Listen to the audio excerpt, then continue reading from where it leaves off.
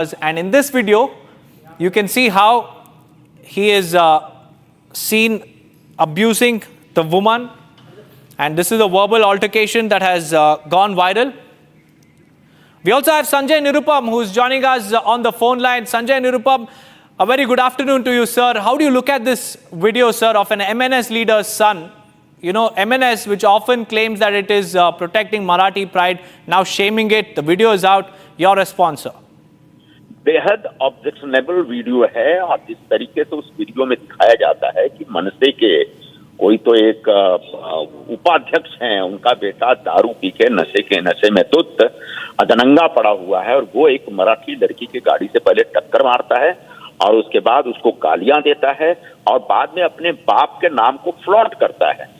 तो इस तरह की जो हरकतें मनसे के लोग करते हैं उससे एक ही बात साबित होती है, जो मैं बार बार कहता हूं कि मनसे के लोगों का मराठी भाषा के मान सम्मान से कोई लेना देना नहीं है। मराठी भाषा के नाम पर ये महज गुंडागर्दी करते हैं। तो चंद गुंडों का एक संगठन है, एक्सटॉर्शनिस्ट जो होते हैं ना, जो हफ्ताखोरी वाले लोग होते हैं, ऐसे लोगों का संगठन है।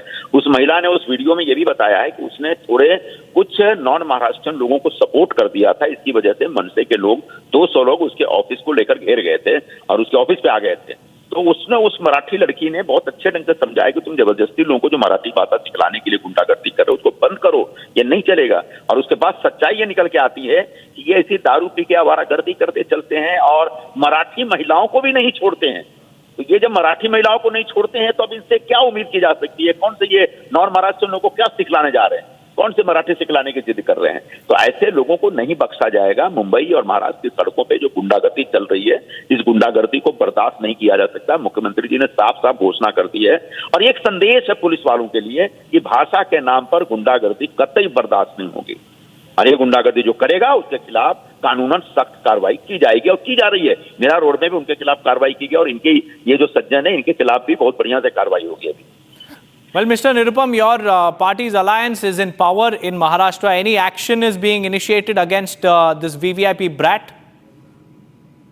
Against whom? Against this MNS leader's son. Yes, is there any action? Action has to be taken. Action will be taken against that gentleman. The FIR has been already lodged, and after that FIR, under this new system of BNS, whatever section is required, that section will be imposed, and accordingly he will be either arrested or he will be asked to give bond, and then the charge sheet will be filed in the court, and the court will take the cognizance of the charge sheet and take action and give the final punishment to that boy. Sir, in your tweet, if I could just mention an excerpt where you've said that, are these the same MNS people attacking Hindus under the pressure of Muslims? If you could elaborate on this for our viewers. हाँ, मेरा elaboration ये है कि हमने बार बार यही पूछा था मेरा रुख की घटना के बाद कि आपको इतना ज्यादा मराठी भाषा लोगों से बुलवाने की अगर इतनी ज्यादा आपको जिद है तो जरा मुस्लिम इलाकों में जाइए, डोंगरी में जाइए, भेटी बाजार में जाइए, भाईखला में जाइए, नल बाजार में जाइए और वहां के मुस्लिम लोगों को बोलिए ना कि तुम उर्दू में बात मत करो, मराठी बात करो। देखो कितने लोग बात करते हैं। अगर किसी को थप्पड़ मार के दिखाओ तो अब समझ में आ रहा है कि इनके जो ऑफिस बेयरर्स हैं वो भी इसी तरह के मुस्लिम हैं और शायद इन मुसलमानों के दबाव में राज ठाकरे के लोग हिंदुओं पर हमला कर रहे हैं, क्योंकि प्राइमरीली ये हिंदुओं पे हमला करते हैं, चाहे वो बैंक में चले जाएं या फिर डीमार्ट के शोरूम में चले जाएं या फिर किसी वॉचमैन को पकड़ लें या फिर जोधपुर स्ट्रीट के मालिक को पकड़ लें। तो the way they have been attacking Hindus, somehow I have a apprehension that whether it's all being done under the pressure of their own Muslim leadership. Right, Mr. Nirupam, thank you for joining us with those insights. Well, that was Shiv Sena leader Sanjay Nirupam, who had posted that tweet with this video calling out the MNS and calling out the VVIP entitlement of this Mumbai brat who was seen half naked, intoxicated, abusive, and his video has gone viral, and he has said, Sanjay Nirupam has said that action will be taken because an FIR has already been launched.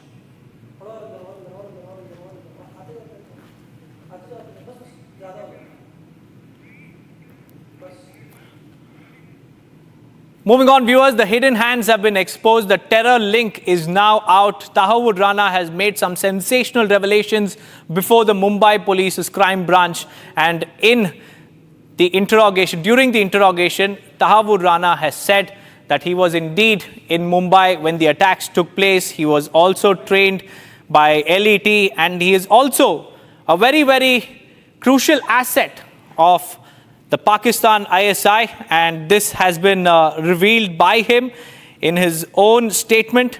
He has told the Mumbai Police Crime Branch about his ties with ISI, with Pakistan, and also about how he was also present in 2008 in Mumbai when the attacks took place.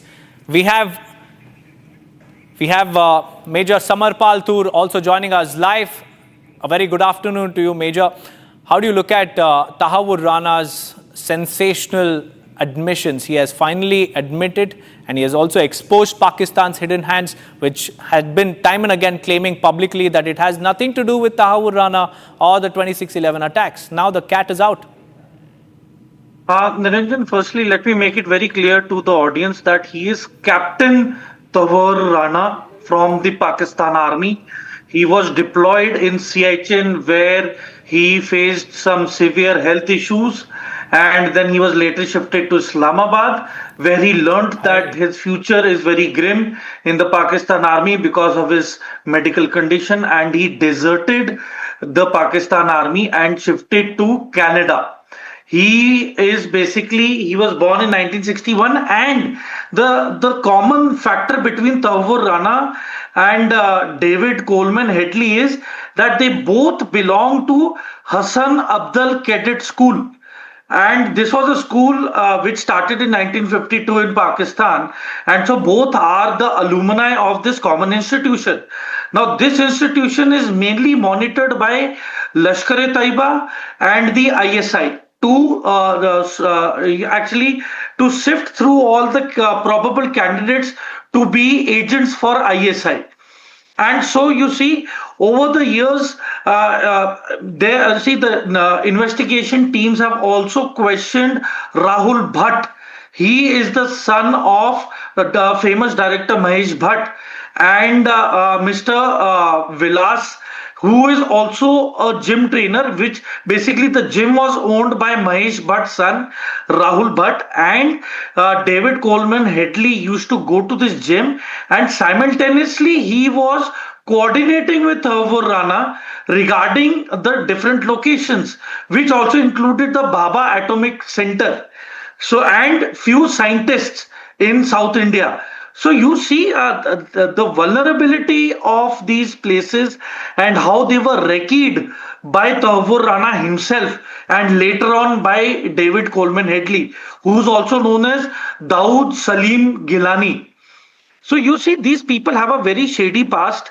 They've been working together. They've been brainwashed by Lashkar-e-Taiba. There were two officers, mainly from the ISI, named Major Iqbal and Major Ghani, who both went to Canada not to prosecute Tahavur Rana, but to brainwash him to work for the ISI. And he was already in touch with Sajid Mir, who belongs to Lashkar-e-Taiba. He also met Ilyas Kashmiri, who is a very known figure of Al-Qaeda.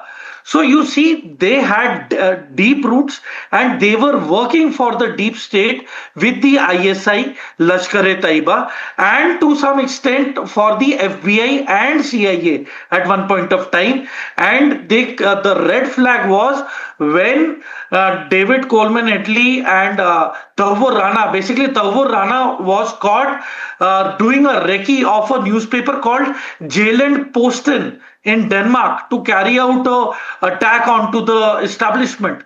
So that is one of the reasons why he was caught, and probably in coming days there will be names of ISI officials along with Lashkar-e-Taiba operatives who will be disclosed eventually to the Indian authorities, and is going to help benefit FBI and the CIA to nab these terrorists who are already operating in Canada and in USA.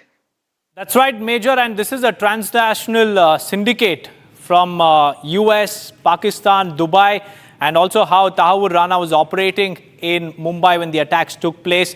But stay on with us, Major, because we also have more breaking news coming in, because Former Foreign Minister of Pakistan, Bilawal Bhutto, has stunned his own nation. He has said that Pakistan has no objection in extraditing global terrorists like Hafiz Syed and Masood Azhar to India. And this isn't just a political statement, it's a direct hit at Pakistan's terror factories. And what follows is a meltdown from Hafiz Syed's camp. His son, Talha Syed, now has publicly accused Bilawal of disgracing Pakistan on the world stage. Pakistan's terror sympathizers are rattled. Their safe havens are being questioned. Let's first listen in to Talha Syed and then we'll go back to Major Samar Paltur.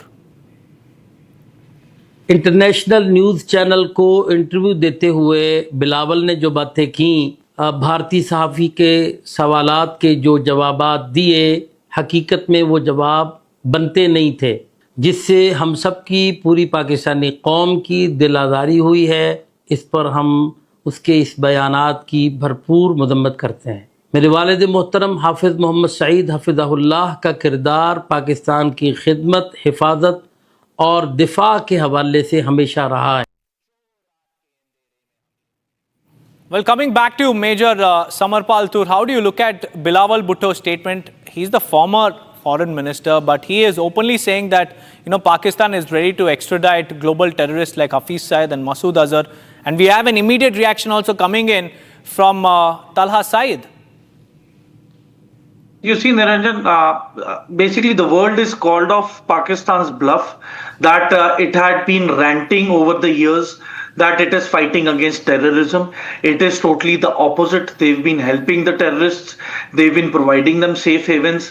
One of the big disclosures happened when Osama bin Laden was killed, the most dreaded terrorist in the whole world. That is where the UK and the Americans realized that the blood of their soldiers is on the hands of Pakistan government and the ISI as well. They have been deceived and betrayed. And you see, it is high time that the recent BRICS summit, many of the countries condemn the Pahalgam attack as well. And there have been many countries who've been calling out indirectly to Pakistan. And in fact, you see the telltale signs of Microsoft pulling out of Pakistan after 25 years are basically a sign that the Western companies or whoever is contributing to Pakistan is now withdrawing from the failed state because it is a dead investment. China has already put in a lot of pressure on the Pakistanis to purchase their military arsenal. So it is basically Pakistan is now at a juncture where it is directionless. There are speculations that there might be a military coup in the coming weeks.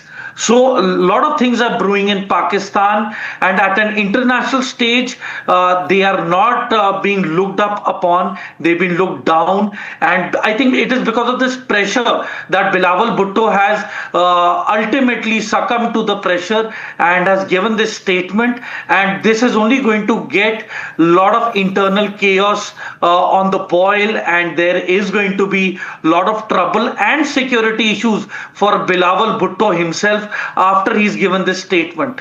That's right. Niranjan. And Major, it wasn't too long ago, in 2007 as well, Benazir Bhutto was also a terror victim, and it took him quite some time to come out and make such a statement. I mean, Niranjan, to safeguard his political image, he should have done it straight away. But I think due to the pressure of Operation Sindoor, and he wanted some political mileage as he was not seen as a very powerful candidate. So during Op Sindoor, the speeches that he delivered and whatever he was ranting against India was in favor of what the people of Pakistan wanted at that moment of time. So I think it was just a matter of haste and being an opportunist that he gave those statements. But probably now, better late than never that he has given this statement. And I'm sure that this is going to create a lot of discord amongst the intelligence agencies and a lot of apprehension amongst the Lashkar-e-Taiba top brass. And there will be security issues of a clear and present danger for Bilawal Bhutto after he's given this statement. And I think in the coming 2 weeks, a lot of developments in terms of geopolitics regarding Pakistan are going to pan out. A lot of speculations are being there in terms of Pakistan also giving its air bases to be used against Iran. So the relationship That's between right, Pakistan Major. and Iran Now, every statement, every step, and every move of Bilawal Bhutto will be monitored very, very closely by LET. And this is a big statement coming in from the former foreign minister. With that, viewers, we'll slip into a very short break. On the other side, we'll get you the top stories from Delhi High Court as it has dismissed the petition filed by Turkey-based ground handling company Celebi Aviation challenging the revocation of its security clearance. Along with that, we'll also tell you about the clashes that were reported during religious processions across several states. Yesterday in Lakhimpur, stones were also pelted on Hindu homes. Stay tuned.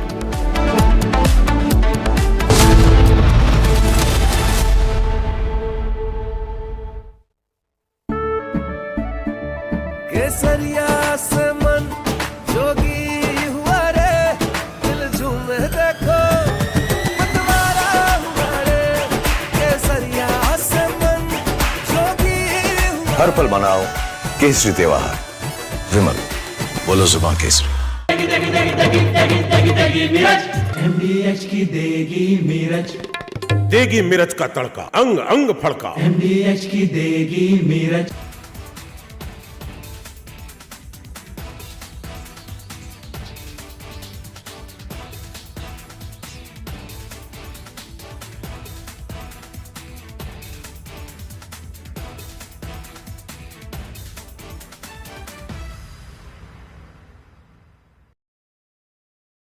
Donald Trump in first attempt, when the first part of his presidency in 2017, he has come out with the tax breaks. And he has announced that he wants to boost the American economy. And he has given tax break, which were going to expire in 2025. So there was an obligation.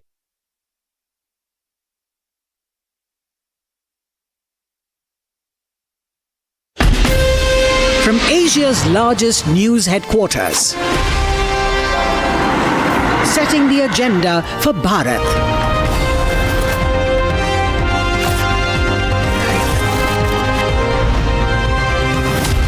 You're watching Republic.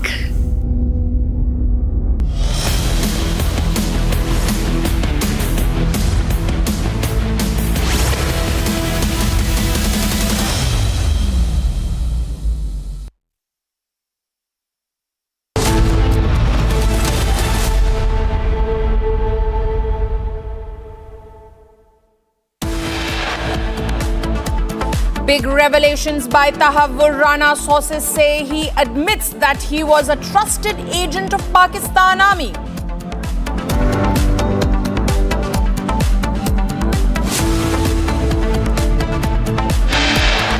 Delhi High Court dismisses the petition filed by Turkey-based ground handling company Celebi Aviation challenging the revocation of its security clearance. VVIP shocker caught on camera. MNS leader's son harasses a woman.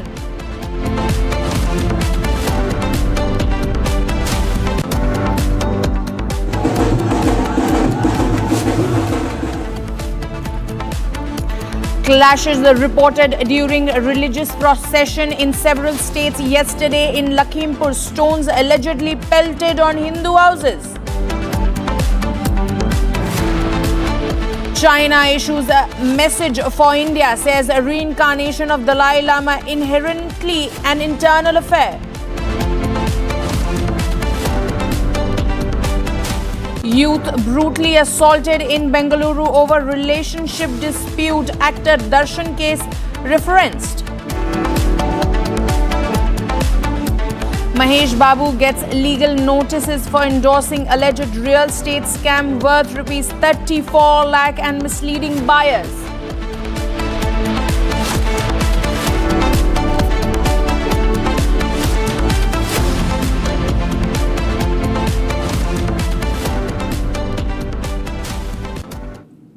We'll start this edition with this news coming in from Maharashtra, where Shiv Sena leader Sanjay Nirupam has slammed MNS after video of a leader's son hurling abuses at Marathi-speaking women has gone viral. He says the real face of those who claim to protect Marathi pride is exposed.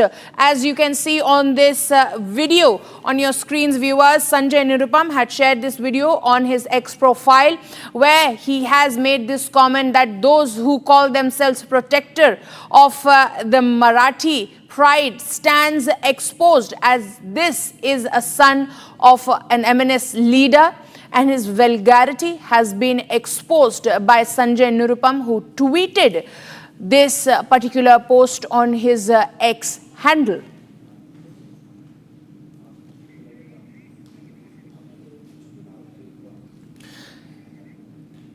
Joining me live on this broadcast is my colleague Satya Prakash. Satya Prakash, this particular video that we are showing to our viewers, this exposes the entire narrative that has been propelled by the MNS. Sanjay Nirupam took to his X account and says that all those who are protecting the Marathi pride, they all stand exposed. Satya Prakash.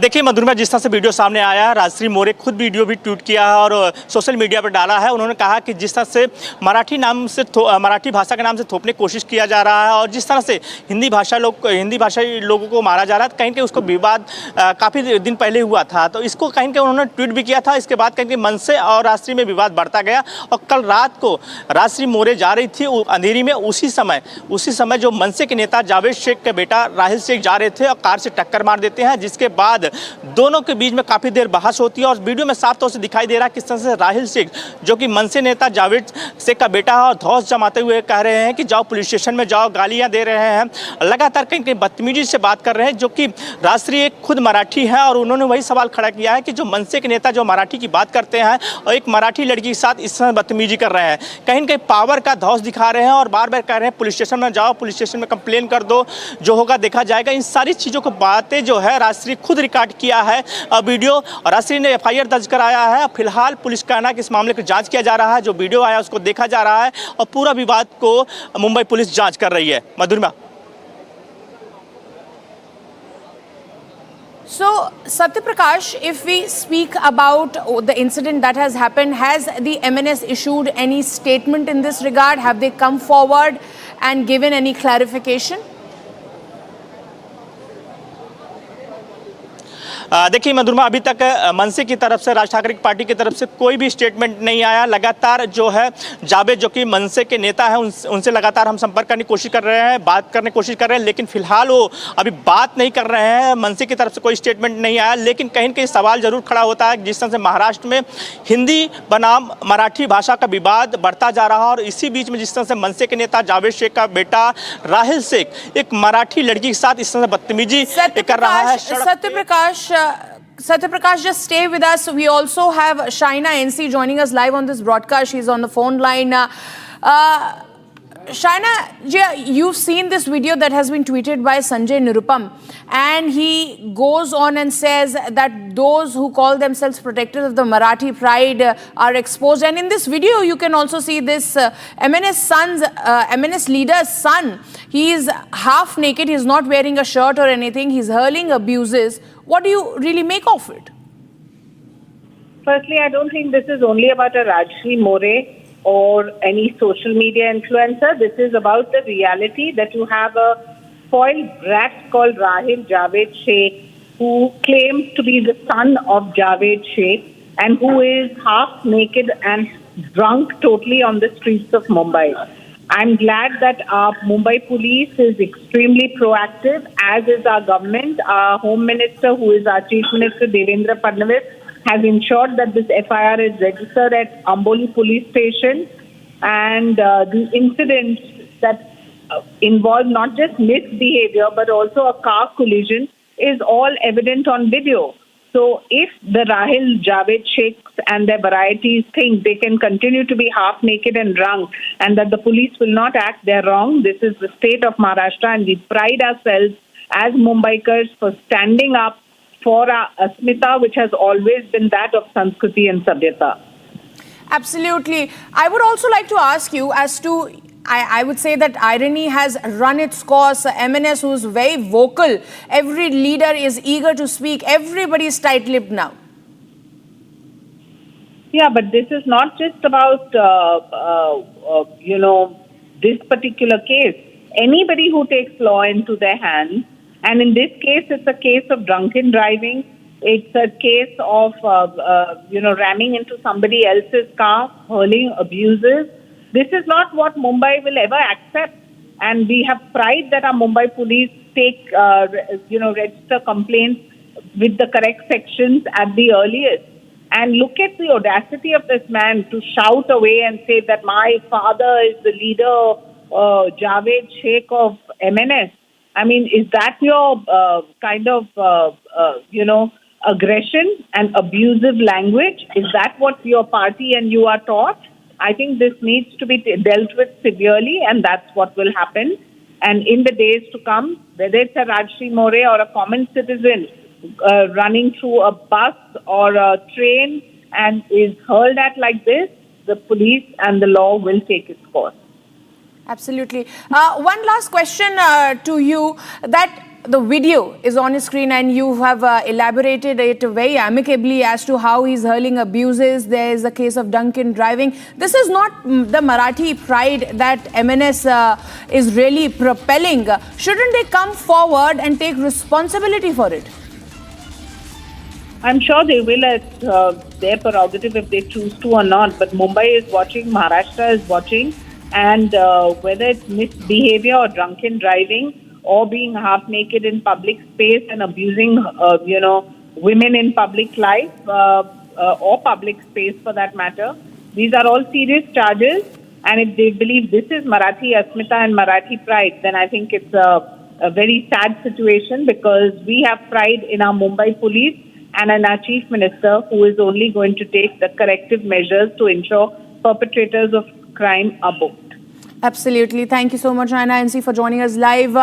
Let me go across to my colleague Satya Prakash, who continues to stay with us. Satya Prakash, we're learning that the MLA's son, MNS's leader's son, has been detained by the Maharashtra police. What more can you share on this? Satya Prakash. देखिए Madhurama, police का कहना है कि हम इस मामले Mumbai police का कहना है कि इस मामले को लेकर जांच कर रहे हैं और जो भी दोषी होगा उसको छोड़ा नहीं जाएगा। जो एफआईआर दर्ज हुआ उसके देख वीडियो देखा जा रहा है। जिस तरह से मनसे के नेता का बेटा जो राहुल शेख है, जावेद शेख का बेटा है, जिस तरह से बदतमीजी कर रहा है और सड़क पर कर रहा है, और ये जो घटना है कल बीती रात की है, और जिस तरह से राजश्री मोरे के ऊपर कहीं न कहीं टिप्पणी कर रहा है, उसके बाद कहीं न कहीं विवाद बढ़ता गया है। और फिलहाल मुंबई पुलिस का कहना है कि जो भी दोषी होगा उसको बख्शा नहीं जाएगा। जी, Absolutely, Satya Prakash. Satya Prakash, also talk to us about, give us a quick recap as to when this entire incident took place, what is really happening in this video, how this person who's half naked from the top, he's not wearing any shirt, what is happening, what really transpired that he came out of the car, he starts abusing this Marathi woman, and then this video goes viral. What really happened, if you could explain the series of the event? देखिए मधुरमा, बीती रात की घटना है जब राजश्री अंधेरी इलाके में जा रही थी। उस समय जो है जावेद शेख का बेटा, जो कि मनसे के नेता है, उनका बेटा जा रहा था और जो राजश्री की कार को टक्कर मारता। इसके बाद दोनों के बीच में बहस होती है, लेकिन वीडियो में साफ तौर से दिख रहा है किस तरह से राहुल शेख बिहेवियर कर रहा है राजश्री के साथ, जिस तरह से गालियाँ दे रहा है और सीधे सीधे धौस दिखा रहा है कि हमारे पिता जो है मनसे के नेता है। तो कहीं न कहीं वो अपनी ताकत दिखाने की कोशिश कर रहा है और बार बार कहीं कहीं ड्रंक किया हुआ है। साफ तौर से वीडियो में दिख रहा है किस तरह से शराब के नशे में हो, जिस तरह से बार बार धमकाने की कोशिश कर रहा है और सीधे कह रहा है कि पुलिस स्टेशन में जाओ, जो करना है कर लो। कहीं न कहीं ये वीडियो सारा ही जो है राजश्री मोरे खुद रिकॉर्ड किया है। राजश्री मोरे का 2 दिन पहले एक विवाद हुआ था मनसे के नेताओं के बीच में, क्योंकि राजश्री मोरे ने एक वीडियो ट्वीट किया था कि जो जिस तरह से मराठी के नाम से हिंदी भाषियों को मारा जा रहा है, अगर हिंदी भाषी छोड़ देंगे तो मुंबई में कोई नहीं बचेगा। तो इसके बाद कहीं के जो विवाद बढ़ा था, इसके बाद विवाद वो खत्म हो गया था। लेकिन जिस तरह से देर शाम को जिस तरह से राहुल ने टक्कर मारी कार को, राष्ट्रीय की कार को। उसके बाद कहीं विवाद बढ़ा और ये विवाद काफ़ी लंबा देर तक चला। इसके बाद पुलिस स्टेशन मामला गया है और FIR दर्ज हो गया है। पुलिस कह रही है कि हम जल्द कार्रवाई करेंगे, पूरे मामले की जाँच कर रहे हैं। Thank you, Satya Prakash, for those details. We'll keep coming back to you as this story is going to snowball into yet another political controversy in the state of Maharashtra. Thank you, Satya Prakash. Moving on, viewers, let's shift our focus to the violent clashes that were reported during Muharram in Shahjahanpur in Madhya Pradesh. The incident happened when a procession reached Azad Chowk. There was allegedly a dispute that took place, which eventually turned into a fight. The police deployed on the spot, took immediate action and brought the situation under control. So, viewers, those are the visuals on your screen where you can see that brawl taking place during a Muharram procession. And this is not the first of a kind. These are the visuals that we bring you from Madhya Pradesh, but multiple incidents have been reported from multiple states, including Jharkhand and Uttar Pradesh and Jalandhar as well, where at various places, various locations, there were multiple scuffles that had broken out, including one of those incidents where there was heavy stone pelting on the house of Hindus in Lakhimpur. But let's keep our focus to Madhya Pradesh. Joining us live on this broadcast is my colleague Satya Vijay. Satya Vijay, we see these visuals coming in. Please tell us what really happened that this scuffle was caused. How did the police take control of the situation, and what is it like on the ground right now? जी बिल्कुल, देखिए मुहर्रम के जुलूस के दौरान मध्य प्रदेश में भी 3 अलग अलग तस्वीरें सामने आई। शाजापुर की बात करें तो शाजापुर में इसी कम्युनिटी के, मुस्लिम कम्युनिटी के ही 2 गुट आपस में भिड़ गए। दरअसल मामला ये था कि जो इनके अखाड़े होते हैं, मुहर्रम जुलूस के दौरान जो अखाड़ा होता है उसके मूवमेंट को लेकर 2 गुटों में पहले विवाद हुआ, बातचीत बहस में बदली और फिर इनमें हाथापाई शुरू हो गई, मारपीट शुरू हो गई। अच्छी बात यह है कि मौके पर पुलिस तैनात थी। चूंकि रात के 12 बजे से सुबह 5 बजे तक का ये मुहर्रम का जुलूस था, इस दौरान भारी संख्या में पुलिस बल वहां पर मौजूद था और पुलिस की सतर्कता से ही वहां पर स्थिति कंट्रोल में आई, क्योंकि सेम कम्युनिटी के ये लोग थे, मुस्लिम समुदाय से ही आते हैं और आपस में इनमें विवाद शुरू हुआ। अखाड़े को लेकर यह विवाद इतना बड़ा कि ये लोग मारपीट पर उतारू हो गए।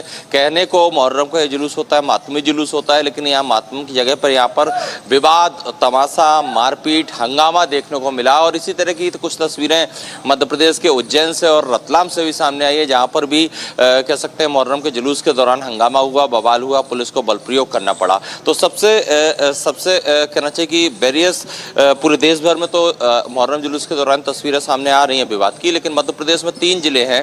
शाजापुर सबसे जहां पर की विवाद हुआ, उज्जैन जहां से कि मुख्यमंत्री मोहन यादव खुद आते हैं, यहां पर बैरिकेडिंग तोड़कर जो दिशा निर्धारित नहीं थी उस दिशा में लोग घुसे और जिसके बाद पुलिस को लाठीचार्ज करना पड़ा। तीसरी तस्वीर रतलाम की है, जहां पर कि हिंदू राष्ट्र के बैनर को जलाने की कोशिश की मुहर्रम के जुलूस में शामिल लोगों ने। लेकिन शाजापुर की तस्वीर हमने दिखा रहे हैं, जिसमें कि आपने देखा होगा कि किस तरह से ये सेम कम्युनिटी के लोग आपस में ही लड़ते नजर आ रहे हैं और पुलिस ने हालात को पूरी तरह से कंट्रोल में किया।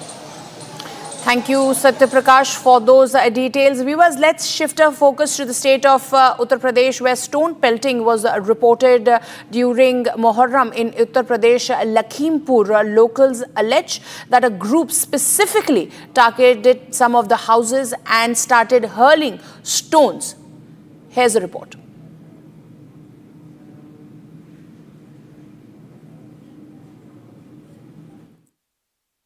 सर कल लगभग 5 बजे शाम की बात है। ताजिया उधर सुनसरी से निकल के आया, हमारे घर के पीछे से निकलता है और कभी रखा ना गया। कल करीब 1.5 घंटे तक ताजिया रख के दिया गया, वहाँ से उठाया नहीं। हमारे गांव के प्रधान जी अब्दुल हसीब जी वो भी थे साथ में। और उसके बाद में क्या नारे लगा रहे थे और पत्थर क्यों फेंकने लगे आपके घर पर? ये पाउडर फेंका पहले हमारे घर पे, तो हम लोगों ने मना कि घर में क्यों फेंक रहे हो पाउडर। ये हमारे लड़के ने मना किया, ये पंकज को, तो जब मना करेंगे तो इनको पकड़ के खींच लिया और मारने लगे। तो हम लोग कहने ये क्या कर रहे हो, हम लोग जब दौड़े तब तक पत्थर चलने लगे। बाहर चलते हैं, तस्वीरें और भी आपको दिखाते हैं। घर में बिखरा ये पूरा ईटा पत्थर देखिए, छत पर भी फैला हुआ ईटा। आइए छत पर चलते हैं, आपको हम तस्वीरें दिखाते हैं किस तरीके से छत पर सारा सामान बिखराया गया है। छत के ऊपर चल के देखने को हमें जो घर के मालिक है वो कह रहे हैं, और देखिए यहाँ पर कितने ईंटे पत्थर पड़े हैं, गुम्बे पड़े हैं, और ये बता रहे हैं, कहानी की बानगी बता रहे हैं कि किस अंदाज में डराने के लिए धमकाने के लिए ये सब कुछ किया गया। यहाँ पर जो घर का सामान है वो भी टूटा हुआ दिखाई दे रहा है, घर के सामान को भी देखिए तोड़ दिया गया है। आप यहाँ पर आप बताएं अंकल, क्या किस तरफ से जा रहे थे? ये इधर इससे जा रहे थे, पीछे से इधर से थे, और ये इधर से पत्थर यहीं से फेंके गए, इधर से वहाँ से। ये सारा पाउडर भी आपके घर के ऊपर बिखरा हुआ? ये सर वहाँ तक सब पाउडर फेंका, वो वहाँ से सब पड़ा है सब। और ये पैनल टूट गया, देखो इस पे ईंटा क्या नारेबाजी क्या कर रहे थे और उनकी मंशा क्या थी? ये पत्थरबाजी कर क्यों रहे थे? ये केवल हिंदू मुस्लिम भड़काना चाहते थे। आप लोग को डराने की कोशिश थी? ये यहाँ हमारे घर से, ये हिंदुओं का घर केवट का, इनके घर पे पत्थरबाजी, इनकी टीन टूट गई है। और वो वहाँ एक हिंदू का घर, वहाँ भी पत्थरबाजी, वहाँ भी उनके। हम आपको जरा तस्वीरें एक बार फिर से दिखाते हैं और अंदाजा लगाइए कि किस तरीके से डराने की कोशिश की गई। कल के दिन इस गांव के हिस्से में ईंटे पत्थर छत पर भी बिखरे हुए हैं। और जरा ऊपर से ही नीचे आपको तस्वीर दिखाते हैं, एक फ्रेम। जो स्थानीय लोग हैं दरवाजे पर इकट्ठा हैं, डरे सहमे ये लोग हैं अपनी सुरक्षा को लेकर। और इन ईंटे पत्थरों को देखिए, ये ईंटे पत्थर घर पर जब फेंके गए, इस मंशा से फेंके गए कि लोगों को डराया जाए। ये बताइए, सुरक्षा को लेकर डर लग रहा है आप लोग को? बिल्कुल सर, डर तो लगी रहा है। जब इस पुलिस की मौजूदगी में ये हुआ है सर, तो डर तो लगी रहा। वो देखो वहाँ दीवार की वो ऊपर देखिए, टीन घर के सामने की दिखा रहे हैं, बाहर की तरफ अंदर की टीनें टूट चुकी हैं। जो पाउडर फेंका गया था, ये पाउडर क्या था और किस मंशा से? पता नहीं सर क्या था ये पाउडर में, इसमें वहाँ से फेंक रहे। तो हम लोगों ने मना कि घर में हमारे मत फेंको, अपने उसमें फेंको। नीचे उतरते हैं, जरा वहां भी चलकर देखते हैं, समझते हैं कि क्या मंशा थी। ये हिंदू आबादी जिस तरफ गांव की रहती है, बेहद डरी हुई ये आबादी है। सीढ़ियों पर भी आप देखेंगे गुम्मे के टुकड़े फैले हुए हैं। और जिस अंदाज में फेंके गए, लड़कों ने खुद अपने वीडियो बनाए, इंस्टाग्राम पे डाला है। अपना जो हलक दिखाने की कोशिश है, डराने की कोशिश है। घर के बाहर चलते हैं। आप बताइए, घर में मौजूद थी आप जब हमला हुआ? जी, यहाँ पे थे, बच्चों को लेके। ये बहू ने यहाँ पे खेल रहे थे, जब पत्थर आने लगे तो बहू इधर लेके कमरे में बच्चों को बंद कर दिया। डर पूरा परिवार डर गया होगा? डर के लिए। और सब सारे लोग बाहर थे, ये हम दोनों लोग। क्या नारेबाजी कर रहे थे ये लोग? वो सब वही खेल रहे थे, पाउडर खेल रहे थे। और उधर से पटाखे दगाने वाली बात आई, आपने कहा कि पटाखे दगा रहे थे, ये तो देखने को मिलता नहीं है। हाँ, पटाखे कभी नहीं दगते हैं, ना ही यहाँ पे रुकते हैं। यहाँ पे आते थे और चले जाते थे, लेकिन 1 घंटे तक रखे रहे। और हम 1-1.5 घंटा हो गया, हमने देखा कि इतनी देर तो कभी नहीं रुकते थे। उसके बाद इन्होंने यहाँ से वो यही पाउडर फेंकना शुरू किया। यहाँ पे हम लोग अपने घर के पास बैठे थे, लगभग वहाँ से 30 मीटर की दूरी पे। ये लोग झिल्लियों में उड़ा उड़ा के हम लोगों घर पे फेंक रहे थे। जब हमने मना किया, नहीं सुना किसी ने, हम वहाँ पे जाके मना करने लगे तो 4-5 लोगों ने पीछे से आके हमको पकड़ लिया, पीट दिया आपको? हाँ। अच्छा। जब हमने मना किया, फिर भी वहाँ पे कोई प्रशासन नहीं बोला कुछ भी। बाद में बीच बराव कराए और फिर वो लोग क्या किए, जैसे वहाँ ये हुआ लफड़ा तो वो लेके बढ़ाए ताजिया और फिर उसके बाद उधर से पत्थर फेंकने लगे। घर में बच्चे भी थे आपके। मुख्यमंत्री से सुरक्षा के लिए मांग क्या कीजिएगा? योगी जी से कहिएगा। हम तो चाहते हैं सभी लोगों की गिरफ्तारी हो, जितने लोग हैं जो दोषी हैं। अब तक अभी किसी की गिरफ्तारी नहीं हुई। FIR कराई है? FIR आपने कराई है? जी, आपके नाम आपने FIR कराई है? क्या FIR में मांग? FIR में हमने कहा जितने दोषी हैं सभी लोगों को सजा होनी चाहिए। हमें कड़ी से कड़ी सजा, हमें न्याय मिलना चाहिए।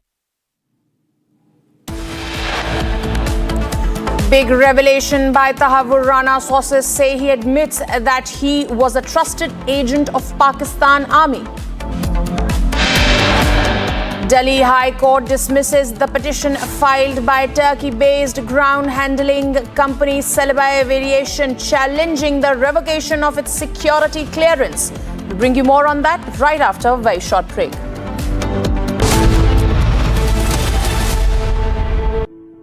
In the India Today Best Universities Survey, India's #1 ranked universities in various streams are JNU Delhi, Amity University, AIMS Delhi, IIT Delhi, and National Law School Bengaluru.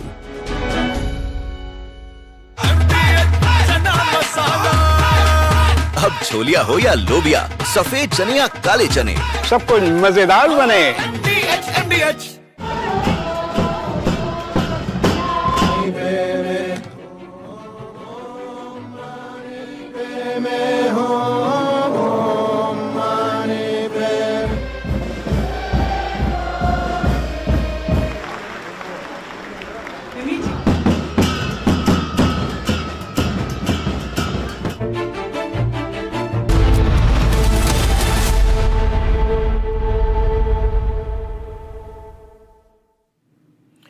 Welcome back, viewers. The terror attack in Pahalgam has found mention on the world stage at BRICS summit in Brazil. Prime Minister Narendra Modi sent out a strong message to Pakistan on terrorism. Additionally, India is also set to sign a counter-terrorism agreement with Brazil. Here's a report.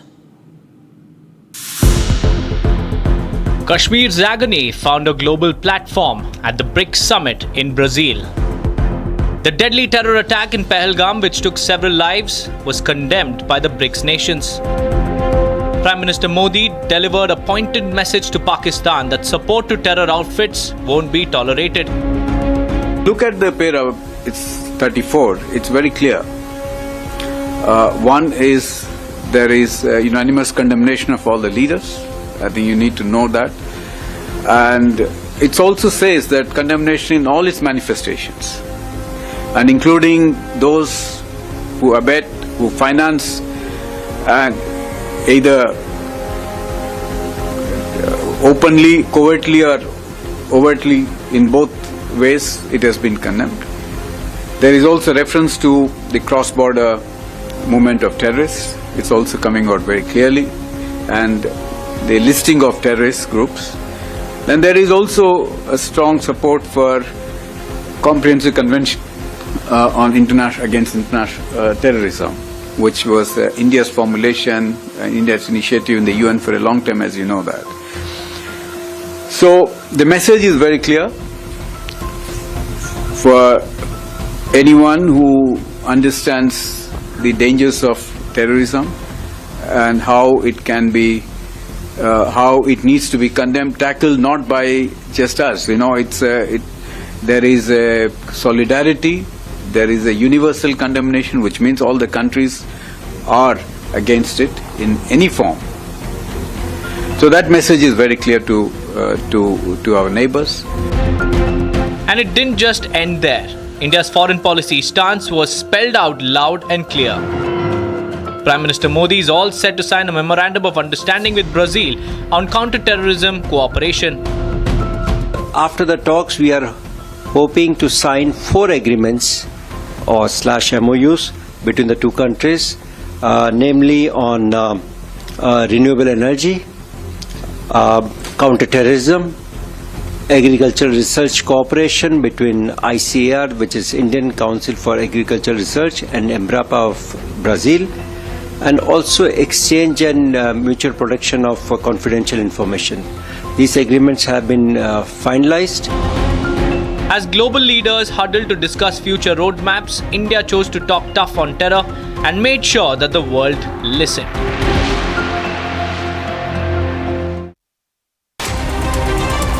Bharat 1 Minute brought to you by Canara Bank. Together we can. AIMIM Chief Asaduddin Owaisi has questioned EC's special intensive revision exercise ahead of Bihar Assembly elections. Owaisi questioned the timing of the Election Commission and said that the time must be given before conducting the revision. TMC MP Mahua Mitra, RJD MP Manoj Jha have moved the top court to challenge EC's move. The top court will hear the petition on July 10th.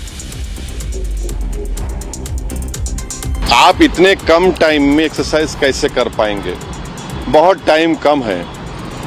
SIR में भाई जो लोग जो अपना address change कर लिए, उनको क्यों आप पूछ रहे हैं बर्थ सर्टिफिकेट? बीजेपी RSS बार बार ये भ्रम, ये झूठ फैलाती है कि यहाँ पर बांग्लादेश के लोग आ गए हैं। कहाँ है बताओ हमको? 3 miscreants riding a bike through petrol bomb at a house near Adampur town of Jalandhar tried to damage the house. Footage now accessed shows how 3 unknown youth came on a motorcycle, fled after throwing bottles filled with petrol. Police has launched an investigation into the matter, getting a reaction from BJP on this.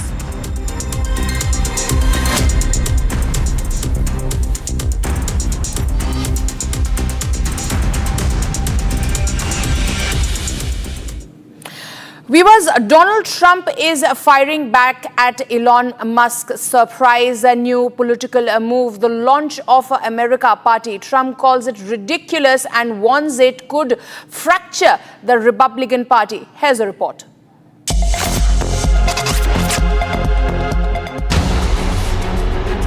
US President Donald Trump has slammed Elon Musk's new political venture, the America Party, calling it ridiculous and warning it threatens GOP unity and the traditional two-party system. Elon Musk starting a third party.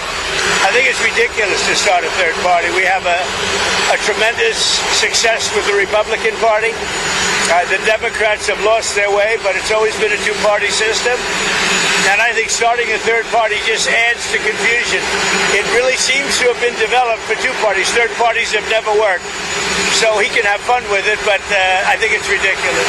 What's golden key back? Golden key back from Elon.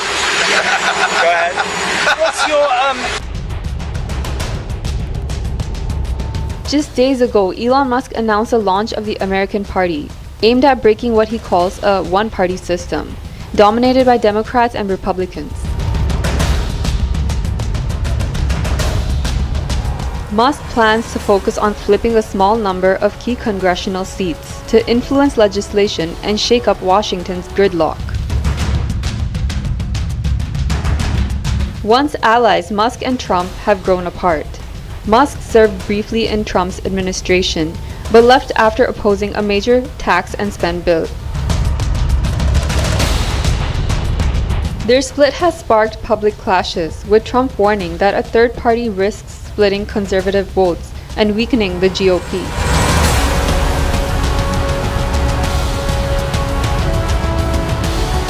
The big question now, can Musk's America Party disrupt the entrenched two-party system, or will it further divide an already fractured political landscape?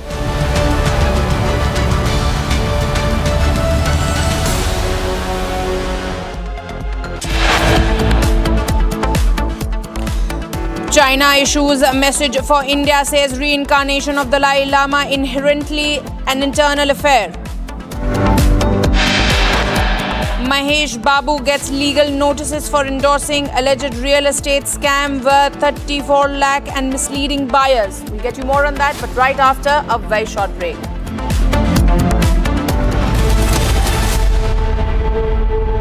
ये है secret recipe MDH का जीरा SIP जल जीरा मसाला। SIP SIP जीरा SIP MDH का जल जीरा सिप MDH का जल जीरा सिप। केसरिया से मन जोगी हुआ रे, दिल झूमे देखो मतवारा हुआ रे। केसरिया से मन जोगी हुआ। हर पल मनाओ केसरी त्योहार। विमल, बोलो जुबान केसरी।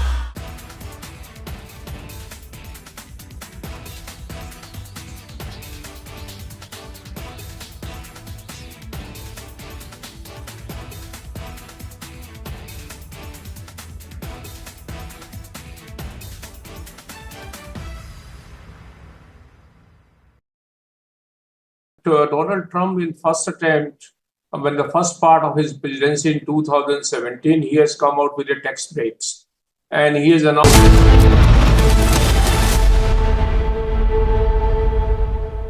दादी के हाथों का जादू और खुशबू से महकता घर, माँ की मुस्कुराहट और खाने की सुगंध। MDH गरम मसाला, क्योंकि हर रिश्ता है स्वाद से जुड़ा।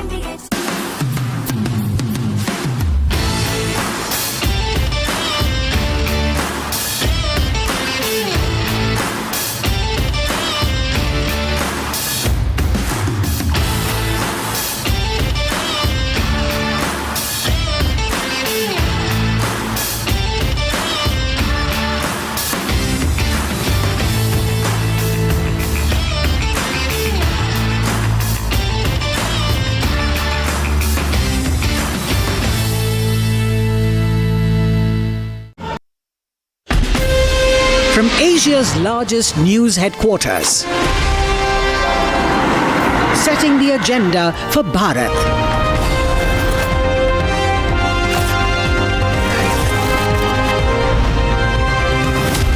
You're watching Republic.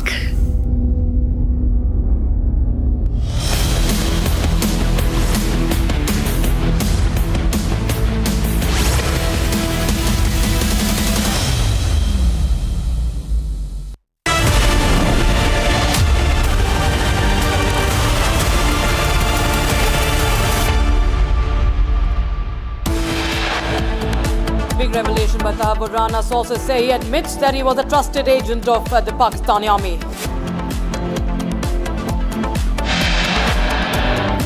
Delhi High Court dismisses the petition filed by Turkey-based ground handling company Celebi Aviation, challenging the revocation of its security clearance. VVIP shocker caught on camera. MNS leader's son harasses woman caught on camera.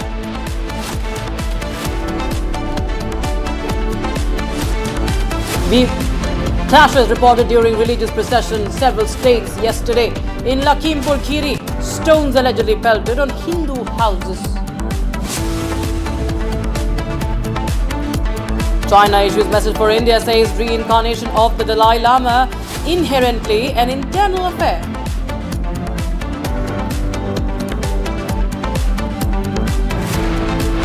Youth brutally assaulted in Bengaluru over relationship dispute, actor Darshan case referenced. And Mahesh Babu gets legal notices for endorsing alleged real estate scam worth 34 lakh rupees in misleading buyers.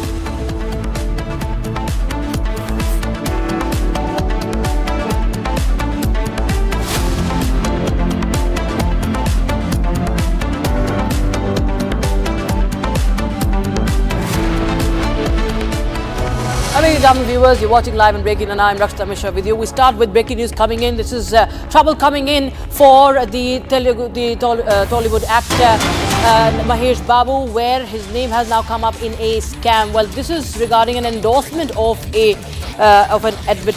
for a real estate company. He served as a brand ambassador for a real estate company, Sai Surya Developers, and he's been served a notice by the Rangareddy District Consumer Commission regarding the same. And in the complaint filed with Commission, Sai Surya Developers was named as the first respondent, owner Kancherla Satish Chandragupta as the second respondent, and actor Mahesh Babu as the brand promoter as the third respondent. The complainant alleges that she had purchased a plot worth 34.8 lakh rupees, but the venture did not have required approvals and they were misled by advertisement featuring Mahesh Babu. All right, my colleague Aneri is joining us live on the broadcast for more. Aneri, tell us more details about this case. Well, what we know, Rakshita, is that now the Rangareddy District Consumer Commission has issued notice to Telangana, to Tollywood actor Mahesh Babu, and this comes in the backdrop of a complaint which has been filed by a doctor, where she has stated that there was an alleged plot of near about 34 lakhs where she had purchased a plot, and Mahesh Babu, the actor, was said to be the brand ambassador for this very real estate company, and he was promoting this real estate company. Well, he has been the third respondent in this complaint which has been filed. First one is the company, and then the owner of the company, and now Mahesh Babu is said to be the third respondent in this very complaint. And now the next hearing will take place in this matter on next month on the 7th, where we will be seeing what will. However, the Mahesh Babu is yet to respond on this legal notice which has been served to him by the Consumers Commission. Right. Thank you so much, Aneri, for joining us with those details coming in on that story, viewers. Now we shift our focus to other stories that we're tracking for you. This is a significant development in the Pahalgam terror attack. A special NIA court has sent two Lashkar-e-Taiba associates, Parvez Ahmed and Bashir Ahmed, a 10-day NIA remand till the 16th of July. The duo is accused of providing logistical and local support to 3 Pakistani terrorists involved in brutal 22nd April attack, which claimed the lives of 26 innocent civilians.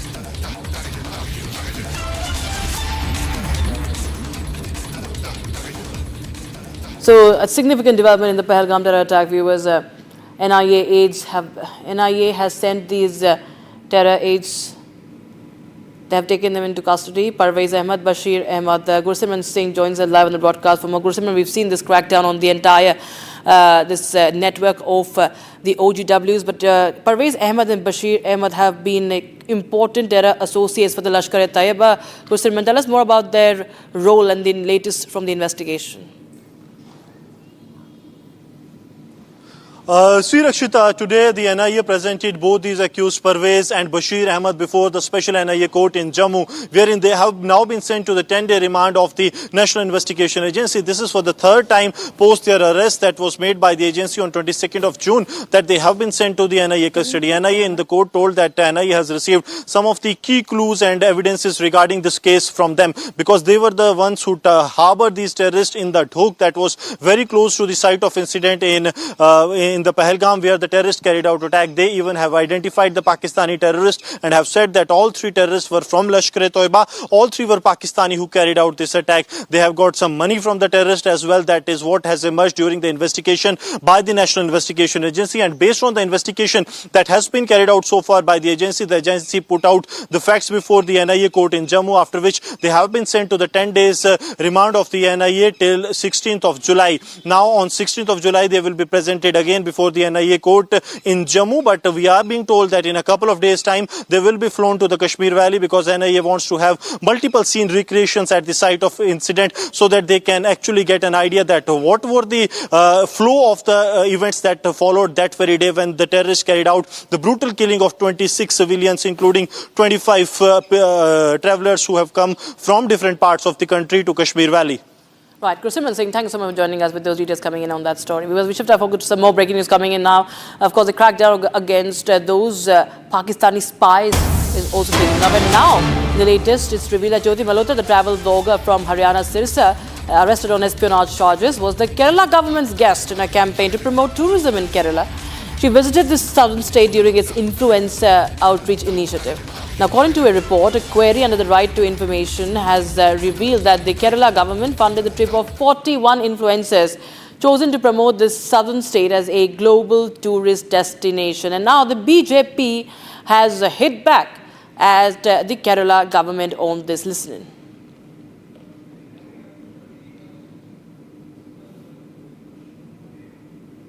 Is out of the bag. The Kerala government, the left government of Pinarayi Vijayan was the one which sponsored, patronized and invited Pakistani spy YouTube content creator Jyoti Malhotra. It is now in black and white and RTI reply has shown this.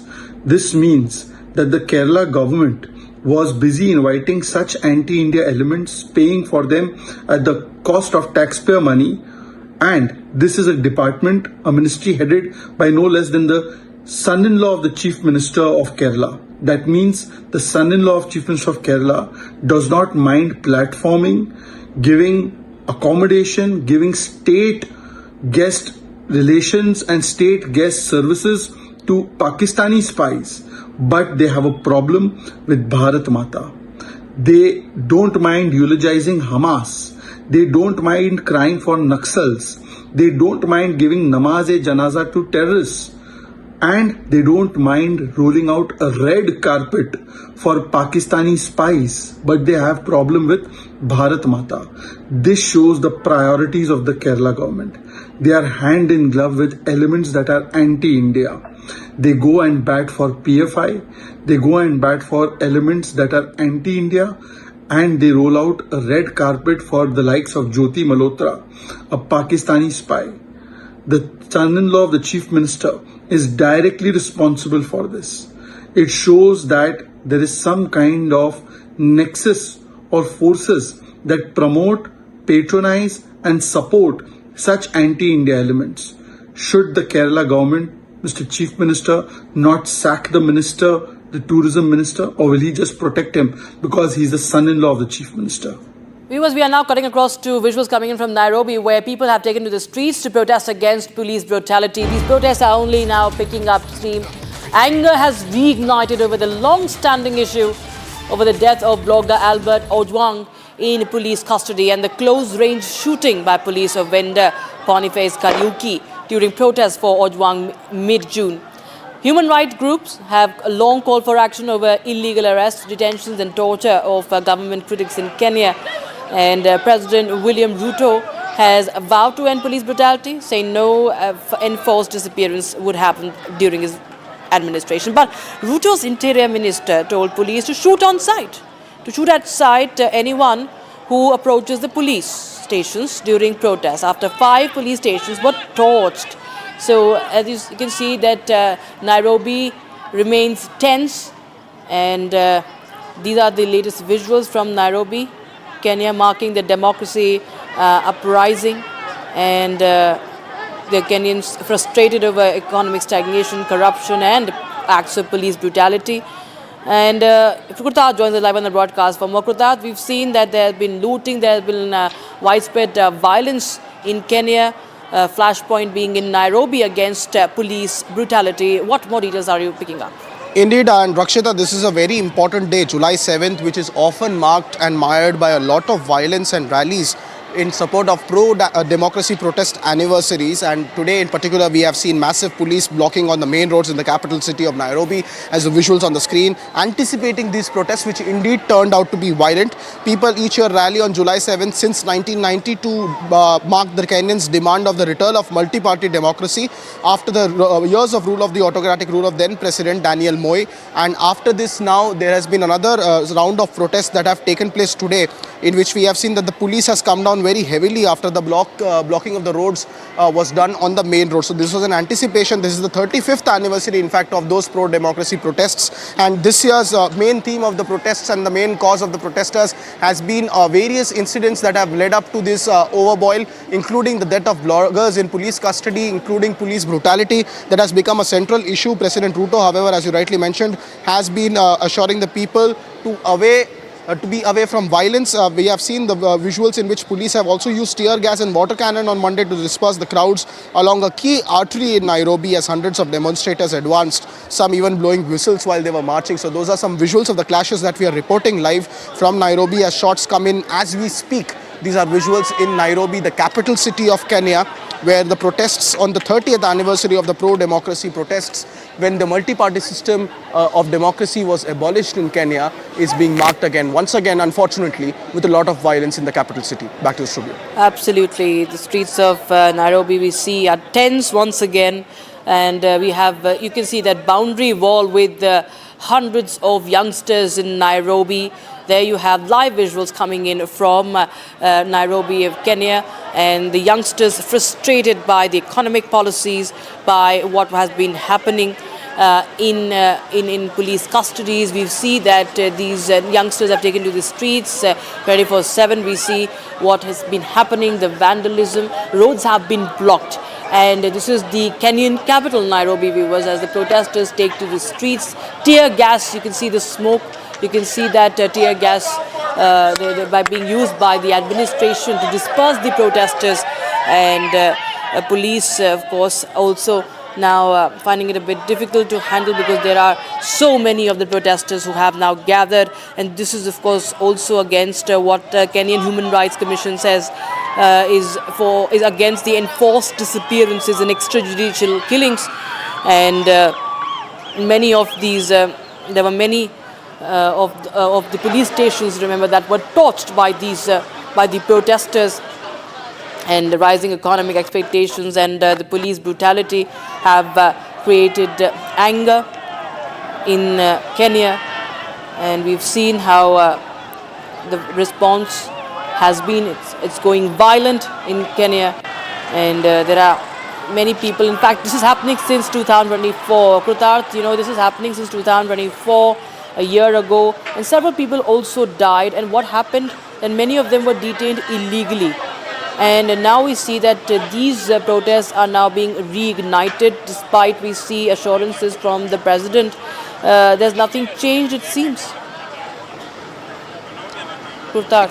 Indeed, Rakshita, and these are dramatic visuals as we are tracking, as there was a complete shutdown of all the shops that we can see there, as the police had already put in. The Interior Ministry of Kenya has in fact given a very strong statement calling this terrorism in the guise of dissent. So very strong statement coming in from the Kenyan leadership there, which many reporters from the West Asia coverage are also claiming to be a massive civic apathy of the government against the rights and the causes of concern of the protesters gathered over there. We are also getting information that the government of Kenya has also given a shoot at sight order to their policemen in order to bring the situation under control. We see arson is also being one of the major causes of concern. Some plumes of smoke rising over there, along with mass gatherings on the main arterial roads. These are visuals coming in live, ladies and gentlemen, from the capital city of Kenya, that is Nairobi, which is marking the 35th anniversary of the protests that have happened in East African nations for the past 35 years, at least since 1990, when the multi-party democracy system of Kenya was abolished after a long rule of a prime minister. And subsequently, this day has been marked overall as a day of dissent against the government over the period of many years. This year also, we are seeing again protests turning extremely violent, which were anticipated. There you can see vehicles have been tossed on fire with huge plumes of smoke emerging, with protesters gathering there in mass numbers. Police just moments ago was also seen firing tear gas cans, as at the same time some water cannons also for dispersing the crowd. However, so far the effort seems to have not been yielding any proper discernible result. At the moment, the situation continues to remain tense, and we'll be closely tracking all the developments coming out of Nairobi in Kenya. Thank you so much, Arnab, for joining us and giving us a perspective of what's happening and those latest visuals coming in from Nairobi as the tensions are reigniting on the streets, as we see in those visuals.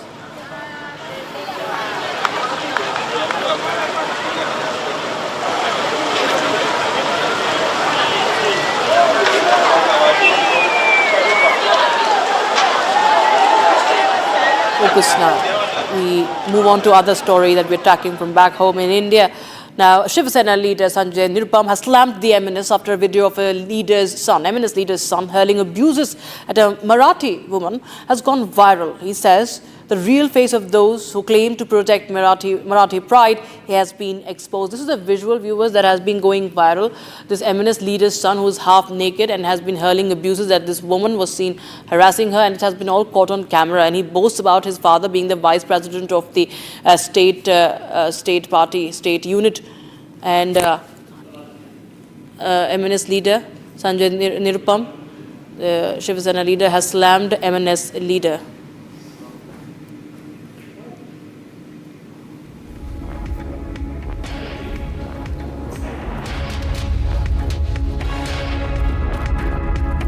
यह राहिल या साहिल नाम का जो लड़का है, यह नशे में धुत है। एक ऐसा मुसलमान है जो शराब पी के घूम रहा है। उसका शराब पी के उसने गाड़ी चलाई और जाकर गाड़ी ठोक दी, और जब इस महिला ने विरोध किया तो इस महिला को गाली दी, और उसके बाद बार बार अपने बाप के पोजीशन को फ्रॉन्ट कर रहा है। इससे दो बातें स्पष्ट होती हैं कि मनसे वाले मराठी भाषा के नाम पर जिस तरीके से उत्पात मचा रहे हैं, ये दरअसल गुंडागर्दी है।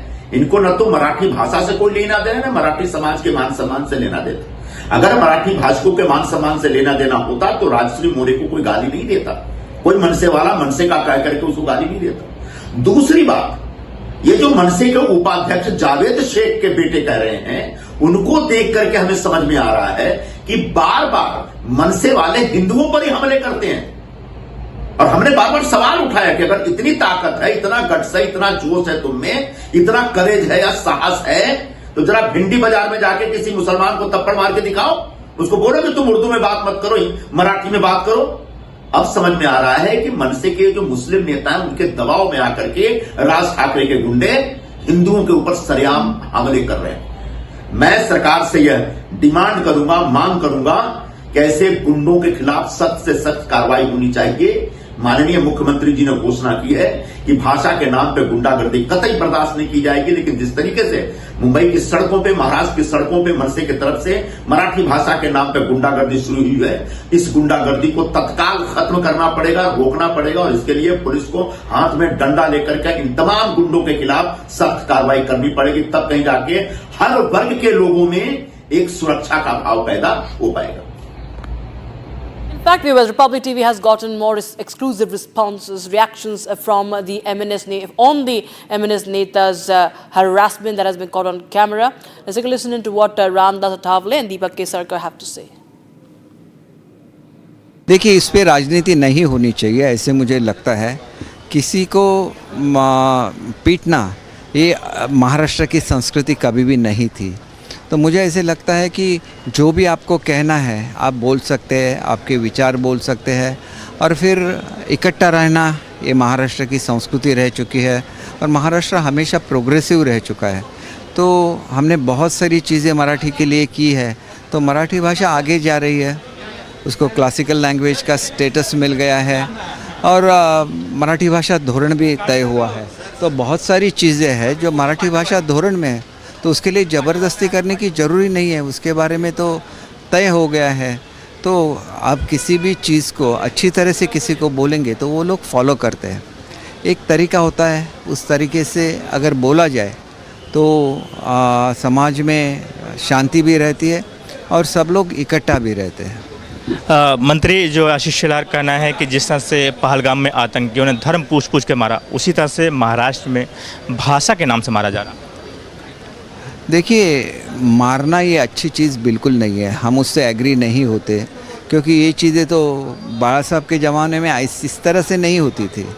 कोई भी अगर गलत काम करे तो उसके लिए शिवसेना का खुद का स्टाइल था, लेकिन हर किसी को वो कहाँ से है ये पूछ के मारा नहीं जाता था। ये बाला साहब का कभी भी स्वभाव नहीं रहा है। उन्होंने घोषणा भी दी थी, वो गर्व से कहो हम हिंदू हैं, इसका मतलब तो हिंदी में ही घोषणा थी। उनके लिए मराठी हिंदी एक ही थी, लेकिन मराठी का उनको अभिमान था। मराठी लोगों के लिए खड़ा रहना, उनको नौकरी में प्रेफरेंस देना, ये उनकी भूमिका थी और वो भूमिका आज भी शिंदे साहब ने कायम रखी है और इसीलिए अच्छी तरह से लोगों का रिस्पांस भी मिल रहा है। मुझे लगता है कि MNS के हो या और किसी के हो, लेकिन मुझे लगता है कि इसी तरह की गुंडागर्दी करना, दादागिरी करना ठीक नहीं है। दादागिरी करने का क्या हक उनको दे दिया है MNS को, और जानबूझकर मतलब मुंबई का वातावरण बिगाड़ने का काम हो रहा है। मुंबई अपने देश की आर्थिक राजधानी है और वहाँ बहुभाषिक लोग रहते हैं, बहुधार्मिक लोग रहते हैं, और मुंबई की इमेज को एकदम कोलैप्स करने की भूमिका MNS की है। इसीलिए MNS की भूमिका हम विरोध करते हैं और इसी तरह की दादागिरी करते रहेगी तो इनको दादागिरी का उत्तर दादागिरी से देना पड़ेगा। यहाँ मराठी बोलनी चाहिए, बात सही है, लेकिन जिनको मराठी आती नहीं उनको मराठी बोलो, नहीं तो फिर थप्पड़ मारेंगे, उसका वीडियो निकालेंगे, इनमें कुछ दम नहीं है। लेकिन ये ऐसा ही मतलब ज़्यादा गड़बड़ करने का काम करते हैं। तो ज़रूर मैं माननीय देवेंद्र फडणवीस जी से मेरा निवेदन है कि मैं उनसे बात करूँगा और इसी तरह की लॉ एंड ऑर्डर की स्थिति निर्माण करने वालों पर कड़ी कार्रवाई होनी चाहिए। और ये जो MNS के द्वारा हो रहा है ये अच्छी बात नहीं है। Now, viewers, the top court has agreed to urgently list the petitions challenging the Election Commission's decision to carry out a special intensive revision of electoral roll in Bihar. Now, Supreme Court will hear the batch of pleas on the 10th of July. Here's more on the story. The Supreme Court of India has agreed to hear a batch of petitions against the Election Commission's decision to carry out a special intensive revision of electoral rolls in Bihar, a move that comes just ahead of the assembly elections. The plea was mentioned for urgent hearing before a bench of Justices Sudhanshu Dhulia and Joy Malia Bagchi. The petitions have been filed by political parties like the TMC and the RJD.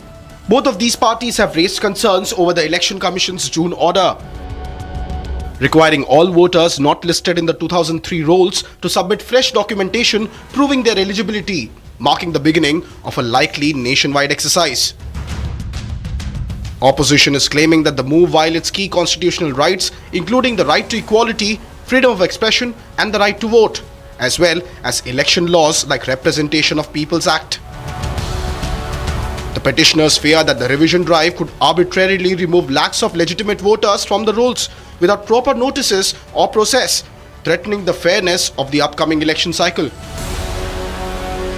Short break, viewers, but we get you how clashes have been reported during religious processions in several states yesterday. In UP's Lakhimpur Kheri, stones have been allegedly pelted on Hindu houses.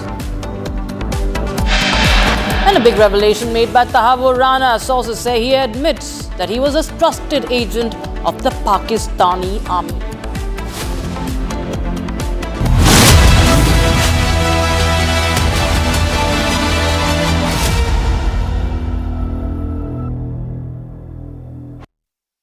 आधे bowl दही में 4 चम्मच MDH चटनी पुदीना मसाला डाला, stir करो, पुदीना चटनी तैयार। MDH चटनी पुदीना मसाला।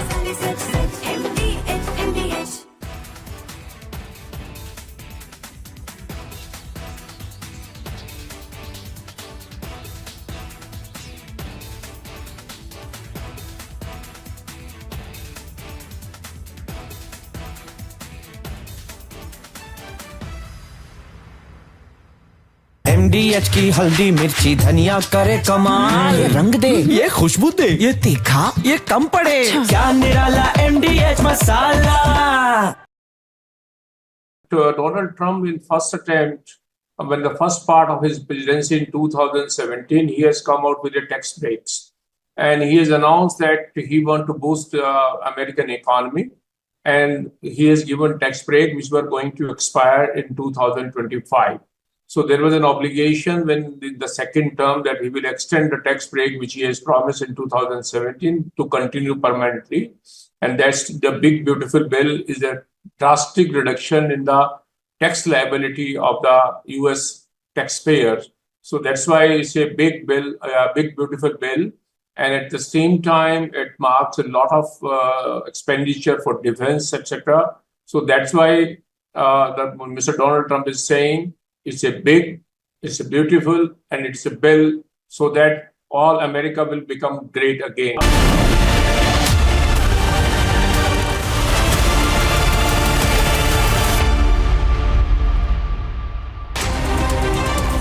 Bharat 1 Minute brought to you by Canara Bank. Together we can. AIMM Chief Owaisi has questioned Election Commission's special intensive revision exercise ahead of the Bihar Assembly elections. Owaisi has questioned the timing of the Election Commission and said that time must be given before conducting the revision.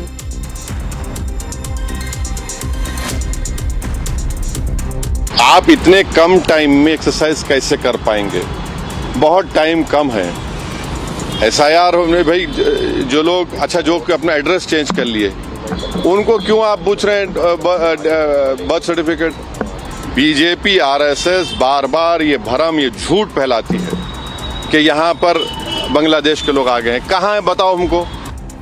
In Punjab, 3 miscreants riding a bike threw petrol bomb at a house in Adampur town of Jalandhar and tried to damage the house as well. Footage has now come to the fore that shows how 3 unknown youth came on a motorcycle and fled after throwing bottles filled with petrol. Police has now launched an investigation in this matter, getting in a reaction from the Bharatiya Janata Party too.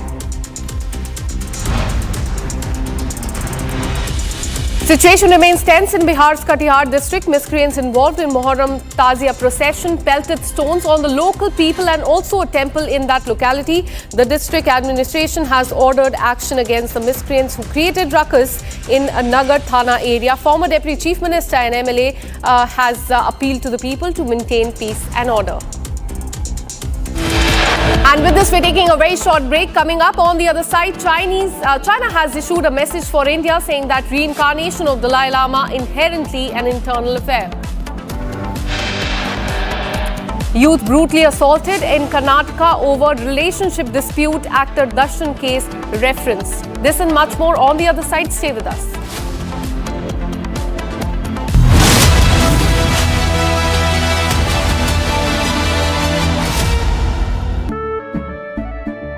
केसरिया से मन जोगी हुआ रे, दिल झूमे देखो मतवारा हुआ रे। केसरिया से मन जोगी हुआ। हर पल मनाओ केसरी त्योहार। विमल, बोलो जुबान केसरी। अब छोलिया हो या लोबिया, सफेद चने या काले चने, सब कुछ मजेदार बने। MDH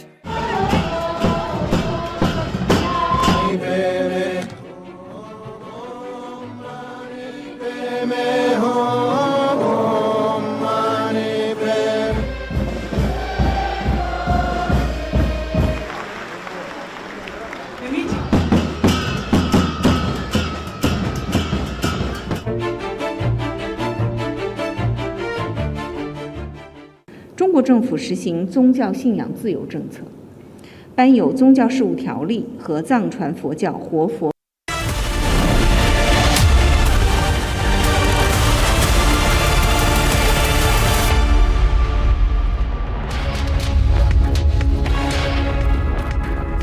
A very good evening, hello and welcome. You're watching Republic TV with me, Akanksha Khajuria. During the next half an hour, we'll get you details about what Tahir Rana, the mastermind of 2611, in fact said. It's a big admission and you should hear that. But first, as always, the headlines.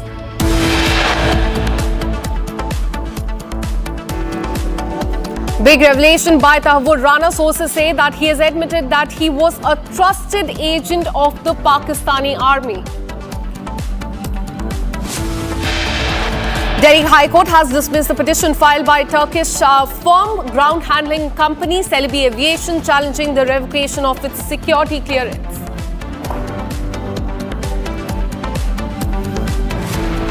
VVIP shocker caught on camera in Maharashtra. MNS leader's son harasses women.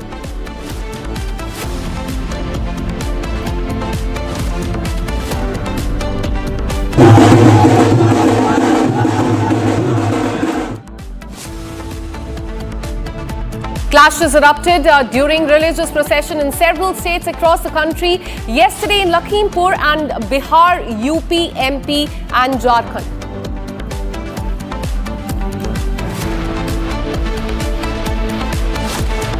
China has issued a message for India, says reincarnation of the Dalai Lama inherently an internal affair.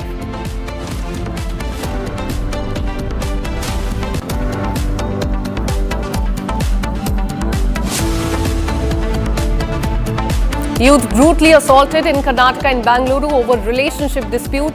Actor Darshan case referenced.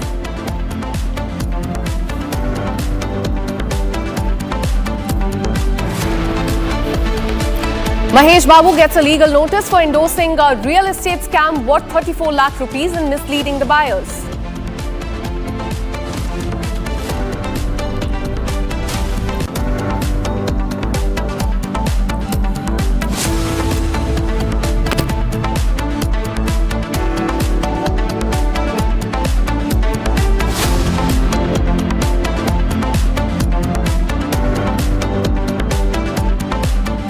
What tensions grip the Naya Tola Mahavir Mandir Chowk area under the Nagar Thana of Katihar in Bihar after miscreants involved in the Muharram Tazia procession pelted stones at the local residents and the temple as well, triggering unrest in that area.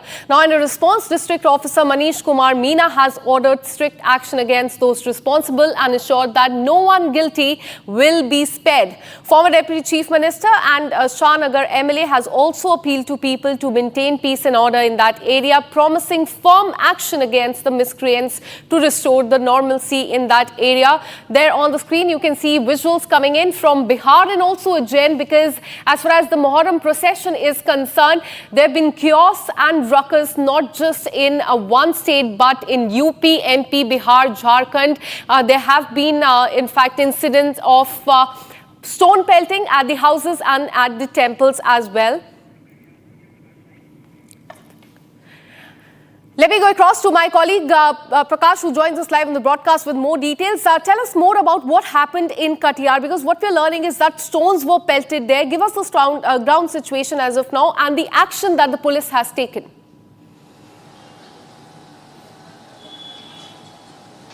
Well, widespread violence was reported on the occasion of Muharram in different parts of Bihar, and on the screen we are showing you visuals of Katihar district, where in and around the temple premises stones were pelted during the Tajia procession of the minorities, what we call the Tajia procession.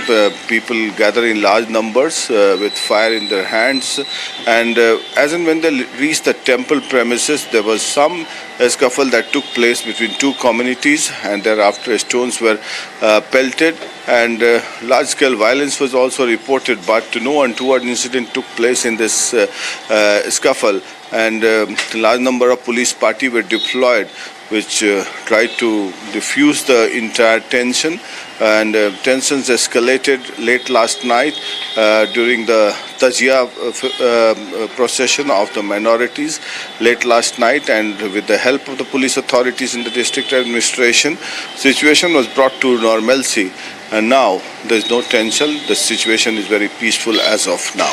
Back to you. Absolutely. In Bihar, in fact, clashes were witnessed there. Keep tracking those details. We'll keep coming back to you for more on this. Now, from Bihar, let's shift our focus to Madhya Pradesh. As we told you, violent clashes were reported during Muharram in Shahjahanpur in Madhya Pradesh. And the incident happened when the procession reached Azad Chowk in that area. There was a dispute that took place between people of the same community, which eventually turned into a full-blown fight. The police that was thankfully deployed in that spot took immediate action and brought the situation under control. In fact, those are the visuals on your screen that you can see from Madhya Pradesh, Shahjahanpur, where this incident took place between people from the same community. The police there had to intervene and control the situation.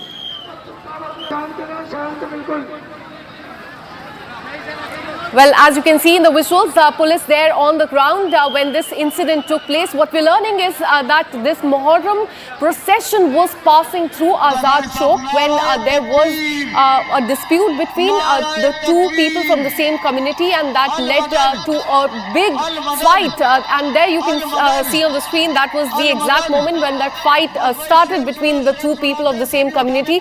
That led to a full-blown fight between these people, and thankfully the police was present at the spot there, and they controlled the situation and brought the law and order situation under control. Let me go across to my colleague Satya Vijay, who continues to track the story very closely. Satya Vijay, in Madhya Pradesh, not just in this Shahjahanpur area, but also in Ujjain, we saw, in fact, the clashes during Muharram procession. Give us details about the crackdown by police as far as the miscreants are concerned in this specific Shahjahanpur case. जी बिल्कुल, देखिए मध्य प्रदेश के शाहजहाँपुर और उज्जैन दो जगह पर एक ही तरह का विवाद सामने आया। जहां पर शाहजहाँपुर की बात करें तो सेम कम्युनिटी के लोग, मतलब मुस्लिम कम्युनिटी के लोग ही आपस में विवाद करते दिखे। पहले ये विवाद बहस में तब्दील हुआ और उसके बाद मारपीट होने लगी। अच्छी बात है कि पुलिस मौके पर थी जिसने कि विवाद को शांत कराया, स्थिति को कंट्रोल किया। ये जो विवाद हुआ शाहजहाँपुर का, इसमें एक ही कम्युनिटी के लोग, मतलब कि मुस्लिम समुदाय के जो दो ग्रुप थे वो आपस में भिड़े, और इनमें ये जो विवाद हुआ वो कहीं ना कहीं ये जो इनके अखाड़े होते हैं, अखाड़े के मूवमेंट को लेकर हुआ। एक गुट चाहता था कि एक दिशा में अखाड़ा जाए, दूसरा गुट चाहता था दूसरी दिशा में जाए। इसी बात को लेकर विवाद हुआ, बहस हुई और फिर मारपीट हो गई। पुलिस ने वहां पर अच्छी सतर्कता दिखाते हुए आरोपियों जो लोग विवाद कर रहे थे उनको रोका, वहां से खदेड़ा, बल प्रयोग किया, जिसकी वजह से वहां पर स्थिति सामान्य हो पाई। वही उज्जैन की बात करें तो उज्जैन में एक निर्धारित रूट तय किया था कि जुलूस कहां से निकलेगा, दूसरे रूट को डाइवर्ट किया था, वहां पर बैरिकेडिंग की थी। ये साफ निर्देश दिए गए थे कि उस रूट पर नहीं जाना है जिसके पीछे आगे बैरिकेडिंग है। लेकिन कुछ शरारती तत्व जो हैं उन्होंने जानबूझकर वही रूट चुना जहां पर बैरिकेडिंग थी, जिसके बाद वहां पर हालात बिगड़े और पुलिस ने बल प्रयोग किया, लाठीचार्ज कर सभी को खदेड़ा। ये भी कहना है एसपी उज्जैन का कि जो लोग प्रतिबंधित क्षेत्र में जाना चाहते थे वो इससे पहले भी इस तरह की हरकतें कर चुके हैं, और जब बाकी जो ताजिए जा रहे हैं उनको दिक्कत नहीं तो कुछ चुनिंदा लोगों को ही जिनके खिलाफ प्रकरण दर्ज किया, 16 ऐसे लोग हैं जिनके खिलाफ एफआईआर दर्ज की है, उनको क्या दिक्कत थी, वो क्यों बैरिकेडिंग तोड़ के आगे बढ़े। इसी के चलते पुलिस को बल प्रयोग वहां पर करना पड़ा। Absolutely, and not just in Shahjahanpur, but in fact the violent clashes erupted in Ujjain in Madhya Pradesh. What we're learning is that the police has said that the people in that procession, they took the unprescribed route is what we're learning. Look at what the police has said.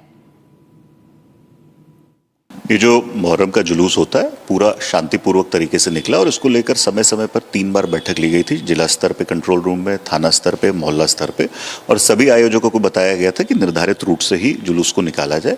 पीछे शुरू के जो 3 आयोजक थे उन्होंने निर्धारित root पर निकाला। इरफान खान उर्फ लल्ला, इनका जो घोड़ा है इन्होंने जानबूझकर, इनके साथियों ने जानबूझकर उसको विपरीत दिशा में ले जाने का प्रयास किया जहाँ ऑलरेडी बैरिकेडिंग थी, जिसके बाद पुलिस बल ने भीड़ को तितर बितर करने के हल्के बल का प्रयोग किया और पृथक से इनके ऊपर एफआईआर भी दर्ज की गई। जो इरफान खान है उनके विरुद्ध और उनके 15 अन्य साथी जो वीडियो में नजर आ रहे हैं उनके विरुद्ध मामला दर्ज किया गया है। इन सभी की अभी पहचान की जा रही है फुटेज के माध्यम से और शीघ्र ही इसमें गिरफ्तारी की जाएगी। And from UP, in fact, Madhya Pradesh, Bihar, let's now take you to UP, where stone pelting was reported during Muharram in Uttar Pradesh, Lakhimpur. That is already a very sensitive area. Now, locals are saying that a group specifically targeted some houses and started hurling stones at them. Have a look at what they said. Sir कल लगभग 5 बजे शाम की बात है। ताजिया उधर सुनसरी से निकल के आया, हमारे घर के पीछे से निकलता है और कभी रखा ना गया। कल करीब 1.5 घंटे तक ताजिया रख के दिया गया, वहां से उठाया नहीं। हमारे गांव के प्रधान जी अब्दुल हसीब जी वो भी थे साथ में। और उसके बाद में क्या नारे लगा रहे थे और पत्थर क्यों फेंकने लगे आपके घर पर? ये पाउडर फेंका पहले हमारे घर पे, तो हम लोगों ने मना किया घर में क्यों फेंक रहे हो पाउडर। ये हमारे लड़के ने मना किया ये पंकज को, तो जब मना करेंगे तो इनको पकड़ के खींच लिया और मारने लगे। तो हम लोग कहने ये क्या कर रहे हो, हम लोग जब दौड़े तब तक पत्थर चलने लगे। बाहर चलते हैं, तस्वीरें और भी आपको दिखाते हैं। घर में बिखरा ये पूरा ईटा पत्थर देखिए, छत पर भी फैला हुआ ईटा। आइए छत पर चलते हैं, आपको हम तस्वीरें दिखाते हैं किस तरीके से छत पर सारा सामान बिखराया गया है। छत के ऊपर चल के देखने को हमें जो घर के मालिक है वो कह रहे हैं। और देखिए यहाँ पर कितने ईंटे पत्थर पड़े हैं, गुम्मे पड़े हैं। और ये बता रहे हैं, कहानी की बानगी बता रहे हैं कि किस अंदाज में डराने के लिए, धमकाने के लिए ये सब कुछ किया गया। यहाँ पर जो घर का सामान है वो भी टूटा हुआ दिखाई दे रहा है। घर के सामान को भी देखिए तोड़ दिया गया है। आप यहाँ पर आप बताएं अंकल, क्या किस तरफ से जा रहे थे? ये इधर इससे जा रहे थे, पीछे से इधर से थे। और ये इधर से पत्थर यहीं से फेंके गए, इधर से वहां से। ये सारा पाउडर भी आपके घर के ऊपर बिखरा हुआ? ये सर वहां तक सब पाउडर फेंका, वो वहां से सब पड़ा है सब।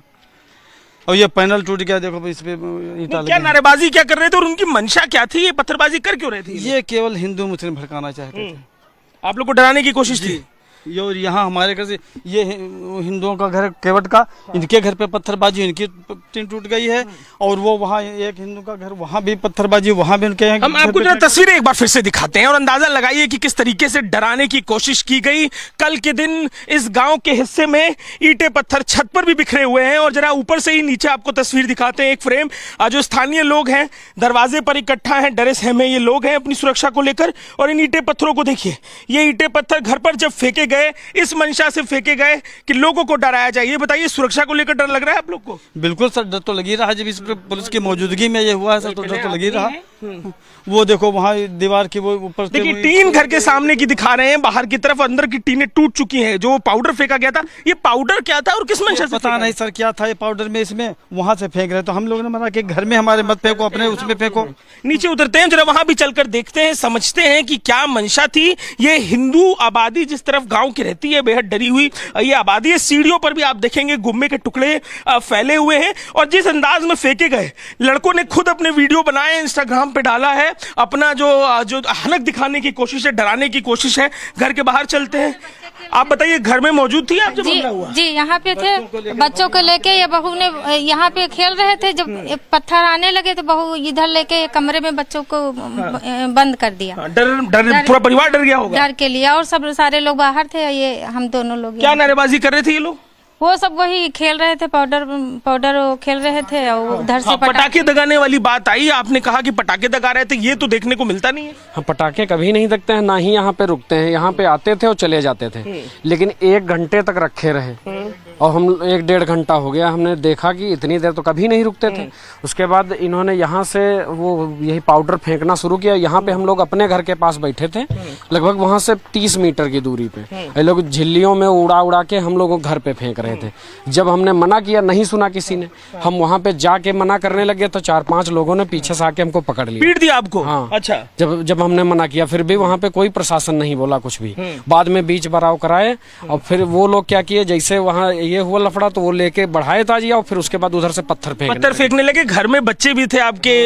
मुख्यमंत्री से सुरक्षा के लिए मांग क्या कीजिएगा? योगी जी से कहिएगा। हम तो चाहते हैं सभी लोगों की गिरफ्तारी हो, जितने लोग हैं जो दोषी हैं। अभी किसी की गिरफ्तारी नहीं हुई। FIR कराई है? FIR आपने कराई है? जी, आपके नाम आपने FIR कराई है? क्या FIR में मांग? FIR में हमने कहा जितने दोषी हैं सभी लोगों को सजा होनी चाहिए। हमें कड़ी से कड़ी सजा, हमें न्याय मिलना चाहिए। In fact, we have breaking news coming in as far as the Muharram processions are concerned, and this is one coming in from the state of Madhya Pradesh. What we are learning is that during a Muharram procession in Ratlam, youth used petrol to set afire a saffron banner with words Hindu Rashtra written on it, and as you can see in the video, the situation is tense there on the ground in Ratlam in Madhya Pradesh. A video of the incident has gone viral on social media, sparking immediate tensions in that area. The Hindu organizations have taken to the street. They have, in fact, demanded from the police action under National Security Act, shutting down of the markets, and authorities have also deployed heavy security there on the ground and has started investigation in that case.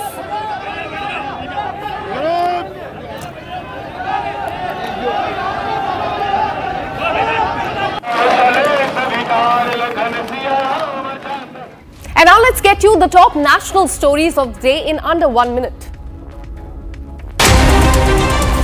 Bharat 1 Minute brought to you by Canara Bank. Together we can. AIMIM Chief Owaisi has questioned the Election Commission's special intensive revision exercise and questioned the timing of the, in fact, ahead of the Bihar Assembly election. He has questioned the timing of the Election Commission and said that time must be given before conducting the revision. TMC MP Mahua Moitra, RJD MP Manoj Jha have also moved the top court to challenge the Election Commission's move. This court hearing will take place on 10th of July. आप इतने कम time में exercise कैसे कर पाएंगे? बहुत time कम है। SIR में भाई जो लोग जो अपना एड्रेस चेंज कर लिए, उनको क्यों आप पूछ रहे हैं बर्थ सर्टिफिकेट? बीजेपी आरएसएस बार बार ये भ्रम, ये झूठ फैलाती है कि यहाँ पर बांग्लादेश के लोग आ गए हैं। कहाँ है बताओ हमको? In Punjab, 3 miscreants riding a bike threw petrol bomb at a house near Adampur town of Jalandhar and tried to damage the house as well.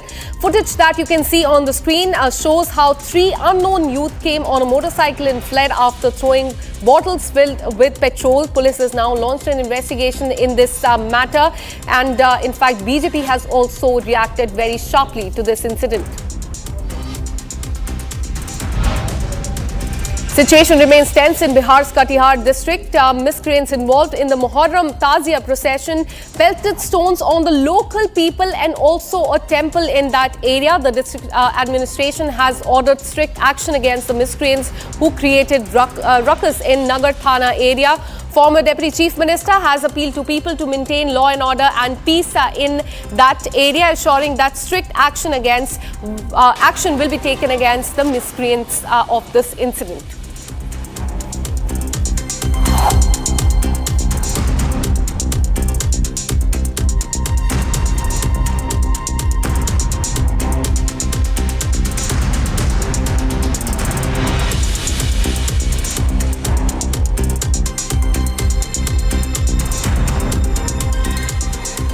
Well, last week, the Dalai Lama charted out an elaborate plan as far as his succession is concerned. Now, China's ambassador to India has said that China's position that Dalai Lama's incarnation is concerned. He has given a statement on that, claiming that that is an internal affair of China. It's a statement that is coming from the ambassador of China to India. In fact, he dismissed recent comments by Dalai Lama as far as the next reincarnation is concerned. Remember, Dalai Lama had mentioned that it could be a boy, it could be a girl, and that would be decided by the trust founded by him and not by China whatsoever. But China has sharply reacted to this, saying that this is their internal matter.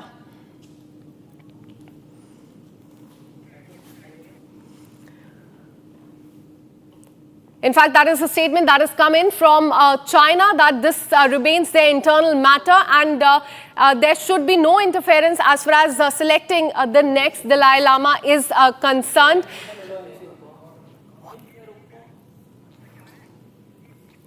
Let me go across to our guest, Acharya Yeshi Phuntsok, who's the former Deputy Speaker for the Tibetan Parliament in exile, and also Tenzin Lekshe, who's the official spokesperson of the Central Tibetan Administration.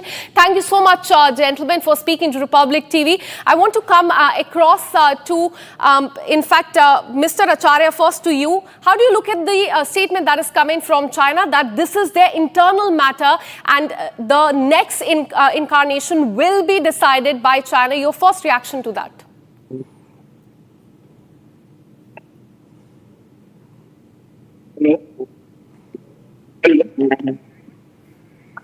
Am I audible to you, Mr. Acharya? I'm hearing from your voice, but China is showing some other things. Hello? All right, we'll try and reconnect that line with Mr. Acharya. Let me go across to Tenzin Lekshe. Sir, how do you see this statement that is coming from China, that it is their internal matter? On the other hand, Dalai Lama has charted out an elaborate plan as far as the succession is concerned. Your first reaction to this? See, China has nothing to do with the reincarnation of His Holiness Dalai Lama. In fact, it is the internal matter of His Holiness himself, not the Chinese. Right. So therefore, I think the China needs to shun the business of this reincarnation issue, which they've been trolling around. One thing it is very important for us to know is that we are talking about His Holiness Dalai Lama's reincarnation, and His Holiness is the sole legitimate, right, authority on the reincarnation of the Dalai Lama, nobody else. And therefore, His Holiness in the 2nd July statement has categorically mentioned that he will entrust the office of His Holiness Dalai Lama to take the responsibility, right? So that doesn't include China. So China do not have any role to play in this business, in this role, because this is the religious tradition unique to the Tibetan Buddhist tradition. And for China, they are not within the Buddhist traditions. The Chinese regime, they don't believe in religion. Chinese regime, they are the offender of the destroyer of the religion and faith. Then how come they be the one to be the protector and the savior of the faith? There's nowhere that China have a business and the authority on the reincarnation issue. It's purely a spiritual matter. It's purely a Buddhist tradition which China do not belong.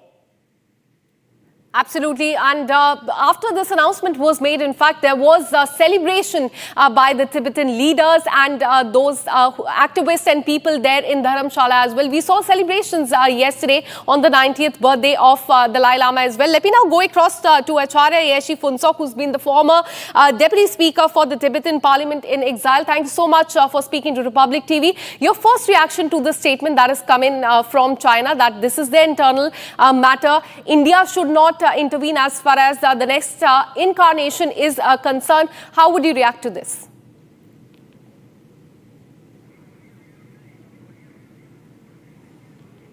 All right, we'll reconnect that line with, in fact, Mr. Acharya. Let me go back to Tenzin Lekshe, sir. As far as India's intervention is also concerned, because this is also an attack on India as well, that India should also have no say, and it's Chinese internal matters what they have claimed. How do you see India's assistance when it comes to this entire matter as far as the incarnation is concerned?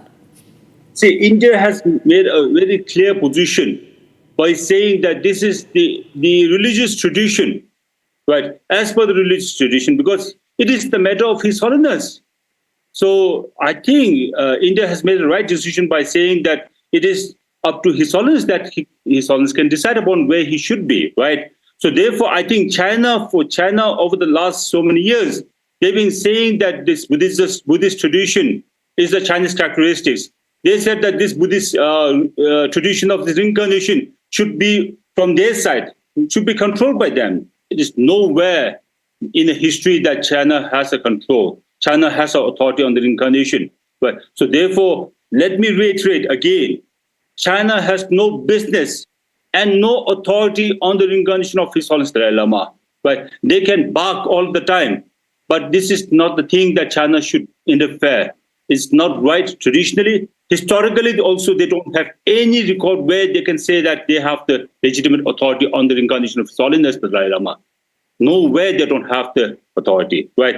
So therefore, I think it is important for China to rethink and change their position by saying that the aspirations of Tibetan people should be deserved, should be fulfilled.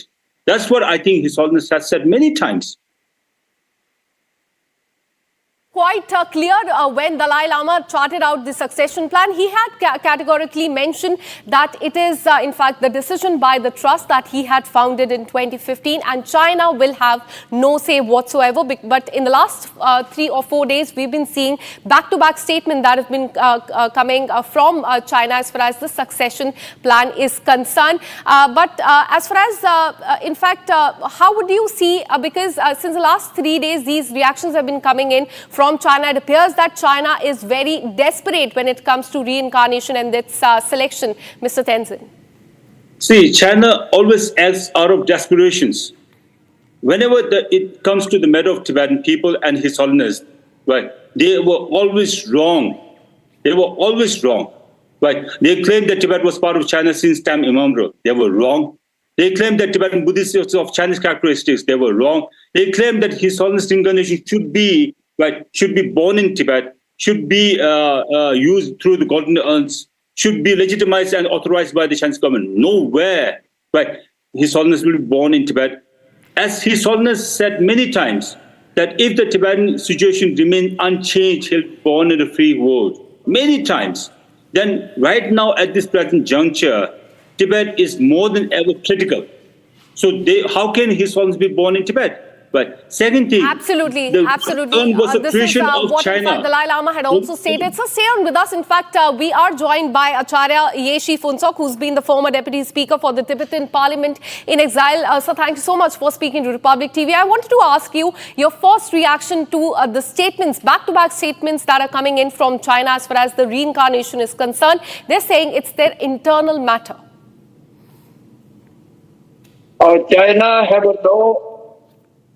any powers and rights regarding the Tibetan Buddhist, the traditional, and particularly the reincarnation of the His Holiness Dalai Lama, and then the other or various lamas and Chulkus. That is only the authorities and powers of the Tibetan Buddhist. It's the own tradition and authorities without any interference.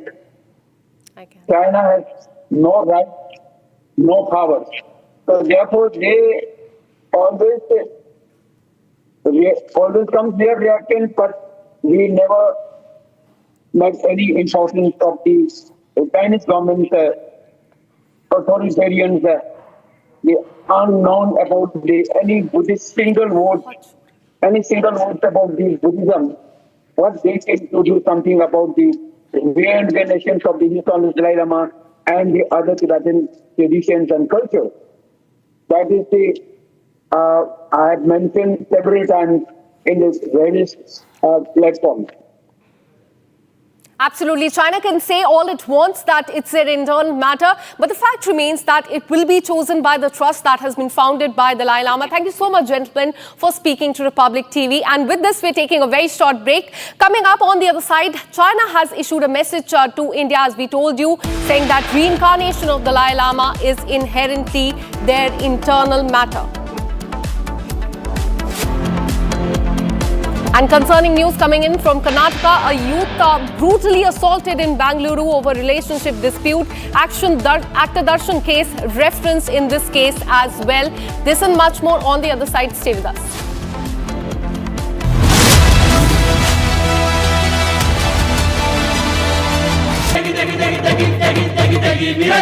MDH की देगी मिर्च, देगी मिर्च का तड़का, अंग अंग फड़का। MDH की देगी मिर्च।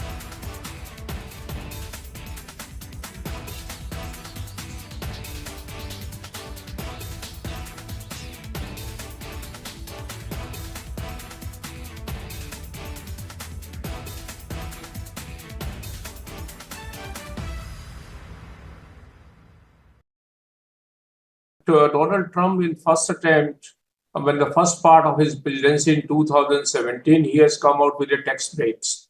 And he has announced that he wants to boost American economy. And he has given tax break, which were going to expire in 2025. So there was an obligation when the second term that he will extend the tax break, which he has promised in 2017, to continue permanently. And that's the big, beautiful bill is that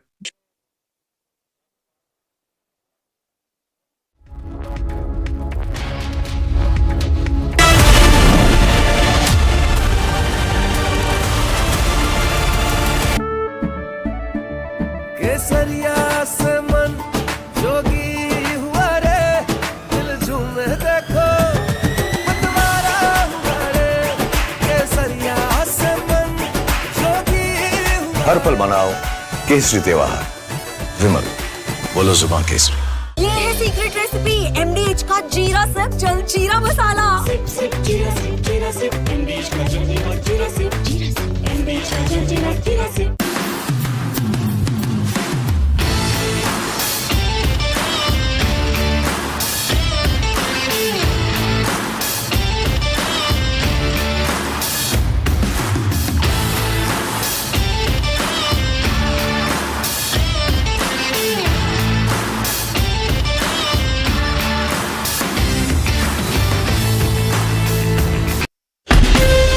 From Asia's largest news headquarters, setting the agenda for Bharat.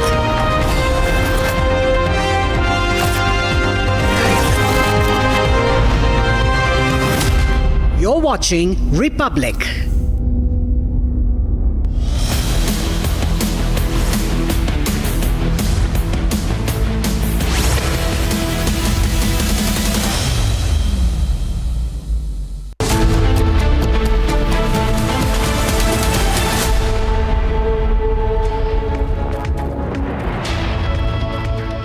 Welcome to this Monday 5 p.m. live and breaking, and it seems the bird is singing like a canary, and that's Tahavur Rana. He's been speaking about his deeper Pakistan army connections while being grilled by Indian agencies, and that's some evidence that's really building up to that extradition which Bilawal Bhutto has promised of Hafiz Saeed. Would it happen? That's our focus this evening. Let's begin with the headlines.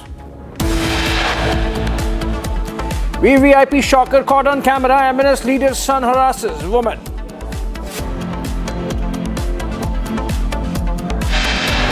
Big revelation by Tahavur Rana. Sources say he admits that he was a trusted agent of Pakistan Army.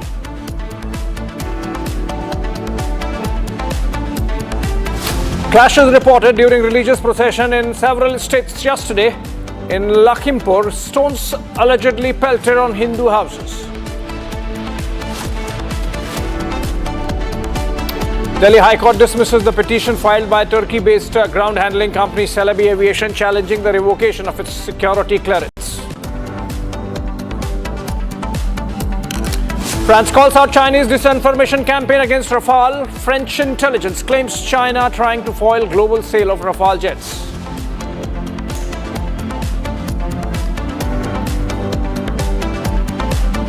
China clearly upping the ante on Tibetan Buddhists worldwide, says reincarnation of Dalai Lama inherently an internal affair.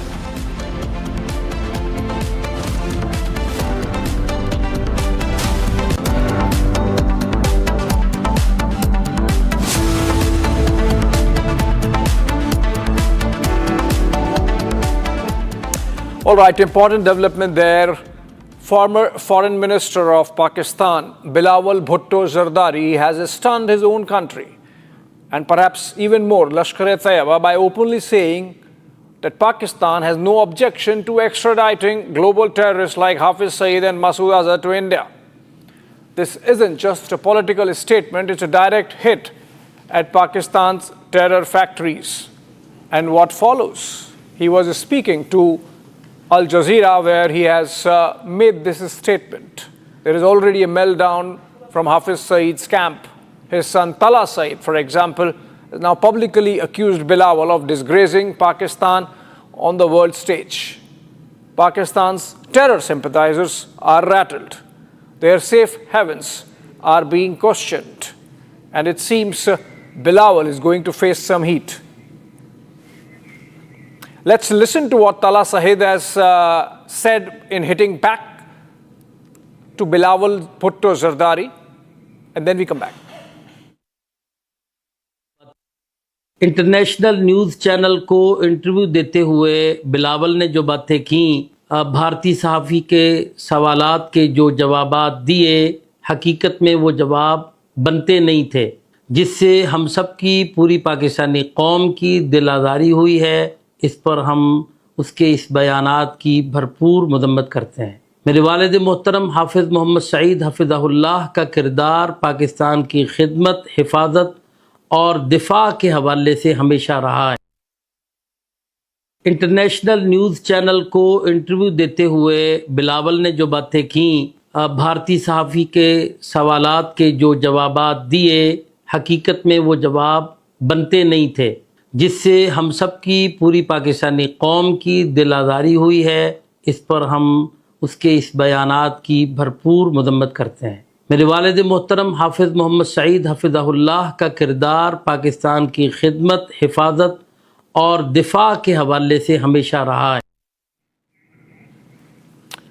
All right, that was Tala Saeed, the son of Hafiz Muhammad Saeed, saying that his father is actually a defender of the faith and the defender of Pakistan, and that this kind of comment coming in from Bilawal Bhutto Zardari in his interview to a foreign media platform is uncalled for and it's condemned. We don't know as yet whether Lashkar-e-Taiba is going to escalate, because remember, they are a militant terrorist organization, proscribed terrorist organization, and the fact that along with Masood Azhar, both Hafiz Saeed and him happen to be proscribed UN designated terrorists, and despite that, Bilawal Bhutto Zardari, if you read between the lines, is actually admitting that maybe they are involved in something. If you give evidence, maybe we can extradite them, and that's an important development, because we are also seeing parallelly interrogation of Tahawur Hussain Rana going on by Indian agencies, and first by the NIA and then by the Mumbai crime branch, and all the information that he's been sharing with these agencies during his interrogation, the umbilical link of the 26/11 terror attack in Mumbai in 2008 and the likes of Hafiz Saeed is becoming even more clear. And so if Bilawal Bhutto Zardari says that based on evidence the likes of Hafiz and Masood Azhar can be extradited, then obviously the evidence is there, not that this is for the first time, but if more was needed, it's coming in literally live as we speak, the interrogation. Okay, we have in fact a guest to better help us better understand what this means. Colonel RSN Singh, someone who has been associated with our intelligence agencies earlier. Very good afternoon to you, Mr. Singh. You heard what Tala Rashid said in response to what Bilawal Bhutto Zardari has mentioned. First, let's understand, is Bilawal Bhutto Zardari serious? What's happened? Why is he so easily agreeing to extradite the likes of Hafiz Saeed and Masood Azhar? Is it a signaling from Pakistani state, or is it just Bilawal Bhutto Zardari playing to the gallery? No. I think it has got to do with the internal political dynamics of Pakistan. This is after Trump made it known to the world that he controls the Pakistan military and nobody else in the world, not even the president or the prime minister. So, and he's the man who is doing all these dealings with regards to strategic and critical minerals, that are there in Pakistan, especially in the Balochistan province. And that is what he seems to have delivered during that lunch with Trump. And, they say that there are no free lunches in diplomacy. So he has promised those minerals, in return for that afternoon lunch in the White House. Now, what is also the grapevine, says that there is rumors are thick that Asim Munir may be elevated to the level of president. He may He may be the next president. So that means that Zardari goes out. Yeah. So once, this is what Bilawal Bhutto is trying to preempt. Right. Because now with this remarks and comments, if the Pakistan persists in making him the president, then it will have international fallouts. All right. Thank you so much, Mr. Arasan Singh, for that perspective. It's clear that there are internal dynamics of Pakistani politics at play, and the PPP of Asif Ali Zardari perhaps having some role in this comment made by Asif Ali Zardari's son, Bilawal Bhutto Zardari, there himself, former foreign minister of Pakistan. Moving on for now, and on to some other foreign policy stories. France has accused China of running a covert disinformation campaign to sabotage the global sales of its Rafale fighter jets. French intelligence claims Chinese embassies around the world were involved in spreading false narratives, especially after the 2019 India-Pakistan aerial clash, to push countries like Indonesia away from buying the French jets, all in an effort to promote Beijing's own fighter aircraft. And post-Operation Sindoor, perhaps the operation was taken to the next level. But the French agencies, as of now, talking about 2019. Remember, roughly, that was also the time when there was a lot of political opposition in India and to the Rafale deal. Soumya joins us live from outside the French embassy in New Delhi. And Soumya, what are you hearing? Do the French really want to follow it up in any manner? I mean, these are intelligence agencies, doing their job. But are the French going to formally take it up with Beijing in any manner? Well, see, at the moment, sources within the embassies have confirmed certain facts with regards to how this disinformation campaign was picked up by Pakistan in coordination with China. So all of this started from the night of 7th May when Operation Sindoor had taken place, and this claim that was made by Pakistan that 3 Rafale jets were shot among the 5 they claim that Indian fighter jets were shot. So multiple coordinated efforts were made since that very day from the end of pro-China and pro-Pak media outlets. There was a constant effort to destabilize India and France's defense partnership and also defame Rafale jets and Dassault manufacturers, and also an attempt was made to make it look like superior, not just Beijing's J-10 but also Russia's Sukhoi. So these were certain attempts that have been made, and sources within the embassies have confirmed with few of the documents that we have access. They have shown that how there was an attempt to launch a narrative among the Western media also, because through memes, satirical videos that were posted on Chinese platforms, then those were shared on Western media platforms. There was a narrative which is said that France denied to share source code of the jet with India. So these were the narratives that were spread by pro-Chinese and pro-Pakistan outlets. Okay, thank you so much, Soumya, with those details there on the French really outing Chinese machinations on Rafale. Moving on for now, and let's look at some other stories that are happening from across the country in Bharat in 2 minutes. Incessant rainfall in Uttarakhand continues. Heavy rain in the Sivai village of Chamoli district has led to road blockage and crop damage. Daily lives of locals have been disrupted in these extreme weather conditions. As a result, the Indian Meteorological Department has issued a landslide alert for Chamoli subdivision. BJP has staged a protest in front of Kottayam Medical College today. This is in relation to the recent building collapse incident which claimed the life of one woman and injured several others. The mounted gun system, which is indigenously developed by involving Indian industries, DPSU and Premier Academia, under the leadership of DRDO, was displayed at Vehicles Research and Development Establishment It is capable of operating in desert and high altitude areas with shoot and scoot capability. As Army gears up to mark 26 years since its victory in Kargil and Operation Vijay, father of Kargil war hero Captain Vikram Batra, GL Batra, has said that defense and the equipment of Indian Army has shown great improvement over the years. He said India is always ready to give an appropriate response in the face of terror.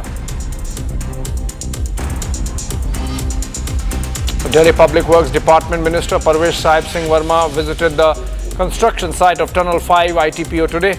This tunnel is set to connect the route from Bhairoma to Sarai Kale Khan. He said that as soon as they get clearance from Ministry of Housing and Urban Affairs, this tunnel will be completed in the next 8 months.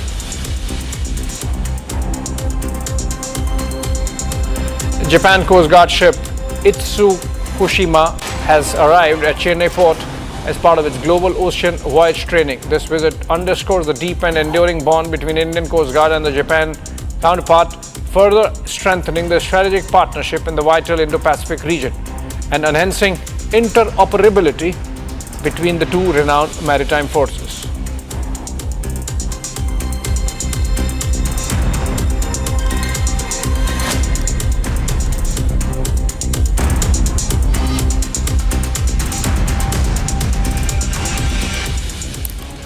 Alright, not the first time, but Vice President Jagdeep Dhankar has once again focused his attention and made a comment on the Justice Verma cash scam, in which he has now said that the government seems to be handicapped because of the decade-old judicial order that prevented from registering any FIR without prior permission from the court, which means you need to have an approval from a higher court for registering an FIR against a judge of the High Court, in this case Justice Verma. Vice President Jagdeep Dhankar again raising the issue. He has been someone at it for a while now, third or fourth time that he is raising the issue of Justice Verma cash scam.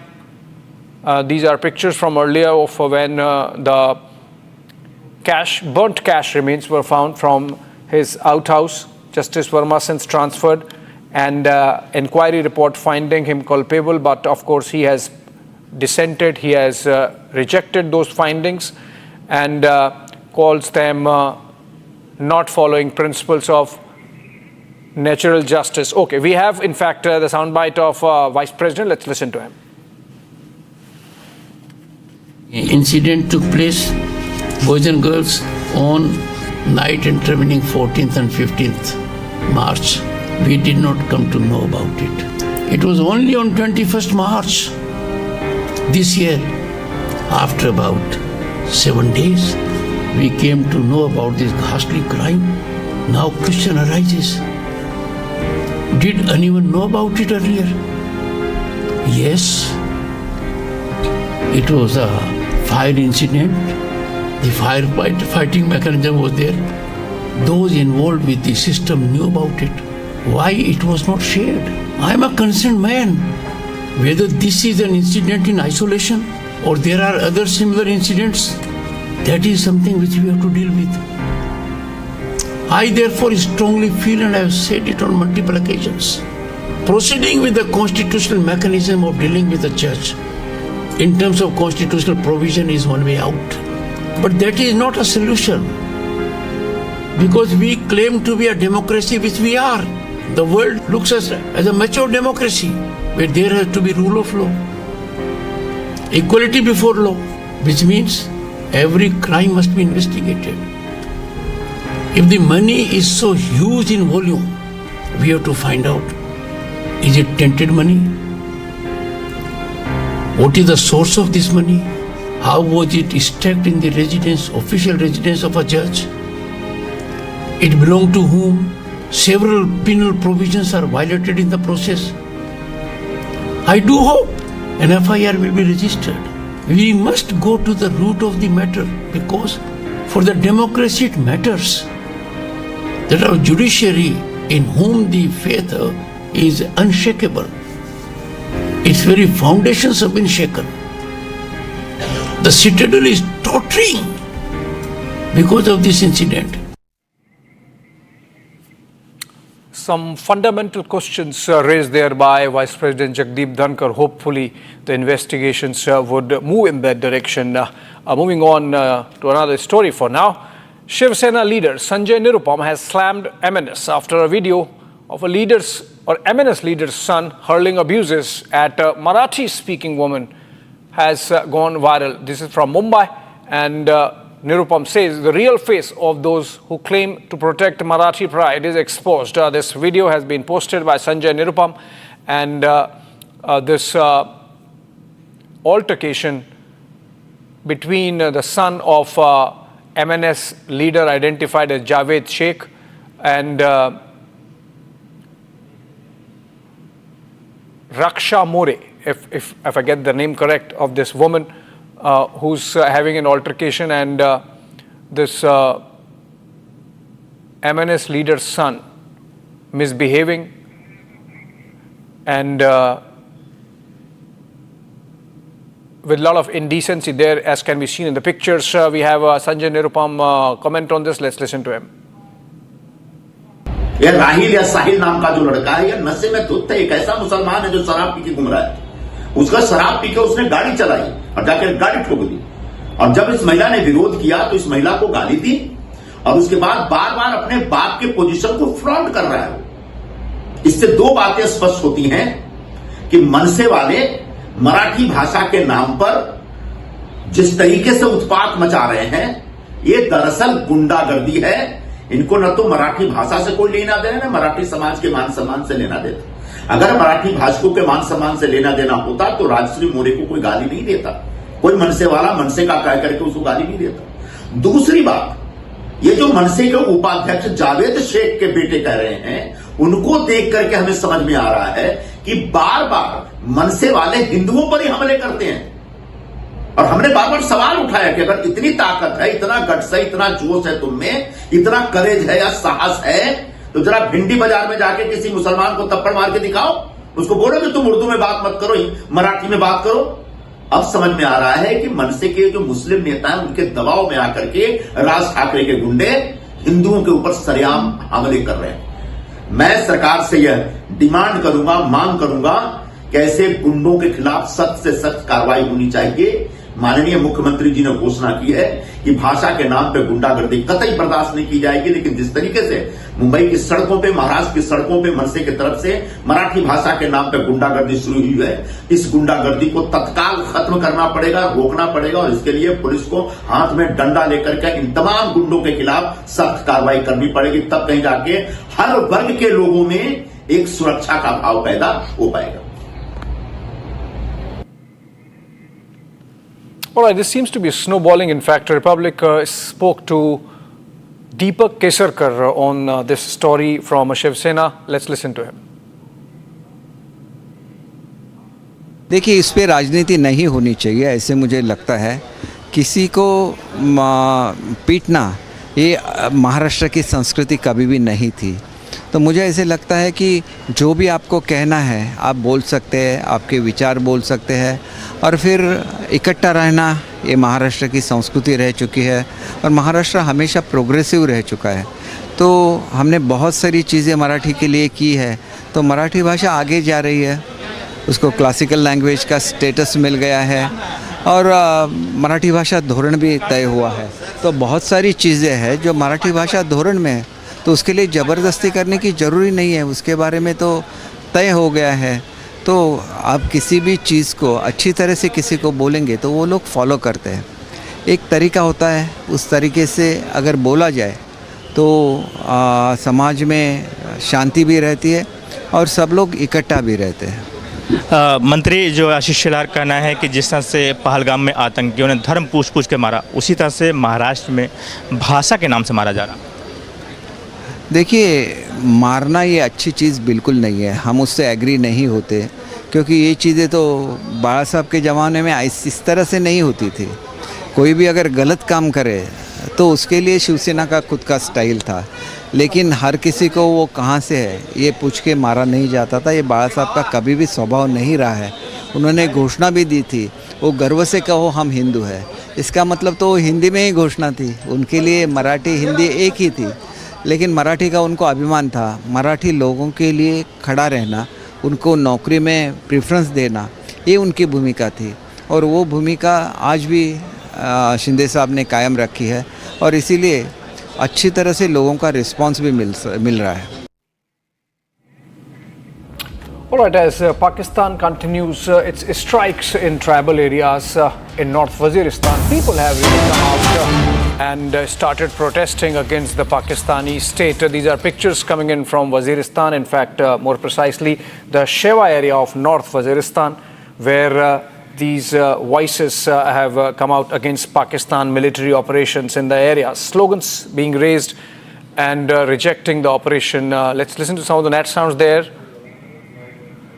Okay, these are protests, rallies moving out, people moving out on the streets of Shiva, and they are protesting against Pakistan army. So these are protests of mass level now erupting inside of North Waziristan in Pakistan, and this gives you an idea of the kind of image that the Pakistani army has, contrary to the projection that they make of everything being in control.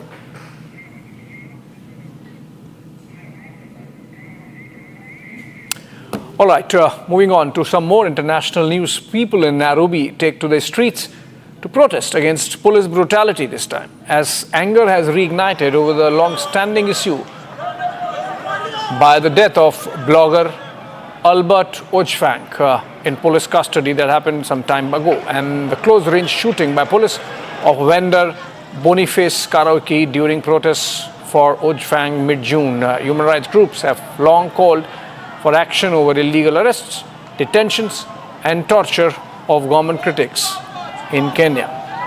So these are pictures from Nairobi in Kenya, and people again this time protesting against police brutality, and these protests have been going on at least in the month of June. And these are live visuals, in fact, coming in through APTN of the chaos, lawlessness, rioting, arson going on in the Nairobi town, the capital of Kenya. In fact, as protesters have hit the streets against police high-handedness, police brutality, in which one vlogger and one bystander, one vendor were killed.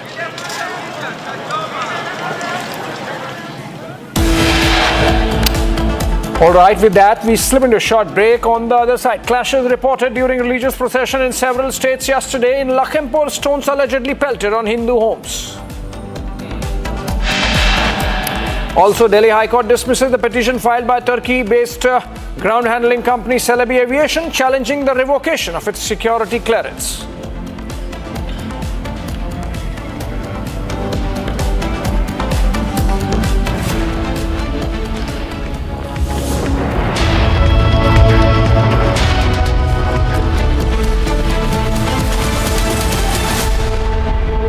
Hi, this is Chef Ranveer Brar. Guarantee you brilliance on behalf of IIHM. दादी के हाथों का जादू और खुशबू से महकता घर, माँ की मुस्कुराहट और खाने की सुगंध। MDH गरम मसाला, क्योंकि हर रिश्ता है स्वाद से जुड़ा।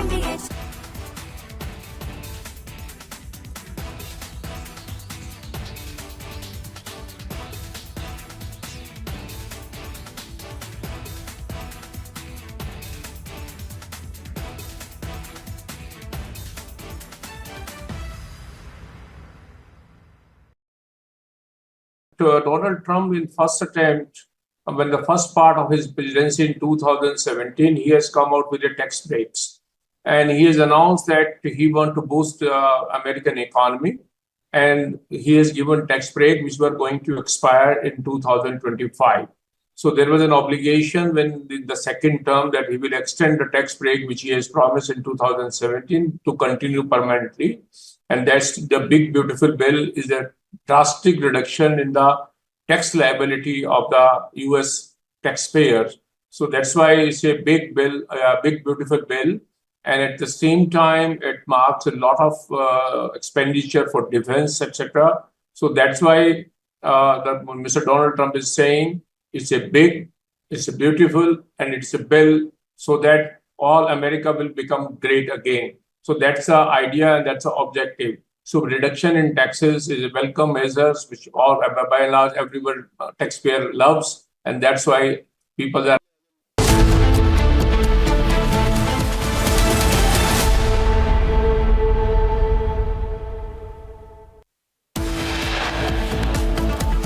VVIP shocker caught on camera. MNS leader's son harasses woman. It's a big revelation by Tahawoor Rana. Sources say he admits that he was a trusted agent of the Pakistan army. Clashes reported during religious procession in several states yesterday. In Lakhimpur Kheri of Uttar Pradesh, stones allegedly pelted on Hindu houses. Delhi High Court dismisses the petition filed by Turkey-based ground handling company Celebi Aviation, challenging the revocation of its security clearance. France calls out Chinese disinformation campaign against Rafale. French intelligence claims China trying to foil global sale of Rafale jets. And China ups the ante on Tibetan Buddhists worldwide, says reincarnation of the Dalai Lama inherently an internal affair.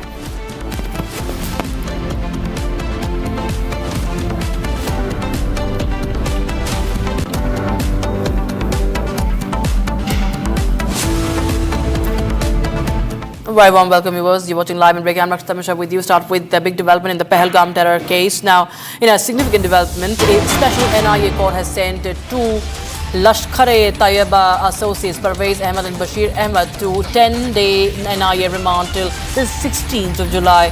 The duo is accused of providing logistical and local support to 3 Pakistani terrorists involved in the brutal 22nd of April attack, which claimed the lives of 26 innocent civilians. So, the Lashkar aides have been sent to custody. My colleague Goswami Singh joins us for more. Goswami, more details please on this important development in the investigation.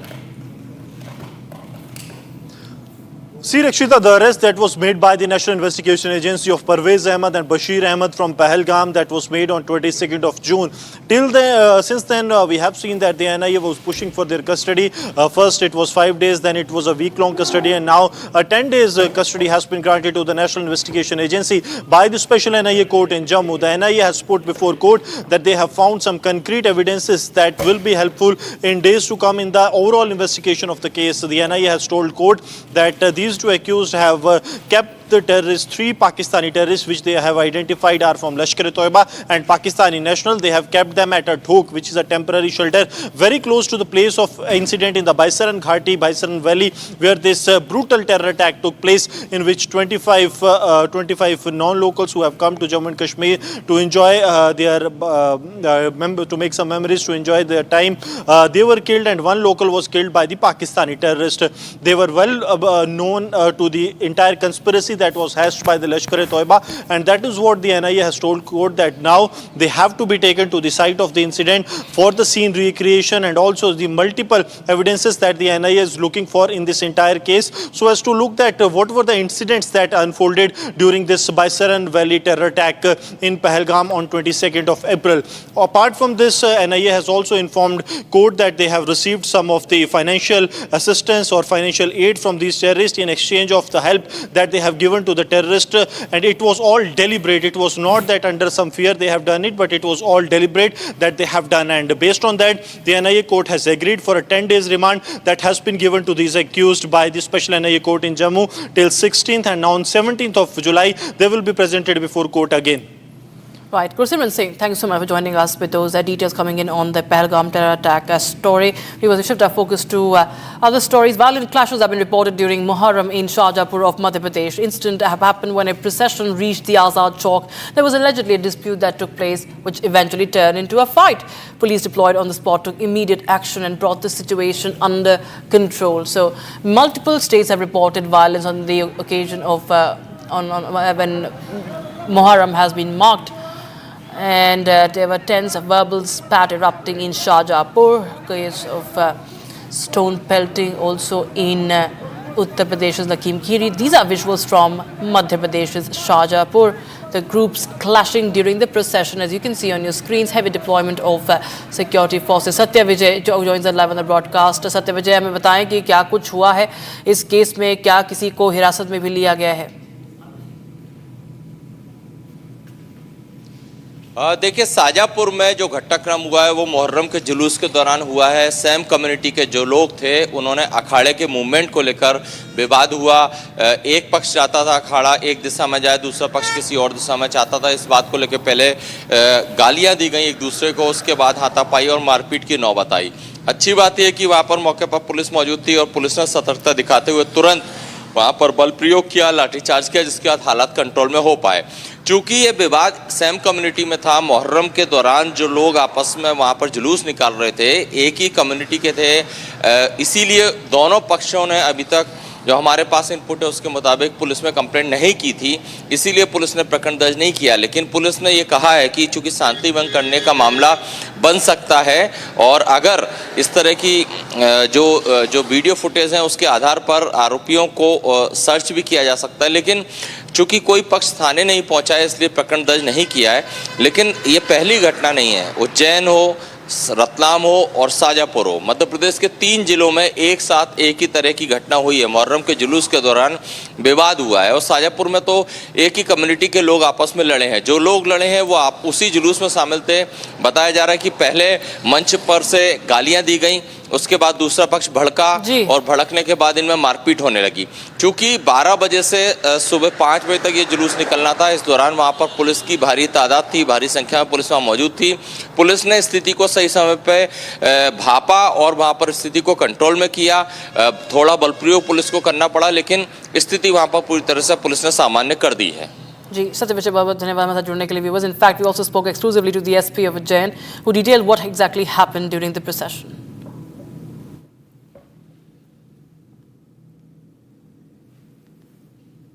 जो मुहर्रम का जुलूस होता है पूरा शांतिपूर्वक तरीके से निकला और इसको लेकर समय समय पर 3 बार बैठक ली गई थी, जिला स्तर पे कंट्रोल रूम में, थाना स्तर पे, मोहल्ला स्तर पे, और सभी आयोजकों को बताया गया था कि निर्धारित रूट से ही जुलूस को निकाला जाए। पीछे शुरू के जो 3 आयोजक थे उन्होंने निर्धारित रूट पर निकाला। इरफान खान उर्फ लल्ला, इनका जो घोड़ा है इन्होंने जानबूझकर, इनके साथियों ने जानबूझकर उसको विपरीत दिशा में ले जाने का प्रयास किया जहां ऑलरेडी बैरिकेडिंग थी, जिसके बाद पुलिस बल ने भीड़ को तितर बितर करने के लिए हल्के बल का प्रयोग किया और पृथक से इनके ऊपर FIR भी दर्ज की गई। जो इरफान खान है उनके विरुद्ध और उनके 15 अन्य साथी जो वीडियो में नजर आ रहे हैं उनके विरुद्ध मामला दर्ज किया गया है। इन सभी की अभी पहचान की जा रही है फुटेज के माध्यम से और शीघ्र ही इसमें गिरफ्तारी की जाएगी। So clashes during Muharram were also reported from Uttar Pradesh's Lakhimpur Kheri. Stone pelting was reported from the area. Locals alleged that a group specifically targeted some houses and started hurling stones. So these are the visuals, viewers, from the site in Lakhimpur of Uttar Pradesh, and you can see that this is in fact caught on camera how an individual is pelting stones. There you have the stone being pelted high up in the air, and it's all caught on camera, mob pelting stones. And what is Ajay Dubey, my colleague, has filed this report from the site of the clash. Listen in.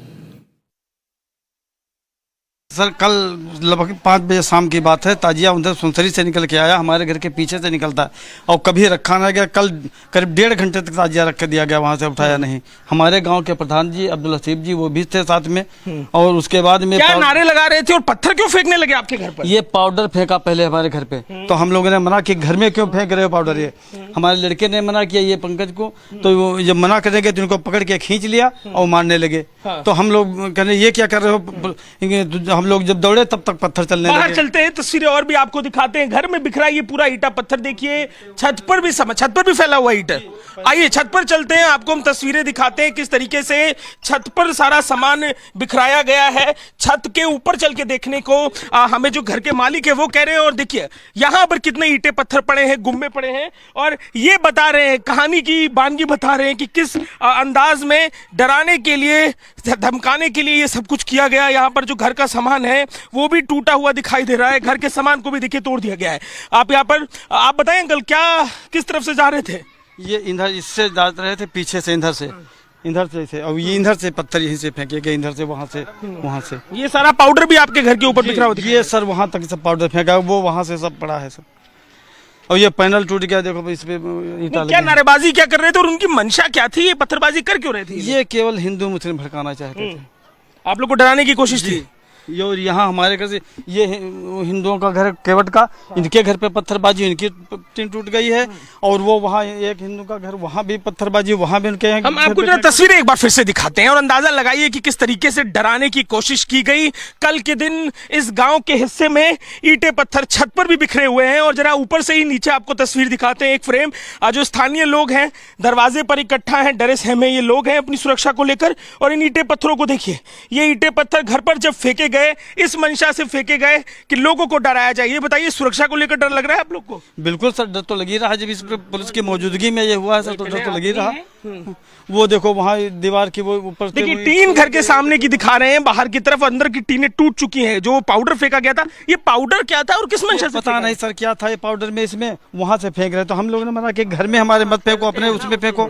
नीचे उतरते हैं, जरा वहां भी चलकर देखते हैं, समझते हैं कि क्या मंशा थी। ये हिंदू आबादी जिस तरफ गांव की रहती है, बेहद डरी हुई ये आबादी है। सीढ़ियों पर भी आप देखेंगे गुम्मे के टुकड़े फैले हुए हैं। और जिस अंदाज में फेंके गए, लड़कों ने खुद अपने वीडियो बनाए, इंस्टाग्राम पे डाला है। अपना जो हलक दिखाने की कोशिश है, डराने की कोशिश है। घर के बाहर चलते हैं।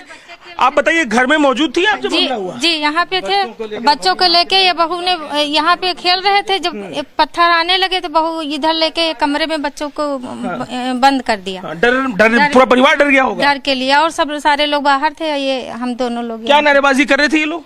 वो सब वही खेल रहे थे, पाउडर खेल रहे थे। और उधर से पटाखे दगाने वाली बात आई। आपने कहा कि पटाखे दगा रहे थे, ये तो देखने को मिलता नहीं है। हाँ, पटाखे कभी नहीं दगते हैं, ना ही यहाँ पे रुकते हैं। यहाँ पे आते थे और चले जाते थे, लेकिन 1 घंटे तक रखे रहे। और हम 1-1.5 घंटा हो गया, हमने देखा कि इतनी देर तो कभी नहीं रुकते थे। उसके बाद इन्होंने यहाँ से वो यही पाउडर फेंकना शुरू किया। यहाँ पे हम लोग अपने घर के पास बैठे थे, लगभग वहाँ से 30 मीटर की दूरी पे। ये लोग झिल्लियों में उड़ा उड़ा के हम लोगों घर पे फेंक रहे थे। जब हमने मना किया, नहीं सुना किसी ने। हम वहाँ पे जाके मना करने लगे तो 4-5 लोगों ने पीछे से आके हमको पकड़ लिया, पीट दिया आपको? हाँ। अच्छा। जब हमने मना किया, फिर भी वहाँ पे कोई प्रशासन नहीं बोला कुछ भी। बाद में बीच बराव कराए और फिर वो लोग क्या किए, जैसे वहाँ ये हुआ लफड़ा तो वो लेके बढ़ाए ताजिया और फिर उसके बाद उधर से पत्थर फेंकने लगे। घर में बच्चे भी थे आपके। मुख्यमंत्री से सुरक्षा के लिए मांग क्या की जगह योगी जी से कहिएगा? हम तो चाहते हैं सभी लोगों की गिरफ्तारी हो, जितने लोग हैं जो दोषी हैं। अब तक अभी किसी की गिरफ्तारी नहीं हुई। FIR कराई है? FIR आपने कराई है? जी, आपके नाम आपने FIR कराई है? क्या FIR में मांग? FIR में हमने कहा जितने दोषी हैं सभी लोगों को सजा होनी चाहिए, हमें कड़ी से कड़ी सजा, हमें न्याय मिलना चाहिए। Bharat 1 Minute brought to you by Canara Bank. Together we can. AIMIM Chief Asauddin Owaisi has questioned EC's special intensive revision exercise ahead of the Bihar Assembly elections. Owaisi questioned the timing of the Election Commission's decision and said time must be given before conducting the revision. TMC MP Mahua Moitro, RGD MP Manoj Jha have moved the top court to challenge EC's move. The top court will hear the petitions on the 10th of July. आप इतने कम time में exercise कैसे कर पाएंगे? बहुत time कम है। SIR होने भाई, जो लोग जो अपना एड्रेस चेंज कर लिए, उनको क्यों आप पूछ रहे हैं बर्थ सर्टिफिकेट? बीजेपी RSS बार बार ये भ्रम, ये झूठ फैलाती है कि यहाँ पर बांग्लादेश के लोग आ गए हैं। कहाँ है बताओ हमको। 3 miscreants riding a bike threw petrol bomb at a house near Arnab town of Jalandhar and tried to damage the house. Footage now access shows how 3 unknown youths came on a motorcycle, fled after throwing bottles filled with petrol. Police have launched an investigation into the matter. Reaction also coming in from BJP.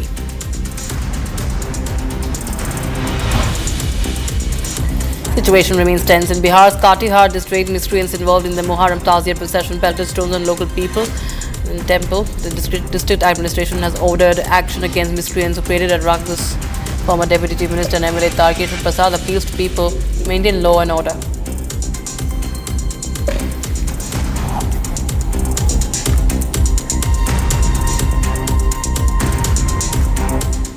A startling revelation in the Jyoti Malhotra espionage case coming in. An RTI reply has revealed that the YouTuber was recently a state-sponsored guest under Kerala's influencer tourism program. The disclosure has triggered sharp political backlash and raised serious national security concerns. Here's the full story. Travel vlogger, digital influencer and now an accused spy, Jyoti Malhotra was arrested on 16th of May in Hisar in Haryana on charges of espionage for Pakistan.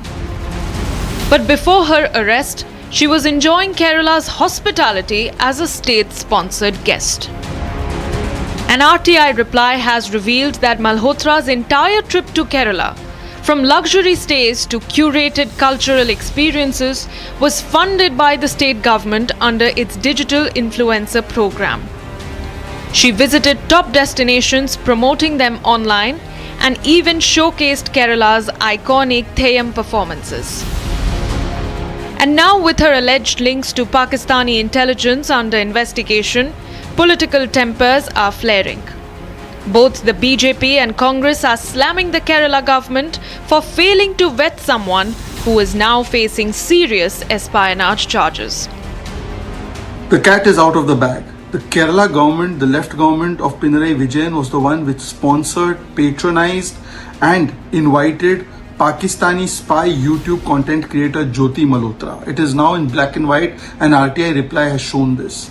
This means that the Kerala government was busy inviting such anti-India elements, paying for them at the cost of taxpayer money, and this is a department, a ministry headed by no less than the son-in-law of the Chief Minister of Kerala.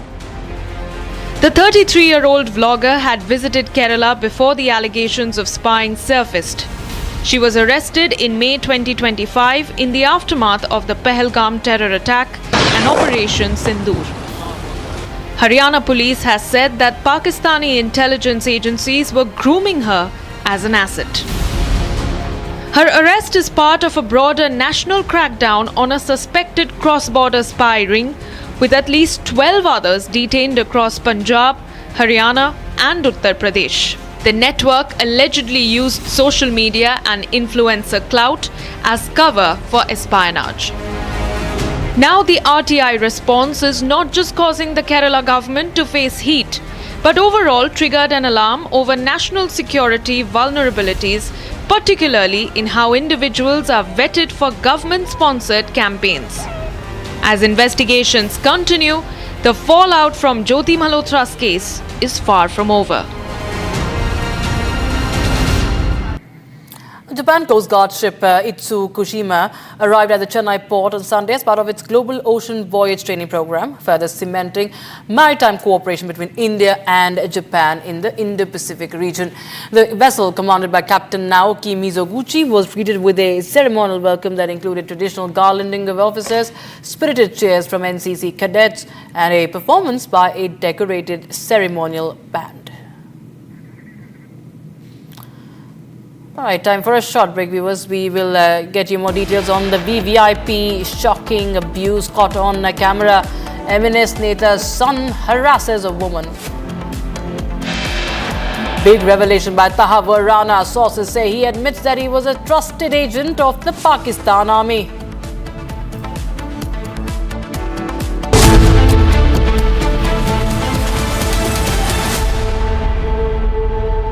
आधे bowl दही में 4 चम्मच MDH चटनी पुदीना मसाला डाला, stir करो, पुदीना चटनी तैयार। MDH चटनी पुदीना मसाला।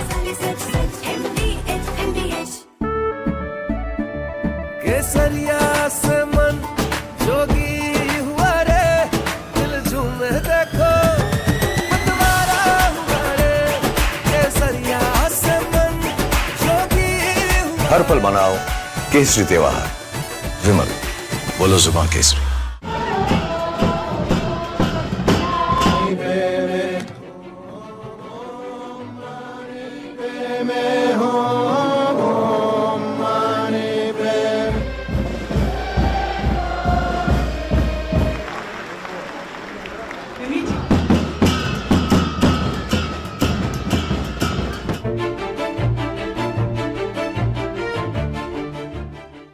国政府实行宗教信仰自由政策。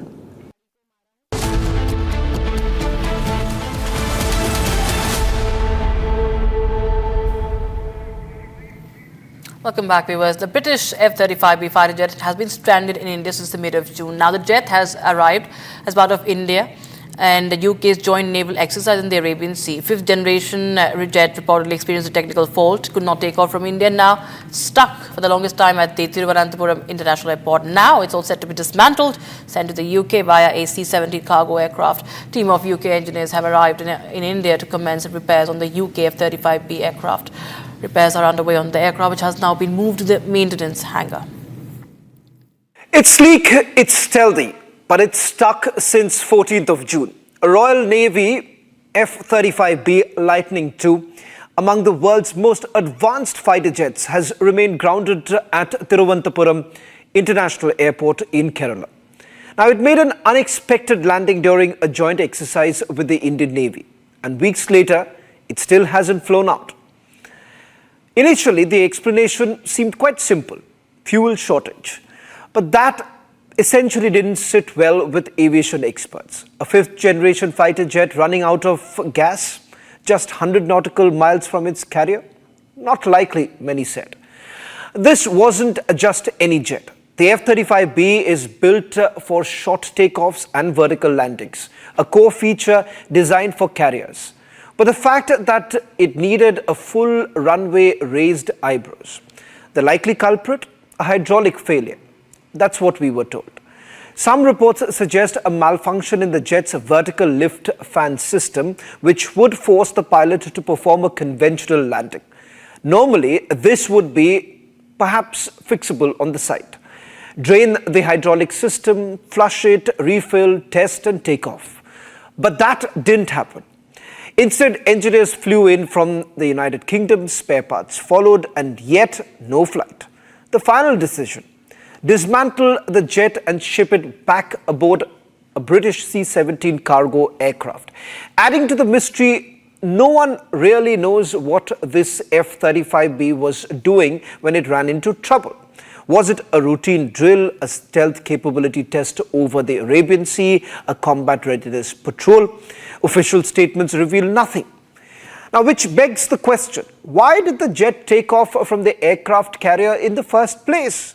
What exactly went wrong mid-air? No clear answers, just silence and speculation. And then has come the theory that turned heads, the so-called kill switch. Some defense analysts claim the US retains the ultimate software control over the F-35B via encrypted mission systems and data architecture. Now, while there is no literal off-switch control of the authentication keys and software access can, in theory, render the entire jet inoperable without even US approval. Of course, the Pentagon as well as Lockheed Martin categorically deny the existence of any remote control mechanism, but the incident has fueled quite literally theories about the deep dependencies baked into the software-heavy platforms like the F-35. And then there was this theory, a spy theory. Speculation swirled online that the jet was down so India could inspect its stealth technology or radar signature. But let's be clear, defense analysts have dismissed this outright. As one expert put it, you don't land an aircraft for spying. If anything, keeping it grounded in the open exposes its own secrets. Now, this wasn't espionage. It was a technical malfunction, and the longer the jet stayed grounded in India, the more it became a liability for the United Kingdom, not a tool for surveillance. So here we are. A jet that was meant to showcase air superiority, now stranded for weeks, shrouded in secrecy and surrounded by speculation. A hydraulic glitch? Maybe. A software lockout? Possibly. A covert mission gone wrong? Unlikely, but who knows? What this episode does expose is how deeply interconnected and dependent modern fighter platforms like the F-35 have become. Powerful? Yes. Autonomous? Well, maybe, not always. And it's a big win for the Indian agency. Now, Khalistani terrorist Harpreet Singh, alias Happy Pasya, is also said to be extradited from the United States. He was arrested by the FBI and U.S. Immigration and Customs Enforcement on the 17th of April this year. Here's more on that. Khalistani terrorist Happy Pasya will soon be extradited from US to India. Pasya, a Khalistani terrorist and a gangster, is under the scanner for planning over 14 terrorist attacks between 2024 and 2025, targeting police stations and public institutions across Punjab. Singh has close ties with ISI handlers and BKI operatives who are directing and funding terrorist activities in India. He worked in close coordination with other terror figures, Harvinder Singh Rinda, and was instrumental in setting up cross-border terror modules. The National Investigation Agency also officially declared Pasya as a wanted terrorist and had a ₹5 lakh rewards on him regarding the Chandigarh bombing of 2024. Happy Pasya will be brought before Indian courts and face prosecution under multiple anti-terrorism laws, including the UAPL. Now, viewers, the Pahalgam terror attack has found mention on the world stage at the BRICS summit this time in Brazil. Prime Minister Narendra Modi sent out a strong message against Pakistan and its nefarious designs. Additionally, India is also now pushing for a counter-terror agreement with Brazil as the Prime Minister visits the country. Take a look. Kashmir's agony found a global platform at the BRICS summit in Brazil. The deadly terror attack in Pahalgam, which took several lives, was condemned by the BRICS nations. Prime Minister Modi delivered a pointed message to Pakistan that support to terror outfits won't be tolerated. Look at the para, it's 34, it's very clear. One is there is unanimous condemnation of all the leaders. I think you need to know that.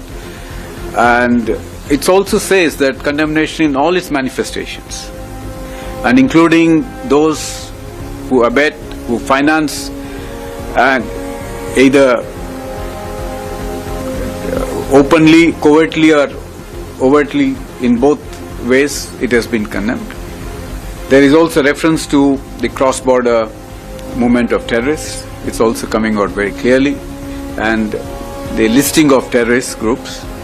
Then there is also a strong support for comprehensive convention against international terrorism, which was India's formulation, India's initiative in the UN for a long time, as you know that.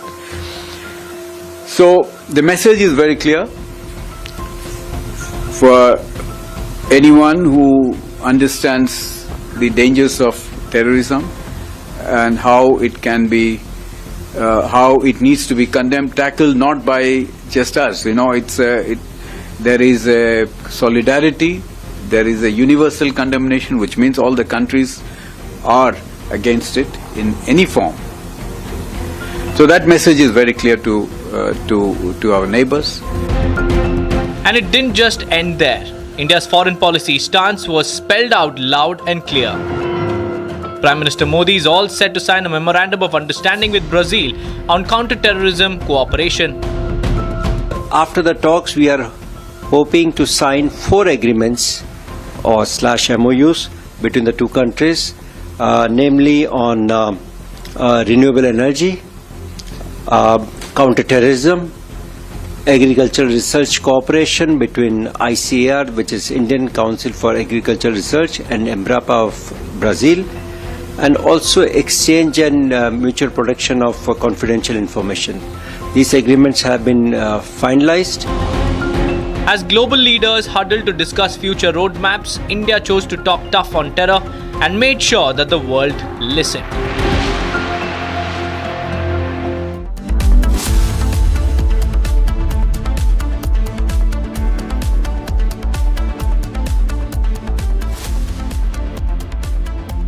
Hi, this is Chef Ranveer Brar. Guarantee you brilliance on behalf of IIHM. MDH की हल्दी मिर्ची धनिया करे कमाल, ये रंग दे, ये खुशबू दे, ये तीखा, ये कम पड़े, क्या निराला MDH masala.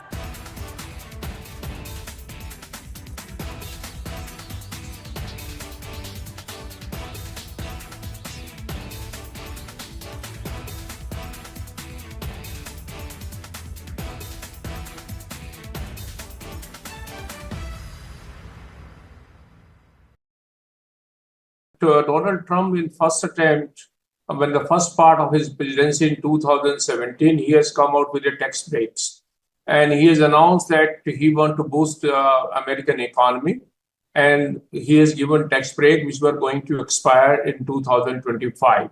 So there was an obligation when the second term that he will extend the tax break, which he has promised in 2017, to continue permanently. And that's the big, beautiful bill is that.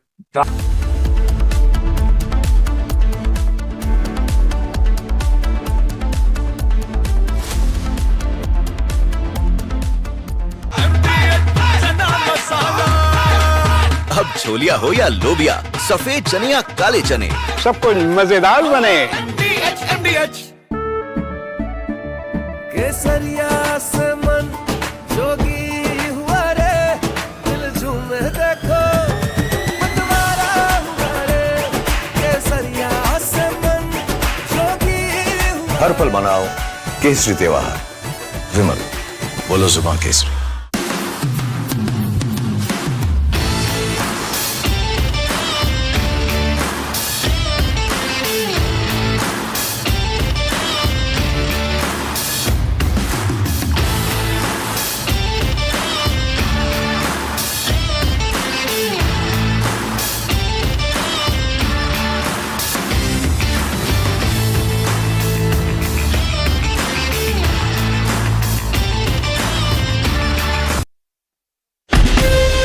From Asia's largest news headquarters, setting the agenda for Bharat.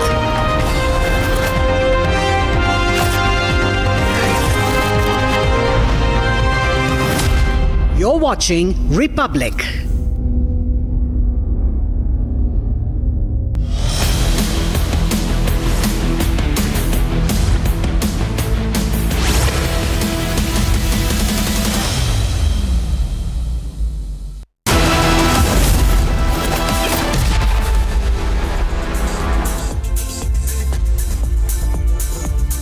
Hello and welcome. You're watching 6 Stories at 6 with me, Akanksha Khajuria, and this evening we will get you the biggest expose of Pakistan. 26/11 Mumbai attack mastermind Tahabur Rana has said that he was a trusted agent of Pakistan Army. We will get you what more he said to the probe agency. And meanwhile, Muharram clashes erupted all across the country from UP, MP and Bihar. We saw the clashes on the streets. We will show you a shocking video that is coming from Maharashtra, from MNS, that has triggered a controversy, and also about Jyoti Malhotra case. And RTI has exposed her state-sponsored trip to the state of Kerala. Plus, Prime Minister Modi is at BRICS summit where he exposed Pakistan, and Turkish form Celebi suffers a major setback in the Delhi High Court today. And these are the top stories that we are tracking for you this evening. Let's get started. In fact, today after Prime Minister Narendra Modi delivered a pointed warning to Pakistan that its support to terror outfits will not be tolerated, 26/11 mastermind Tahabur Rana has made a key admission in this case. During his interrogation by the Mumbai police, he has said that he was a trusted agent of the Pakistani army and confirmed that he was in Mumbai during the 26/11 attack, and he had also visited the CST station in Mumbai as well. He also told investigators that the attack were planned in collaboration with the ISI, which is the Pakistan's intelligence agency. He further revealed that he and David Headley had several training sessions with the Pakistan-based Lashkar-e-Toiba. He is currently in the custody of the National Investigation Agency and was extradited, remember, from the United States to India on April 10th earlier this year. Now, the 64-year-old accused is facing the trial in the case related to the 2008 Mumbai attack that left 166 people dead. And now we are getting this big admission that is coming from him. Let me go across to Major General KK Sinha, who is live with us on this broadcast. Thank you so much for speaking to Republic TV. So how do you see this big admission that is coming from Tahabur Rana? He said that he worked on the behest of the Pakistan Army. He was in touch with the ISI as well. Your first reaction?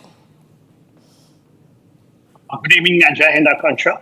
My reaction is that, after the Kasab, what we are getting it, and he's spilling the bins.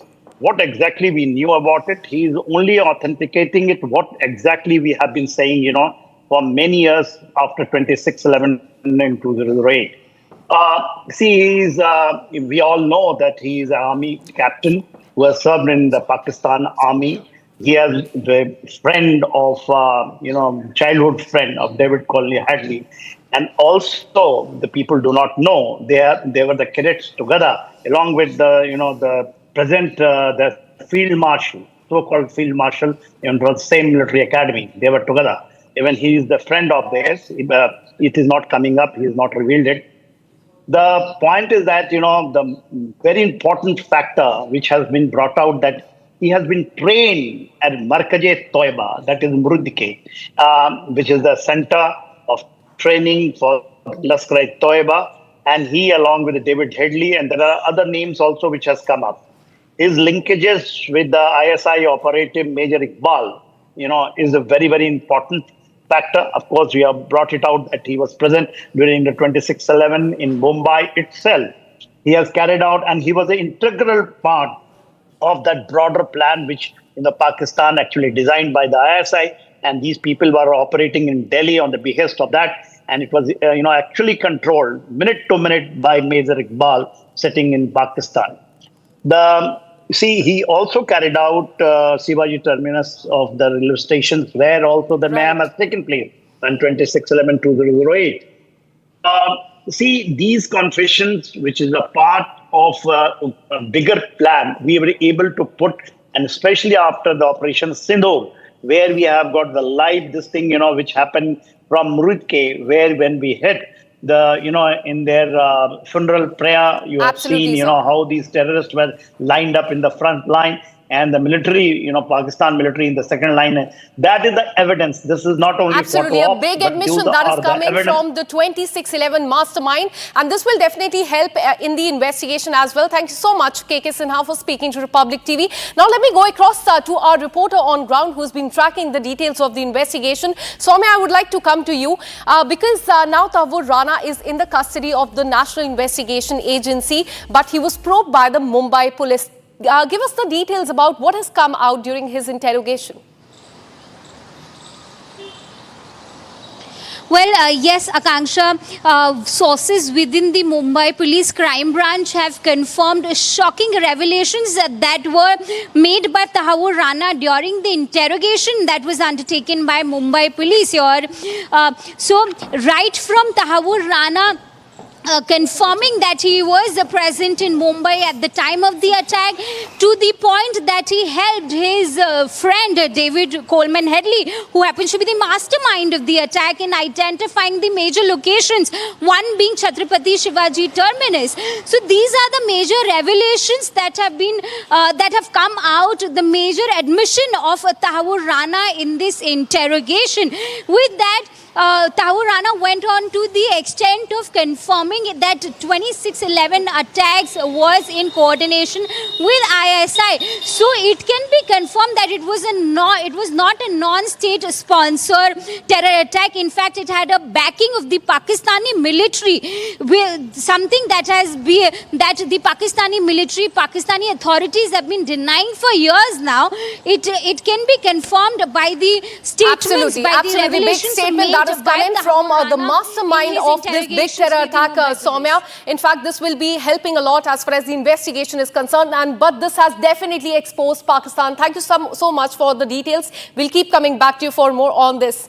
Now, shifting our focus, tensions are escalating on the streets. Clashes broke out during the Muharram procession in several parts of the country. From Uttar Pradesh, Madhya Pradesh, Bihar and Jharkhand, procession turned violent, mob fury unleashed on police, homes and even temples. Now, let us show you the fresh visuals which show chaos on the streets. Stick-wielding mob breaking barricades there, stoning houses and clashing with the police at the spot. Now, first up, look at these visuals that are coming from Ujjain and Shahjahanpur in the state of Madhya Pradesh. Very crucial and very important visuals that are coming. And there was a huge commotion during a Muharram procession in Madhya Pradesh, in Ujjain, a holy city in Madhya Pradesh. And after people in Muharram procession brought down police barricades, in fact installed on a key stretch of this area, injuring 2 police personnel as well. Police had to resort to lathi charge to disperse the crowd. In fact, clashes took place when those in procession tried to divert away from the fixed route, and this was in fact one of the things that was seen across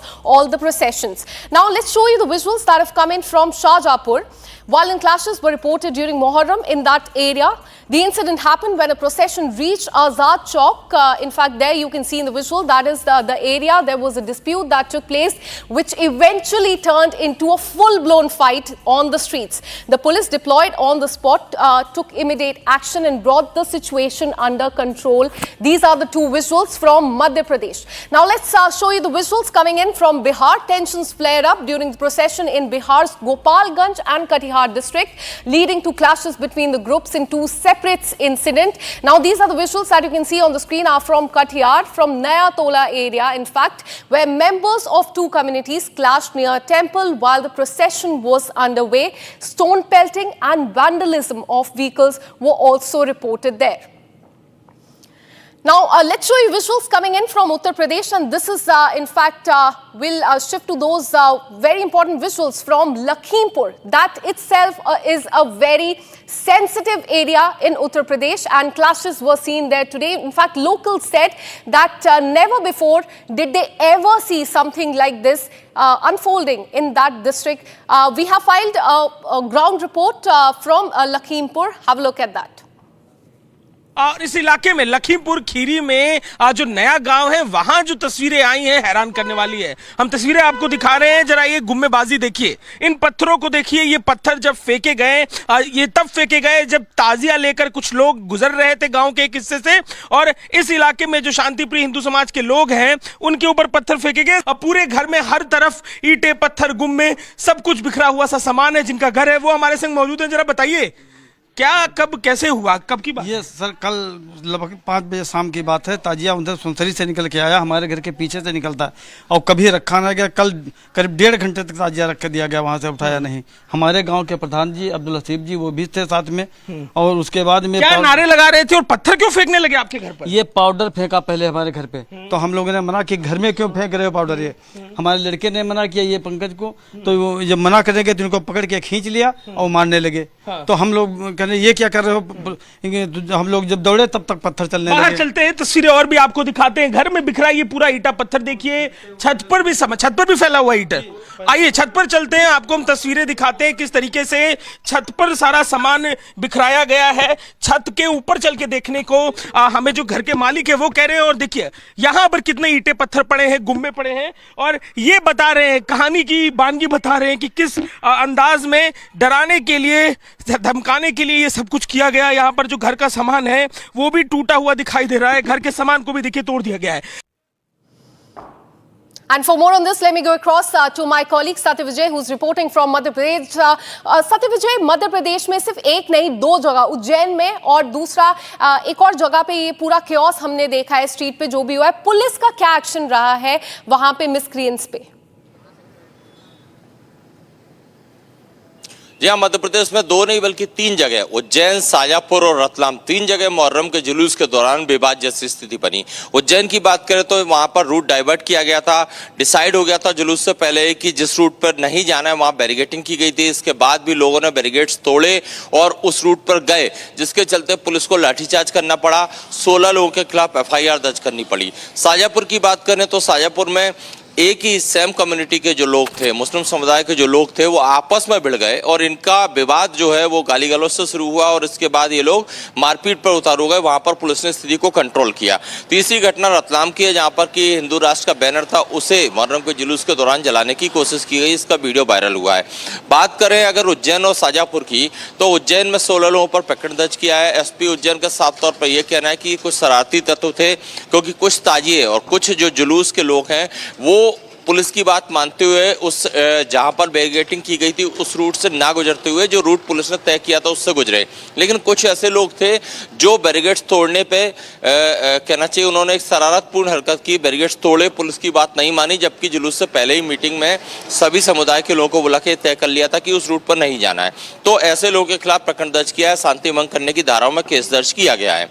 Shajapur में विवाद एक ही community का था, जुलूस के दौरान ही था। जुलूस के दौरान इनमें गाली गलौच होती है, जो अखाड़े होते हैं जुलूस में उसको Absolutely, not just at one place but at 3 locations in Madhya Pradesh we saw the chaos erupted during the Muharram procession. Satyavijay, keep tracking those details. We'll keep coming back to you for more on this. Now let's take you to the state of Maharashtra.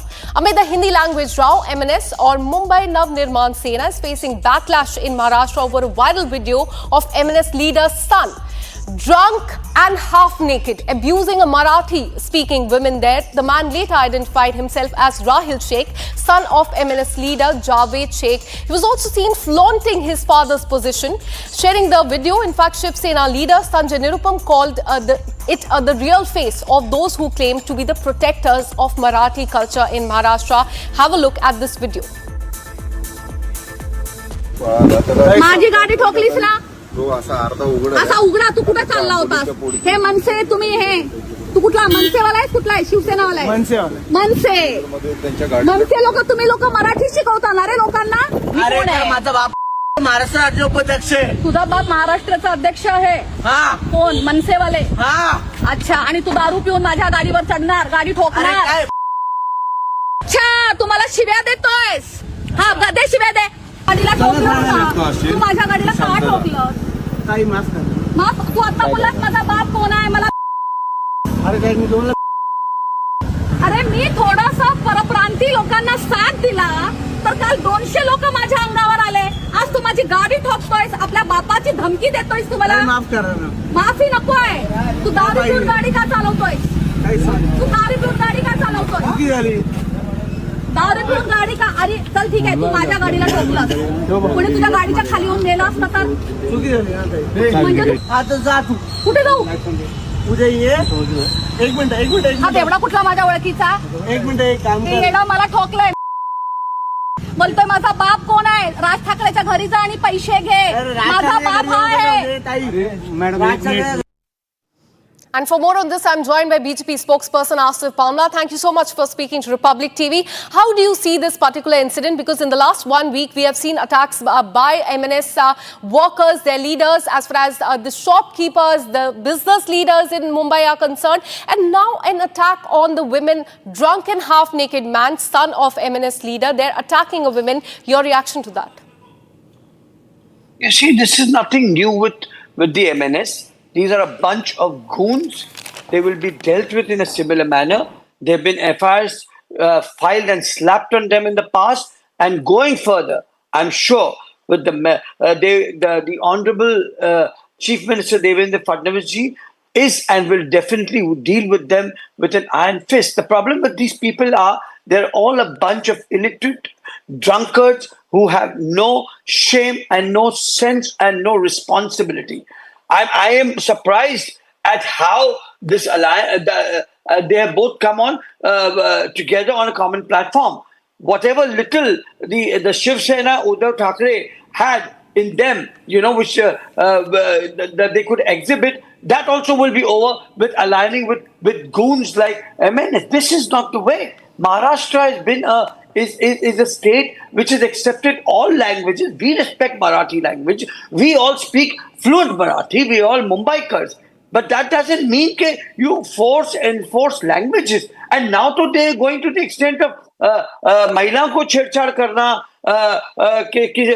poor people for जो Uber, Ola के जो owners है, उनको अरे आप में हिम्मत है तो कोई दमदार और ताकतवर आदमी को आप आके उनको परेशान करिए. आप आकर किसी ताकतवर जो फिल्म वाले लोग हैं या उद्योग जगत के लोग उनसे पंगा लीजिए. देखिए फिर आपको कितना कहाँ उतारेंगे, वो किस घाट पे उतारेंगे. So this is not done, and this is far from being tolerated, and our leadership also is definitely considering to take this up very seriously. And I'm sure, you see, Marathi ka abhiman sabko hai. You see, they talk about this. Their own children are going into have studied in English schools. Even our politicians, I mean, the BJP politicians also, even their children. But that is a different issue. You can't take the city for ransom. You can't get into an activity like you see this hooligan here who's drunk. who's sozzled in alcohol and who's behaving, and he claimed that his leader is Raj Thackeray and he's from the MNS. So such people, what credibility they have on the eve, and it's good. The true face of the MNS and the Shiv Sena.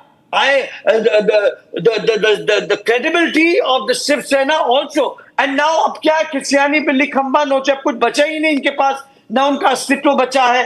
तो अब उन्होंने अपना alignment किया. I'm asking Uddhav ji, where are you? What you were the one who used to ask Raj Thackeray ke inka andar chemical locha hai. Well, absolutely tough questions. BJP they're asking to the leadership as far as MNS is concerned. Very shocking video that has come to the fore from Mumbai. Thank you so much, Mr. Bamla, for speaking to Republic TV. Now let's take you to the state of Kerala. Kerala government is under the scanner now. YouTuber Jyoti Malhotra, who's currently in the police custody for spying for Pakistan, was once a state guest in Kerala. Invited, funded and promoted by the ruling government there. An RTI bombshell has revealed that Jyoti Malhotra's official ties to the Kerala Tourism Department. And meanwhile, BJP has hit out at the ruling Kerala government. Listening to what the leaders are saying.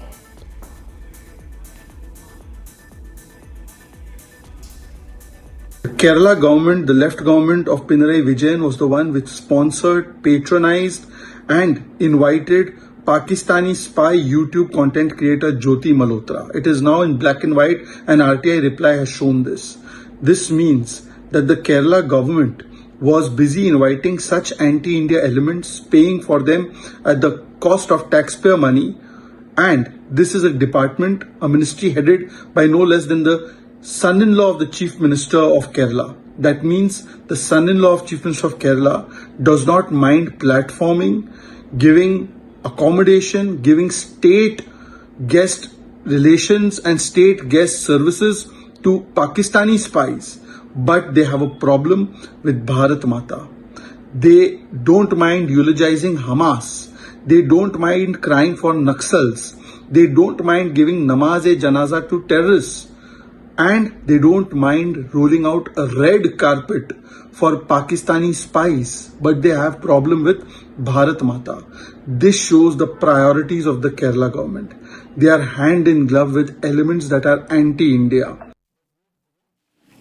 In fact, CPI has also responded to this, but as far as BJP is concerned, it continues to hit out at the ruling government there.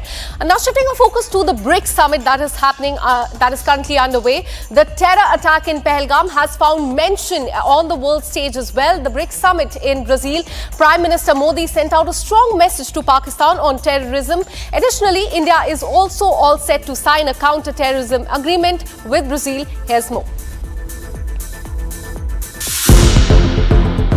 Kashmir's agony found a global platform at the BRICS summit in Brazil.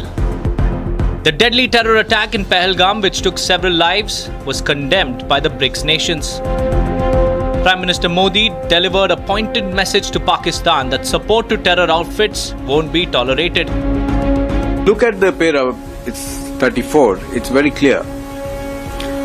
One is, there is unanimous condemnation of all the leaders. I think you need to know that. And it also says that condemnation in all its manifestations, and including those who abet, who finance, and either openly, covertly or overtly, in both ways, it has been condemned. There is also reference to the cross-border movement of terrorists. It's also coming out very clearly. And the listing of terrorist groups. Then there is also a strong support for comprehensive convention on against international terrorism, which was India's formulation, India's initiative in the UN for a long time, as you know that. So the message is very clear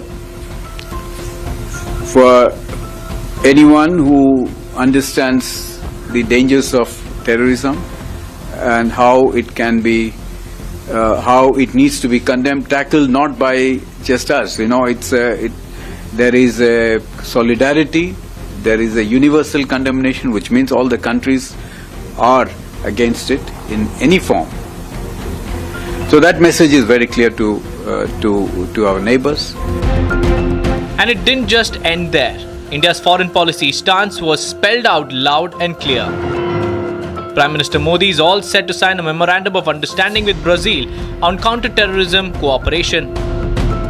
After the talks, we are hoping to sign 4 agreements or /MOUs between the two countries, namely on renewable energy, counter-terrorism, agricultural research cooperation between ICAR, which is Indian Council for Agricultural Research, and Embrapa of Brazil, and also exchange and mutual protection of confidential information. These agreements have been finalized. As global leaders huddled to discuss future roadmaps, India chose to talk tough on terror and made sure that the world listened. Now shifting our focus in a big blow to Turkish firm Celebi, the Delhi High Court today upheld the decision of the central government and rejected its plea against revocation of its security clearance by the Ministry of Civil Aviation. Now remember, the government on May 15th had revoked its security clearance days after the Turkey supported Pakistan during Operation Sindoor and condemned India's strike on the terror camps in the neighbouring country. The firm then moved the Delhi High Court, but in a setback now, their plea has been rejected in view of the national interest, is what has been said by the judge. Now, Celebi operated in the Indian aviation sector for the last 15 years and employed over 10,000 people. It offered its service at the 9 airports. But now a big blow to Celebi there. Their plea has been rejected by the Delhi High Court. And that's all we could pack for you in this bulletin of 6 at 6. We'll be back tomorrow with more such stories. Until then, keep watching Republic TV.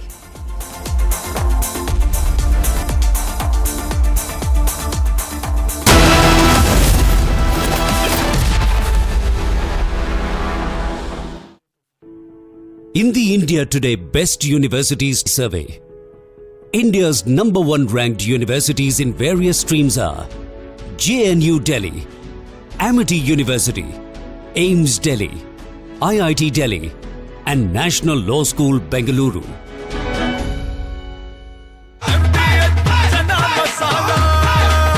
अब छोलिया हो या लोबिया, सफेद चने या काले चने, सब कुछ मजेदार बने। इसको घर पे लगाओगे तो शादी का तो पता नहीं, पर घर पक्का नहीं टूटेगा। रुंगटा नहीं तो घर स्ट्रॉन्ग नहीं। रुंगटा स्टील TMT बार एकदम सॉलिड। पहाड़ों में हाइकिंग शिप भी बन सकती है। MDH की हल्दी मिर्ची धनिया करे कमाल, ये रंग दे, ये खुशबू दे, ये तीखा, ये कम पड़े, क्या निराला MDH मसाला।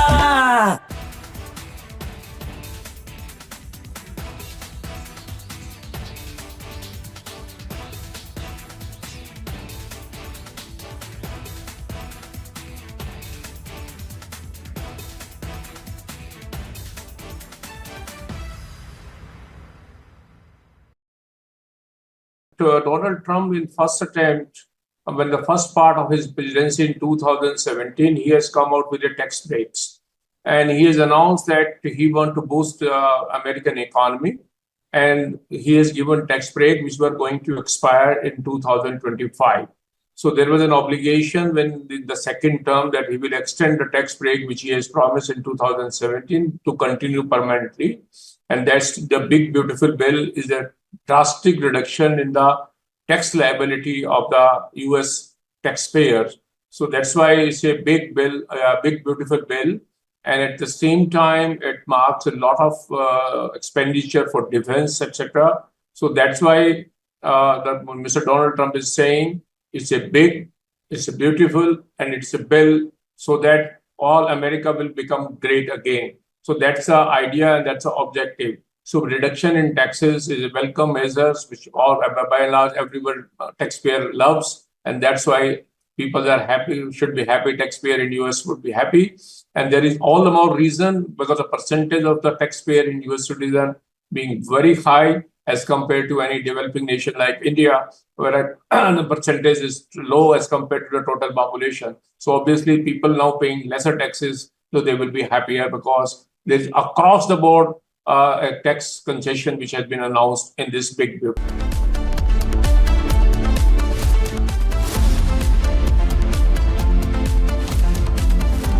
दादी के हाथों का जादू और खुशबू से महकता घर, माँ की मुस्कुराहट और खाने की सुगंध। MDH गरम मसाला, क्योंकि हर रिश्ता है स्वाद से जुड़ा।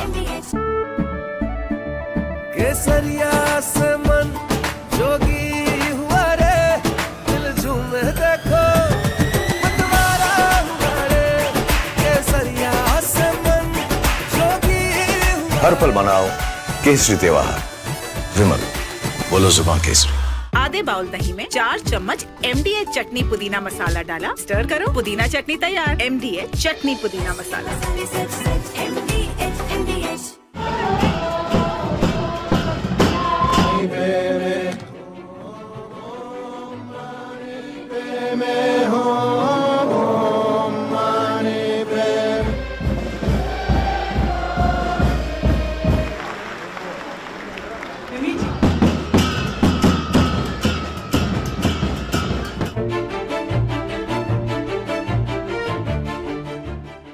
中国政府实行宗教信仰自由政策，颁有宗教事务条例和藏传佛教活佛转世管理办法，依法保护活佛转世这一传承方式。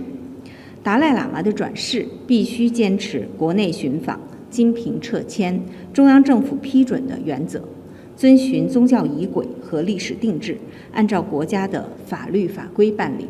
活佛转世是藏传佛教特有的传承方式，已经延续了700多年，形成了严密的宗教仪轨和历史定制。达赖、班禅等大活佛转世灵童需经凭撤迁认定，中央政府批准。14世达赖本人就是在13世达赖喇嘛圆寂之后，严格按照宗教仪轨和历史定制寻访，由当时的国民政府颁令特准免于经凭撤迁继任的。我想，宗教中国化不是对宗教的限制，任何。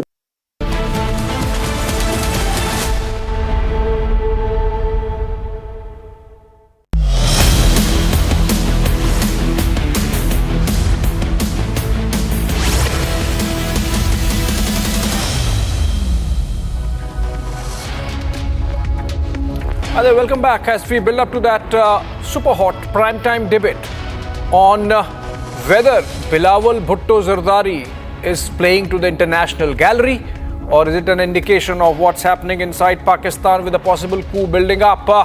Even as Tahawur Hussain Rana gives all the evidence that Pakistan perhaps needs, if at all, to hand over Hafiz Saeed and Masood Azhar back to India as Bilawal has promised. All that and more. Let's begin with the headlines.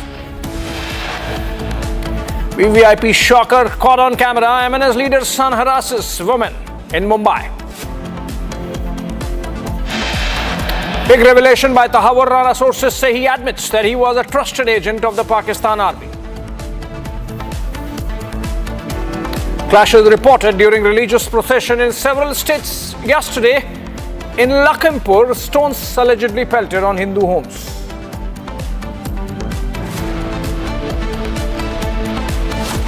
Delhi High Court dismisses the petition filed by Turkey-based ground handling company Celebi Aviation challenging the revocation of its security clearance.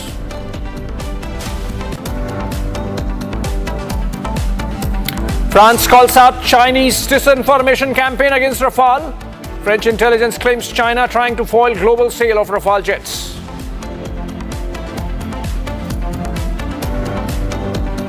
China upping the ante on Tibetan Buddhists worldwide, says reincarnation of Dalai Lama inherently an internal affair.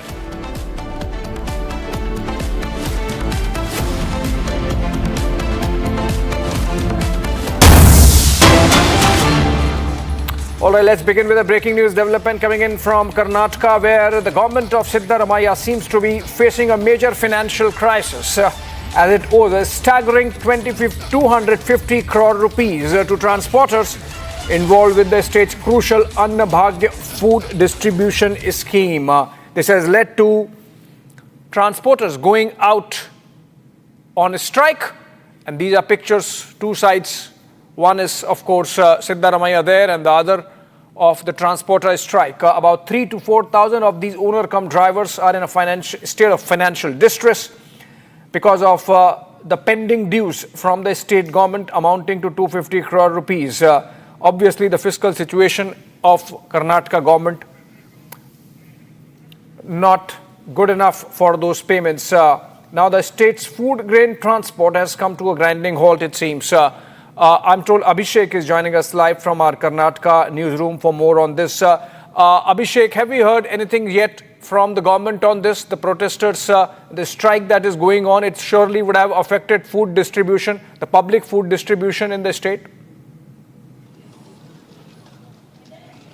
Well, to begin with, Abhishek, the Karnataka state government was owned by Congress because of they promised the 5 guarantee schemes, out of which Annabhagya is also one of the major schemes that they announced. And since the inception of the idea or the guarantee scheme, the lorry associations have supported their complete transportation support to the Karnataka state government to transport the rice from one of the places to various other parts of the state. And Shanmugappa, while talking to the media, has very clearly mentioned that the Karnataka state lorry owners association will not support the Karnataka state government henceforth, because at least 250 crores of amount has been pending since the inception of this scheme, and there have been various other requests placed in front of the government, for which CM Siddaramaiah had previously claimed that the settlement will be done in various other parts and will be made as soon as possible. However, with continued demands, Siddaramaiah has neglected the demands of the lorry association, and in fact this in turn has made at least 3,000 to 4,000 drivers come owners to fall into the street, and this is one of the reasons as to why the transportation of food grains have been stopped immediately. We are waiting for the response from the government as of now. Abhishek. All right, thank you so much, Abhishek, there from our Karnataka newsroom, talking to Abhishek in the Delhi studios. Moving on for now, big news coming in, another breaking one from Telangana, where in the village of Mofussil police station area of Purnia, where 5 people of the same family have been brutally killed by beating and burning alive. Seems like a case of witchcraft, and the accusation has turned deadly. In fact, the son of Ramdev Orao of the same village died 3 days ago during treatment, and the health of the other child was also deteriorating. We are getting this development from Telangana. We'll try and get a reporter live also.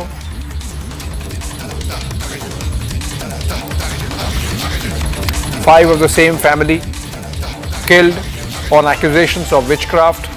It's coming from Purnia district. Purnia area of Telangana. The people of the village said that the cause of death was witchcraft, and 5 people of the same family were brutally killed on the charges of witchcraft. The dead include Babulal Orao, Sita Devi, Manjeet Orao, Rania Devi and Tapto Musmat. All of them belong to the same family. After the incident, panic has spread in the area and administration has reached, as can be seen in the pictures, and people of the village are in fact leaving their homes, even as police has increased patrolling of the area on the spot, and even a dog squad is there along with the forensics team that are at the spot to try to assuage the concerns. The police in fact has even made an arrest, that of Nakul Kumar, the accused.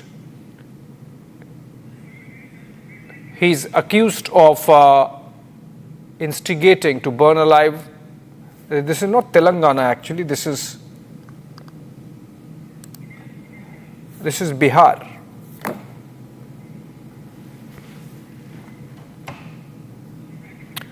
Lalit, the only heir of the deceased, has said that the whole family was beaten and burnt alive and accused of being witches.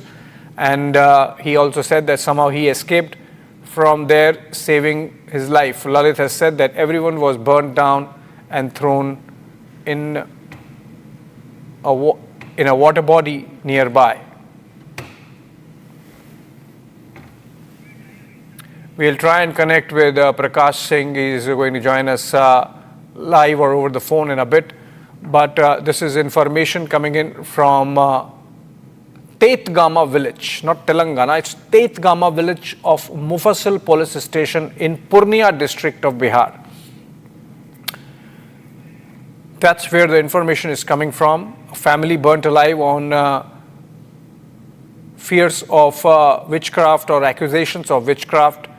And those who burned them, all of that, one, Nakul Kumar, has been arrested, even as other villagers are scared, so scared that they have left the village or are leaving the village, even as police is trying to address those concerns and fears administration there present in full force. This is coming in from Bihar in Purnia.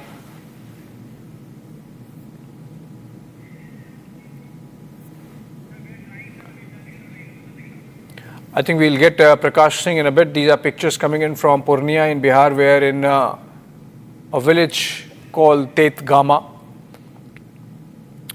a case of witchcraft has come out, where villagers collectively perhaps incited a family, and 5 of the family have lost their lives. Not clear yet. We'll try and find out whether this is a case of incitement to abetment to suicide, or whether this is a case of killing, murder. In fact, we have Prakash Singh joining us over the phone, and he's live. In fact, Prakash, is this a case of suicide incited by the villagers? Is it a case of murder, collective murder by the villagers of the family? What is it about? Well, Abhishek, as you know, in the villages, and this conflict took place between 2 groups of tribal community on the border of Bihar and Bengal, in Raniganj specifically, and they are from the Urao community, and predominantly they are illiterate villagers, and one of the person in the family of Ramdev Urao, his son got ill, and then he went to get him treated to some local person who is apparently a quack in the village, as we always find. And thereafter, the son died, and there were allegations that there was some witch hunt. So thereafter, the death of the concerned person on the allegation of witch hunt, then 5 people of one family member were mercilessly beaten, and they all died. All the villagers have left the village, and the police have started investigating into the case, and few arrests have also been made. One of the person who incited the entire incident has been arrested, as I spoke to the local SP of Purnia, and a few more people are to be arrested, few have been detained. And this is a conflict between 2 groups of the tribal community, as it has taken place, and the government has taken cognizance of it. We can listen to the sound bites of the villagers who are alleging that how the incident took place. Back to you. All right. Thank you so much, Prakash, for bringing those details. Essentially a case of lynching in a Bihar village on accusations of witchcraft between 2 communities. Moving on to a big development taking place in Tamil Nadu politics today, which is that the BJP and the AIADMK for the first time has come out and hit the streets in a showcase of the strength of the alliance heading into the elections to the State Assembly of Tamil Nadu next year. A political power play unfolding on your screens there of the BJP and the AIADMK showing their street power by way of a rally.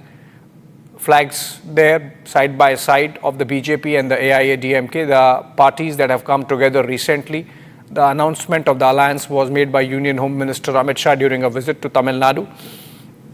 And this is the first joint rally ahead of the 2026 state elections. The alliance hitting the ground running, sending a message to rivals, obviously the DMK, that the road to Fort St. George, which is the seat of the Tamil Nadu government, has just gotten a little more interesting. Sharda joins us live from Chennai on this. Sharda, that seems like quite some show of strength by the allies. This is, I believe, in Chennai. You think that these rallies would be held across the state now? Well, Edappadi K. Palaniswamy is the Chief Minister candidate of the India alliance that has the BJP and ADMK, with the 2 major strong parties in the alliance right now. The alliance, after the alliance formation, is the first part of the rally where both the AIDMK and BJP are in together.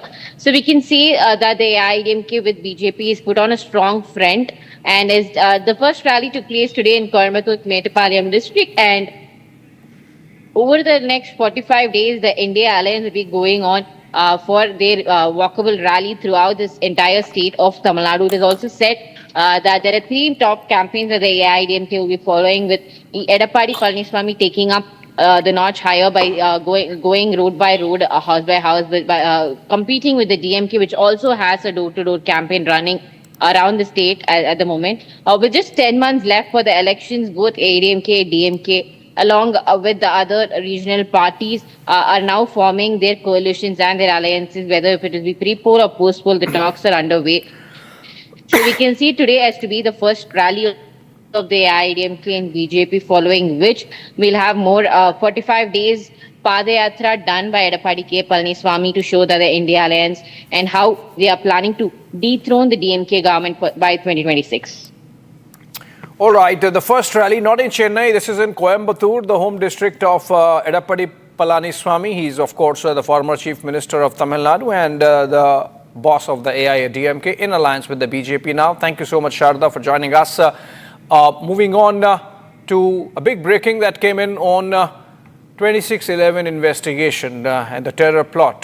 The mask is off and the terror link is exposed. Tahavur Rana, now in custody of Indian agencies, the man who was once walking Mumbai's streets as blood was being spilled, has now confessed to the Mumbai crime branch, who have his custody, that yes, he was there present in Mumbai when the 26/11 terror attack was panning out. Also that he is a trusted agent, or was a trusted agent of the Pakistan army. He's someone who has been trained by the Lashkar-e-Taiba. He's admitting to all these things and was in fact, as I mentioned, present during the Mumbai carnage, 26/11. He in fact visited the Chhatrapati Shivaji terminus, the exact site where bullets rained, to do a post-op recce or appraisal so that he could fill in his masters in Pakistan. But here's the biggest bombshell. Rana says that 26/11 attacks were not just a Lashkar operation, they were carried out in full collaboration with Pakistan's ISI. Something we have already known, but this is crucial evidence, an account of an accomplice. The Pakistani establishment is now caught red-handed. We have these confessions coming in through sources, with the Mumbai crime branch now interrogating Tahavur Hussain Rana.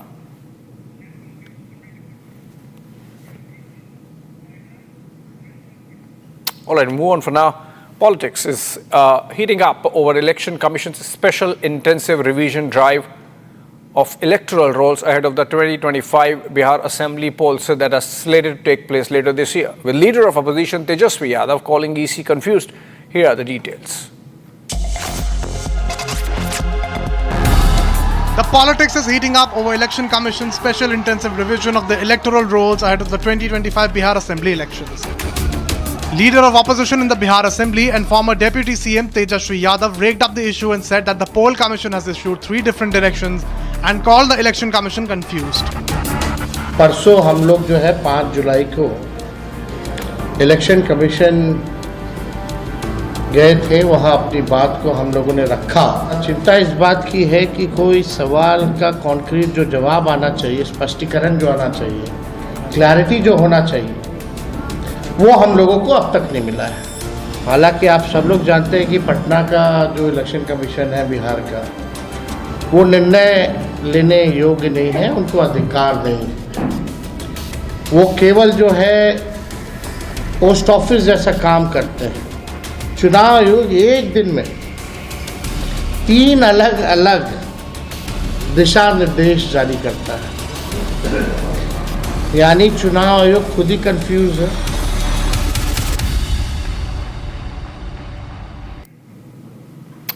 All right, an unfortunate episode coming in from Mumbai where through a post, Sanjay Nirupam of Shiv Sena showed how an MNS leader's son, Rahil Sheikh, indulged in indecent behavior with a woman and indulged in an altercation. You see in the pictures, he's not wearing anything on, he's topless effectively, and he's misbehaving with a woman. And amid the backdrop of the Marathi-Hindi debate, Sanjay Nirupam of the Shiv Sena slamming MNS for harboring these kind of elements. Rahil Sheikh happens to be the son of an MNS leader called Javed Sheikh, and We have, in fact, a soundbite of Sanjay Nirupam. Let's listen to him. ये राहिल या साहिल नाम का जो लड़का है, यह नशे में धुत है। एक ऐसा मुसलमान है जो शराब पी के घूम रहा है। उसका शराब पी के उसने गाड़ी चलाई और जाकर गाड़ी ठोक दी। और जब इस महिला ने विरोध किया तो इस महिला को गाली दी और उसके बाद बार बार अपने बाप के पोजीशन को फ्रॉन्ट कर रहा है। इससे दो बातें स्पष्ट होती हैं कि मनसे वाले मराठी भाषा के नाम पर जिस तरीके से उत्पात मचा रहे हैं, ये दरअसल गुंडागर्दी है। इनको न तो मराठी भाषा से कोई लेना देना, न मराठी समाज के मान सम्मान से लेना देना। अगर मराठी भाषकों के मान सम्मान से लेना देना होता तो राजश्री मोरे को कोई गाली नहीं देता। कोई मनसे वाला मनसे का कह करके उसको गाली नहीं देता। दूसरी बात, ये जो मनसे के उपाध्यक्ष जावेद शेख के बेटे कह रहे हैं, उनको देख करके हमें समझ में आ रहा है कि बार बार मनसे वाले हिंदुओं पर ही हमले करते हैं। और हमने बार बार सवाल उठाया कि अगर इतनी ताकत है, इतना गट्स है, इतना जोश है तुम में, इतना करेज है या साहस है, तो जरा भिंडी बाजार में जाके किसी मुसलमान को थप्पड़ मार के दिखाओ। उसको बोलो कि तुम उर्दू में बात मत करो, मराठी में बात करो।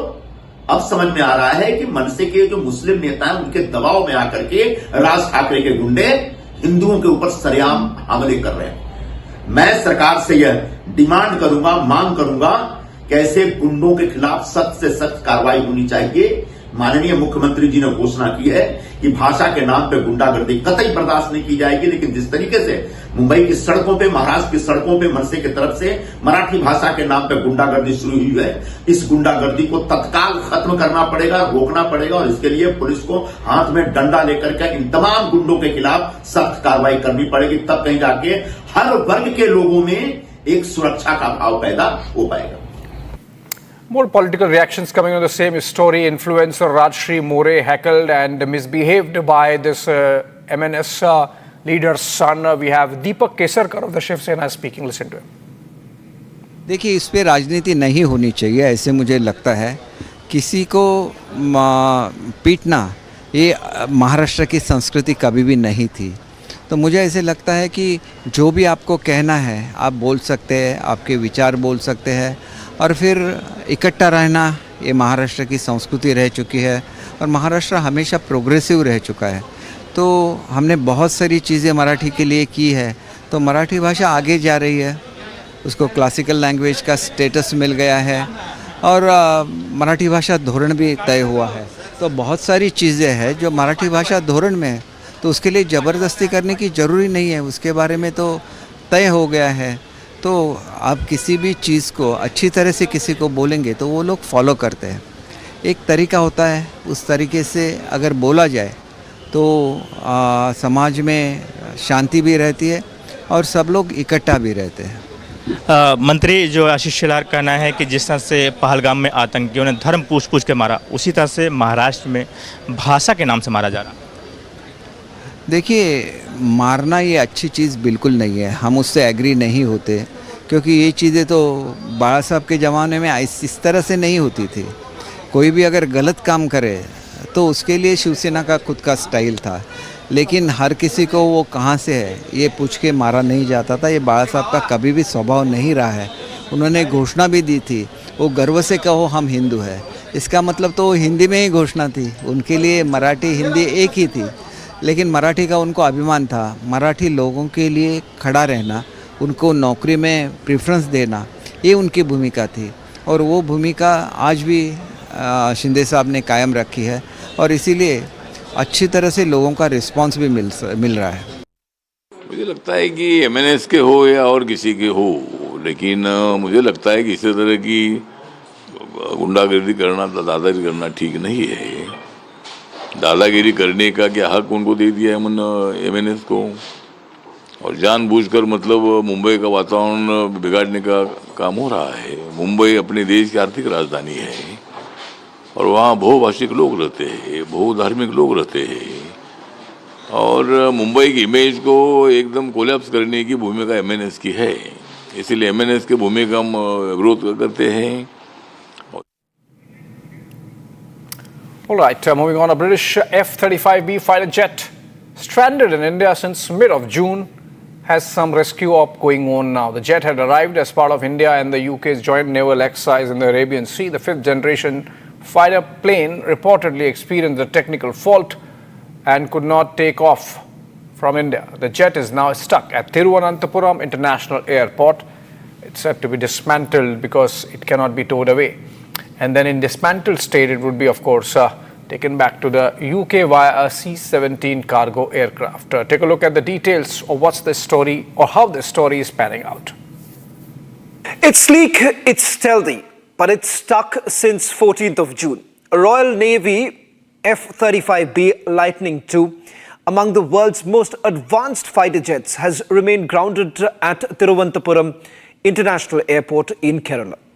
Now, it made an unexpected landing during a joint exercise with the Indian Navy, and weeks later, it still hasn't flown out. Initially, the explanation seemed quite simple: fuel shortage. But that essentially didn't sit well with aviation experts. A fifth-generation fighter jet running out of gas just 100 nautical miles from its carrier? Not likely, many said. This wasn't just any jet. The F-35B is built for short takeoffs and vertical landings, a core feature designed for carriers. But the fact that it needed a full runway raised eyebrows. The likely culprit? A hydraulic failure. That's what we were told. Some reports suggest a malfunction in the jet's vertical lift fan system, which would force the pilot to perform a conventional landing. Normally, this would be perhaps fixable on the site. Drain the hydraulic system, flush it, refill, test and take off. But that didn't happen. Instead, engineers flew in from the United Kingdom, spare parts followed, and yet no flight. The final decision: dismantle the jet and ship it back aboard a British C-17 cargo aircraft. Adding to the mystery, no one really knows what this F-35B was doing when it ran into trouble. Was it a routine drill, a stealth capability test over the Arabian Sea, a combat readiness patrol? Official statements reveal nothing. Now, which begs the question, why did the jet take off from the aircraft carrier in the first place? What exactly went wrong mid-air? No clear answers, just silence and speculation. And then has come the theory that turned heads, the so-called kill switch. Some defense analysts claim the US retains the ultimate software control over the F-35B via encrypted mission systems and data architecture. Now, while there is no literal off-switch control of the authentication keys and software access can, in theory, render the entire jet inoperable without even US approval. Of course, the Pentagon as well as Lockheed Martin categorically deny the existence of any remote control mechanism, but the incident has fueled quite literally theories about the deep dependencies baked into the software-heavy platforms like the F-35. And then there was this theory, a spy theory. Speculation swirled online that the jet was down so India could inspect its stealth technology or radar signature.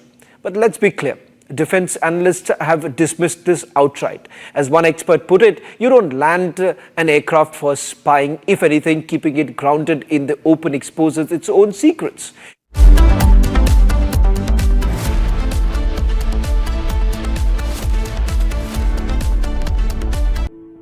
In the India Today Best Universities Survey, India's #1 ranked universities in various streams are JNU Delhi, Amity University, AIMS Delhi, IIT Delhi, and National Law School Bengaluru. ये है secret recipe MDH का जीरा SIP जल जीरा मसाला। SIP SIP जीरा SIP MDH का जल जीरा सिप MDH का जल जीरा SIP.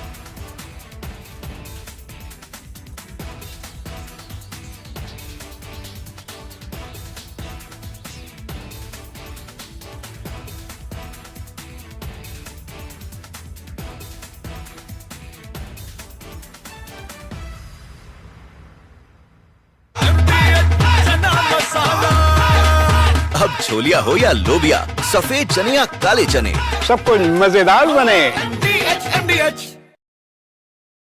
Donald Trump, in first attempt, when the first part of his presidency in 2017, he has come out with the tax breaks, and he has announced that he wants to boost the American economy. and he has given tax break which were going to expire in 2025.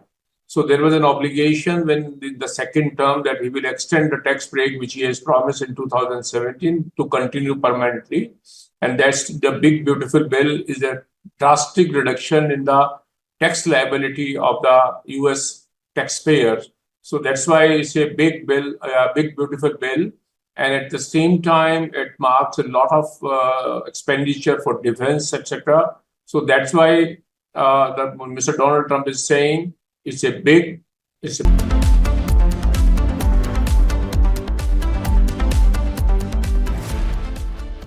Hi, this is Chef Ranveer Brar. Guarantee you brilliance on behalf of IIHM. MDH की देगी मीरज, देगी मिर्च का तड़का, अंग अंग फड़का। MDH की देगी मीरज, केसरिया से मन जोगी हुआ रे, दिल झूमे देखो मतवारा हुआ रे, केसरिया से मन जोगी हुआ। हर पल मनाओ केसरी त्योहार। विमल, बोलो जुबान केसरी। MDH की हल्दी मिर्ची धनिया करे कमाल, ये रंग दे, ये खुशबू दे, ये तीखा, ये कम पड़े, क्या निराला MDH masala.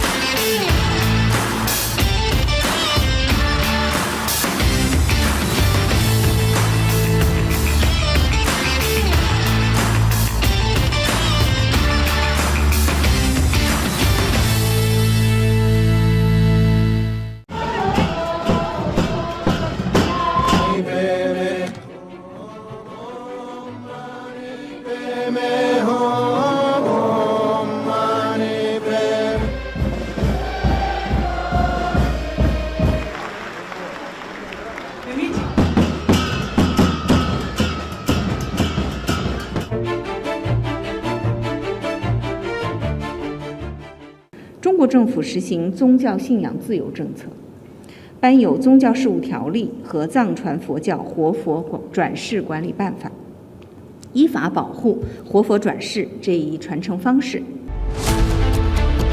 India celebrates Dalai Lama's 90th birthday. China panicking on Dalai Lama's reincarnation. Why the dragon is scared of Tibet's holy monk, debating tonight at 8 p.m. From Asia's largest news headquarters, setting the agenda for Bharat.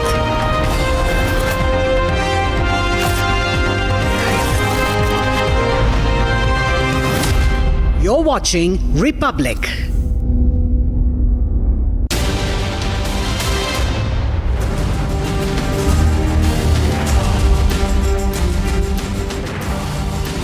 Thank you for joining us on This Is Exclusive, coming to you at 7 p.m. tonight with three big stories on the show this evening.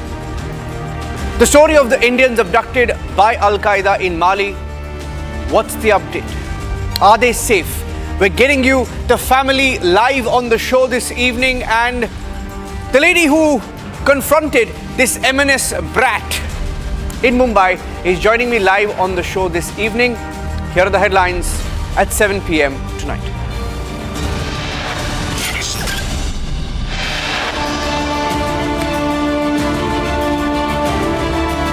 He's the MNS brat caught on camera abusing a woman in Mumbai. The video goes viral. The lady who confronted him is joining us live.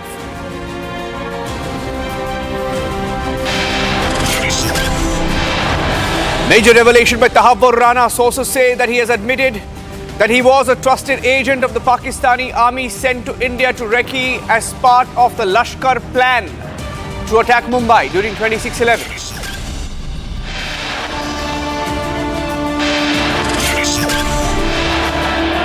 It's Bilawal Bhutto versus Lashkar and the Pakistani army. He talks about extradition of Hafiz Saeed and Masood Azhar. Lashkar is fighting back. The Pakistan army is plotting a coup.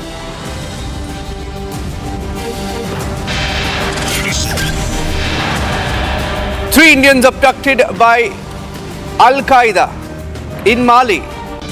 Families say there is a ransom demand. One of them is joining us live on the show this evening.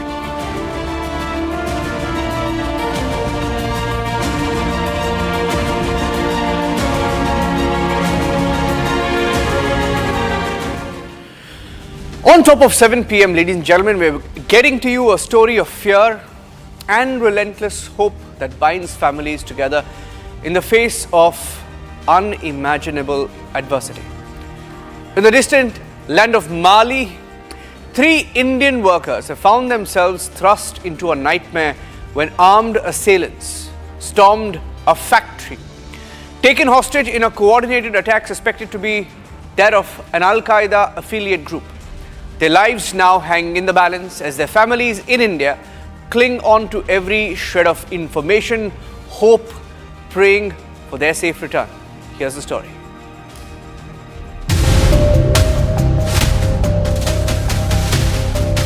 On the 1st July, armed assailants stormed the diamond cement factory in Kayes, Mali, taking 3 Indian workers hostage in a coordinated attack. 3 Indian workers, P. Venkataraman from Odisha, Amareshwar from Telangana and Ramana from Andhra Pradesh were taken hostage. The attack is suspected to be the work of Al-Qaeda affiliated group Jamaat Nusrat al-Islam wal Muslimin or JNIM, which claimed responsibility for multiple terror strikes across Mali on the same day. While no group has officially claimed the kidnapping, the Ministry of External Affairs is treating this as a critical priority. For the families, the wait is agonizing. They have revealed that the kidnappers are demanding a ransom for the workers' release. Venkat last time मुझे 30 तारीख को call किए थे, 30 जून को हम लोग बातचीत हुआ था नॉर्मली, वो सब कुछ ठीक था। उनका कंपनी में कुछ वेस्ट अफ्रीका माली कंट्री में आइस बोल के एक जगह है, वो डायमंड सीमेंट फैक्ट्री में काम कर रहे थे।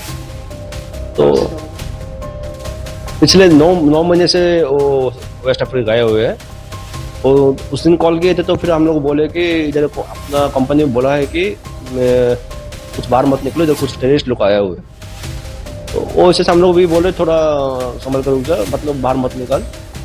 वो ठीक बोल रहा था, लेकिन उसने 1 तारीख को ये मैटर हुआ है, जो टेररिस्ट लोग ने उनको किडनैप किए हुए। जो पी वेंकटरमन जो है, उनके परिवार के तरफ से किडनैपिंग के बारे में सूचना मिला था। उसके बाद तुरंत लोकल एडमिनिस्ट्रेशन उनके पास जाकर पहुंचा, तो ये सूचित किया गया है कि सरकार के एंड में नेसेसरी जो स्टेप्स है वो लिया जा रहा है।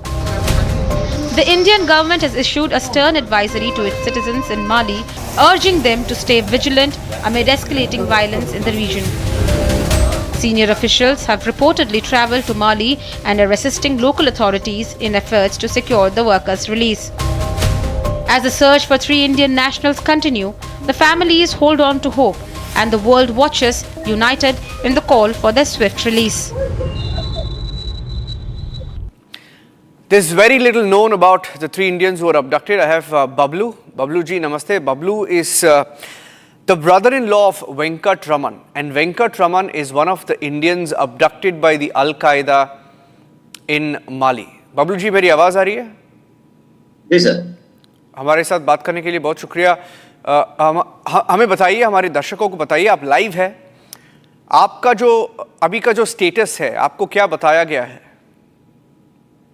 अब तक तो कुछ डाटा नहीं मिला है सर, का मतलब कैसा है अभी। आज से मतलब 1 तारीख से वो किडनैप्ड है, आज 7 तारीख हो चुका है, आज तक कुछ भी डाटा नहीं मिला हम लोग। अबडक्शन कब हुआ था, ये किडनैपिंग कब किया था, और जब किडनैप हुआ था तो उनके डिमांड्स क्या थे? एक्चुअली किडनैप तो 1 तारीख को हुआ है, हम लोग को मालूम पड़ा 3 तारीख को।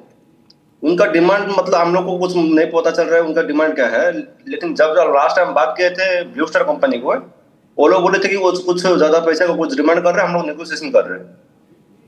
हम लोग जल्दी से नेगोशिएशन करेंगे, 7-8 दिन में वो लोग रिटर्न आ जाएंगे, कोई दिक्कत नहीं है, टेंशन ज्यादा मत लो, ऐसे बोल रहे थे।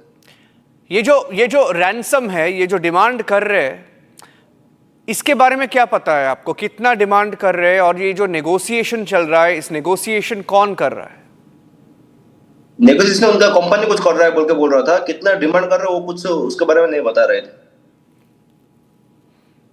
ओके। और ये जो कंपनी का ओनर है, मालिक है, ये जो माली में जो कंपनी था, ये कंपनी का मालिक हमें जो बताया गया है, ये इंडियन ओरिजिन, एक आंध्रा या तेलंगाना से गया था वहां पे और वो कंपनी को सेटअप किया था। थोड़ा हमें वो उस कंपनी के बारे में बताइए थोड़ा। सर मुझे भी वही न्यूज की तरफ से मालूम पड़ा कि ये इंडिया का ग्रुप है, इंडियन प्रसाद इंडियन ग्रुप कुछ है बोल के मैं भी सुना हूँ। उस कंफर्म नहीं है उसके कंपनी ओनर कौन है क्या है। और क्या आप ये हमारे भारत सरकार के साथ आप बातचीत कर रहे हैं? आपको क्या रिस्पांस मिली है MEA से और भारत सरकार से? सर अभी तक सेंट्रल गवर्नमेंट से कुछ भी हम लोग को इन्फॉर्मेशन नहीं मिला है। जो मिला मतलब कॉन्टेक्ट किया हूँ मैं हम लोग को कॉन्टेक्ट अपना कलेक्टर साहब से, और आज वीडियो मैम आए थे, उनसे बात हुआ, बस नहीं। अभी तक कुछ भी नहीं आया है आपको? कुछ भी इन्फॉर्मेशन नहीं? कुछ भी, कोई कॉल नहीं, कोई मैसेज नहीं, कुछ नहीं सर। MEA से कुछ मैसेज नहीं आया है आपको अभी तक? नहीं, जब मैं कलेक्टर से बात किया था पहले दिन, वो बोले थे एम्बेसी को कॉल करने के लिए। मैं एम्बेसी से जो ऑनलाइन में मुझे मिला तो वो नंबर से मैं ट्राई करने लगा, तो कॉल तो हो रहा था लेकिन रिसीव नहीं हो रहा था। तो उसका जो ईमेल आईडी मुझे मिला, वो ईमेल आईडी से मैं मेल किया, वो उसका मेल का भी कोई रिप्लाई नहीं है अभी तक। ओके। ये बातचीत कब हुई थी? मेरा आखिरी सवाल आपसे है, बातचीत कब हुई थी वेंकट रमन से आखिरी बार? तो आखिरी बार बातचीत मेरे से नहीं, उनके दीदी से हुआ था, मतलब बहन से, छोटी बहन है उनसे। तो उनसे बहन जब बात हुआ था 30 तारीख को बात हुआ शाम को। वो सब कुछ अच्छा है बोल रहे थे, सब कुछ ठीक है, बस इतना ही बोल रहे थे कि मेरा कंपनी बाहर निकलने के मना किए थे क्योंकि अभी इधर आसपास कोई टेररिस्ट ग्रुप आया हुआ है और कंपनी बाहर निकलने का मना किया है, बस इतना ही बोल रहे थे। Okay, thank you Bablu ji हमारे साथ बात करने के लिए, बातचीत करने के लिए। We hope that Venkat Raman is released by Al Qaeda. He's in Mali. He went there in search of a job, was working in a company owned by an Indian, and he's been abducted. 3 of them along with Venkat Raman. He's one of 3 who were abducted by the Al Qaeda. Ransom demand put forward. Negotiations are on, and Republic will continue to track the story. Thank you for joining us, Bablu ji. And the next story that we are getting you is from Maharashtra, where Rahil Javed Sheikh, the son of Maharashtra Navnirman Sena or MNS leader Javed Sheikh, has been booked by the Mumbai police after allegedly misbehaving. Not allegedly, he has misbehaved with the Marathi actor and influencer Rajshri More while under the influence of alcohol. Here's a story that's going viral across India.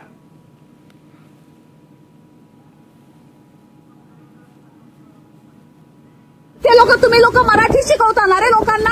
अरे माझा बाप महाराष्ट्र राज्य उपाध्यक्ष आहे. तुझा बाप महाराष्ट्राचा अध्यक्ष आहे? हा. कोण? मनसेवाले? हा. अच्छा, आणि तू दारू पिऊन माझ्या गाडीवर चढणार, गाडी ठोकणार? अच्छा, तुम्हाला शिव्या देतोयस? हा, दे शिव्या दे. गाडीला ठोकलं का? तू माझ्या गाडीला का ठोकलं?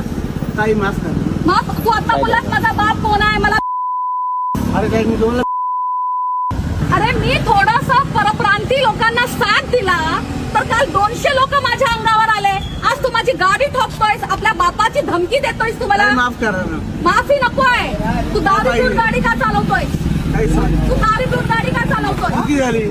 Now, Rajshri More, who's seen in that video, is joining us live on This Is Exclusive this evening. Rajshri More जी नमस्ते. आप इस वीडियो में है, हमारे दर्शकों को थोड़ा बताइए कि क्या हुआ यहाँ पे? जी, जैसे कि कल रात मैं अपने घर आ रही थी, मैं गोरेगांव में थी, तो गोरेगांव से जब मैं अपने घर आ रही थी उस टाइम, क्या आप मुझे सुन पा रहे हैं? Yes, I can hear you, Rajshri ji. Go ahead. हाँ जी, जब मैं अपने घर आ रही थी तो रास्ते में एक इनोवा मुझे क्रॉस करती है और मेरी गाड़ी को टक्कर मारती है। उसके बाद मैं थोड़ा सा और आगे आती हूँ तो वो दोबारा से मुझे टारगेट करके दोबारा से मुझे टक्कर मारती है, वो सेम कार। दो पुलिस वालों ने मेरी हेल्प की, जो हेड कांस्टेबल थे, वो लोगों ने मेरी हेल्प की उसको पकड़ने के लिए। आगे जाके उसको रोका गया, उसको पकड़ा, तब जाके वो रुका। वो गाड़ी से उतरने के लिए रेडी नहीं था, पहली बात। सेकेंड चीज़, जैसे उसने मुझे देखा उसने गाली गलौज करना स्टार्ट कर दिया। वो अपनी आईडी नहीं दे रहा था, अपना नाम नहीं बता रहा था। उसने स्टार्टिंग ही ऐसे की कि मेरा बाप मनसे का उपाध्यक्ष है थाना में।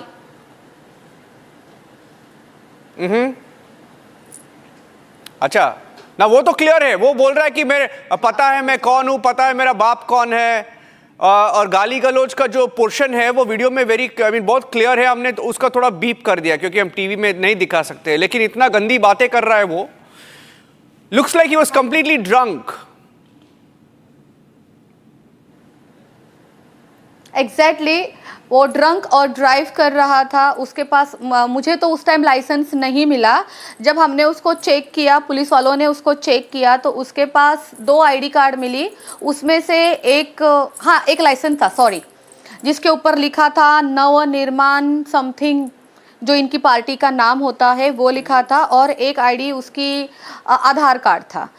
देन मैंने वीडियो में आपको पूरी चीज़ें नहीं डाली है, जितनी ज़्यादा और गंदगी हुई है वो मैंने अभी तक वीडियो वायरल नहीं किए हैं। मेरे पास और भी वीडियो है जिसके अंदर वो सरासर बोला जा रहा है कि तुझे मैं देख लूँगा, मैं भी यहीं पे हूँ, तू भी यहीं पे है, मैं तुझे छोड़ूंगा नहीं, तू है कौन, तू राश्री मोरे, तुझे जानता कौन है तू। हाँ, उसमें तो मैंने ये डाला ही है कि तू थाना में जाके देख मेरा बाप कौन है।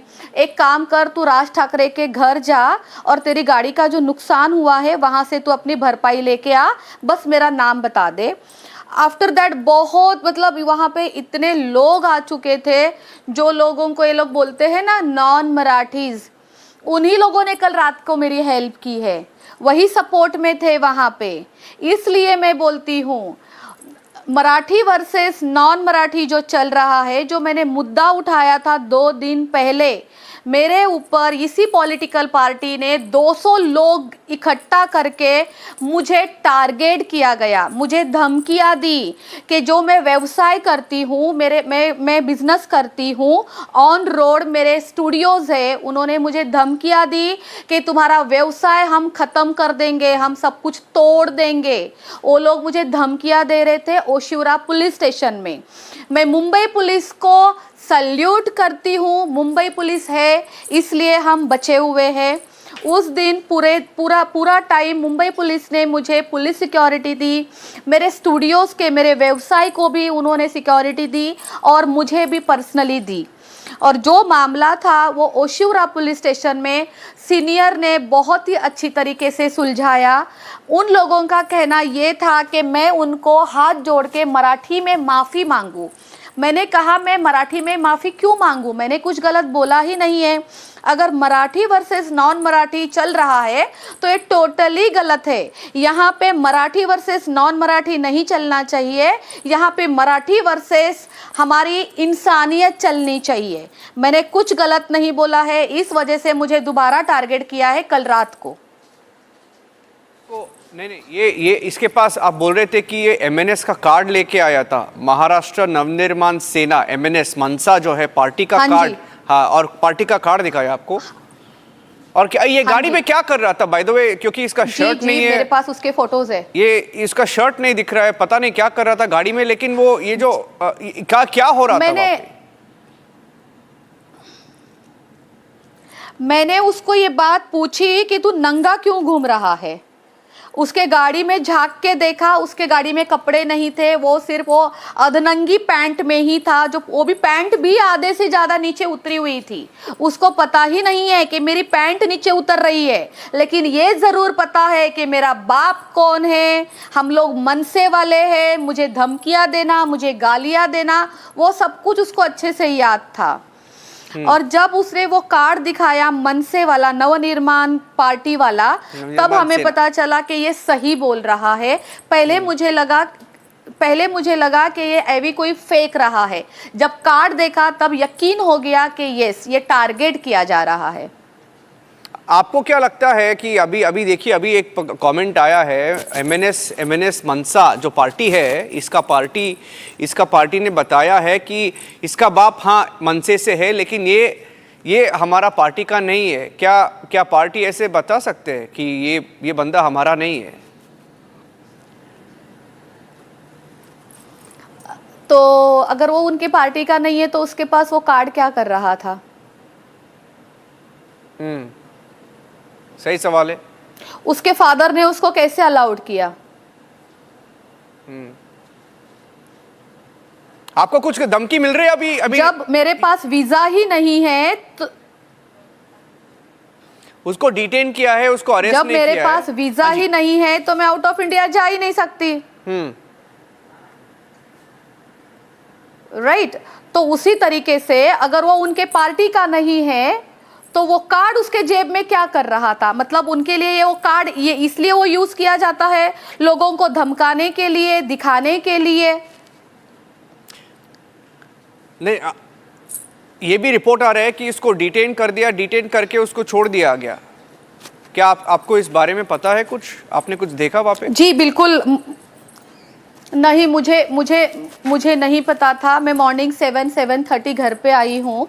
उसके बाद मैं आफ्टरनून जब मैं सो के 2-3 घंटे के बाद उठी तब मुझे पता चला कि उसको छोड़ा गया है नोटिस देके। मैं आपको दिखाती हूँ, मेरे पास मेरी FIR है।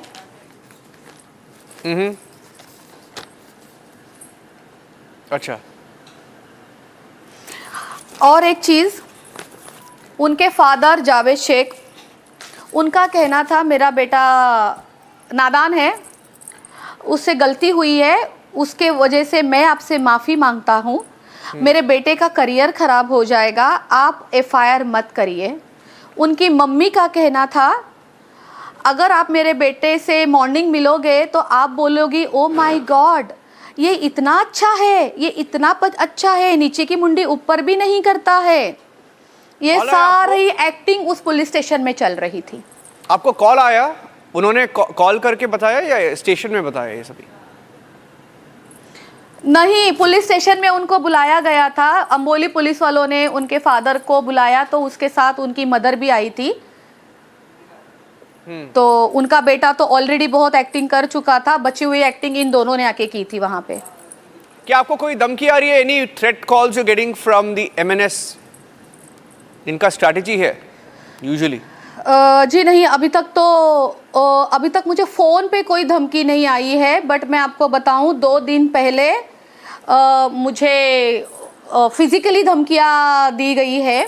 2 दिन पहले मुझे ओशिवरा पुलिस स्टेशन में टारगेट किया गया। पहली बात तो अचानक मैं नहीं जानती थी कि मुझे कोई पॉलिटिकल पार्टी टारगेट करने वाली है। मैंने एक नॉर्मल वीडियो अपने इंस्टाग्राम पे पोस्ट किया था कि आप मराठी वर्सेस नॉन मराठी मत करो। यहाँ पे लोग ये परप्रांतीय लोग नहीं है, ये अपने ही हैं। ये लोग अपनी फैमिली छोड़ के यहाँ पे व्यवसाय करने के लिए आए हैं। इन लोगों का भी रोटी पेट का सवाल है, रोटी कमाने के लिए आए हैं। इनके ऊपर अत्याचार मत करो, बल्कि अपने मराठी वालों को समझाओ कि तुम लोग खुद भी मेहनत करो। तो इन लोगों ने मुझे ही टारगेट किया। 200 लोग लेके वो ओशिवरा पुलिस स्टेशन पहुंचे थे। मेरे नाम से मोर्चे निकले। उन लोगों ने धमकियां दी ओशिवरा पुलिस स्टेशन में सीनियर के पास कि हम लोग इसका व्यवसाय तोड़ देंगे, इसके स्टूडियो पूरे के पूरे हम तोड़ देंगे, इसको रोड पे लेके आएंगे अगर ये लड़की हमसे माफ़ी नहीं मांगेगी। Okay, so the MNS, which has spent a large chunk of all of last week targeting traders, businessmen, one of their leaders seen on camera abusing, drunk on power, completely out of his mind, not wearing clothes, sitting inside a car, abusing a woman, and it's all on camera. So I wonder what Raj Thackeray or his party will now have to say regarding this incident. Rajshri More, thank you for speaking to Republic TV this evening. Thank you very much.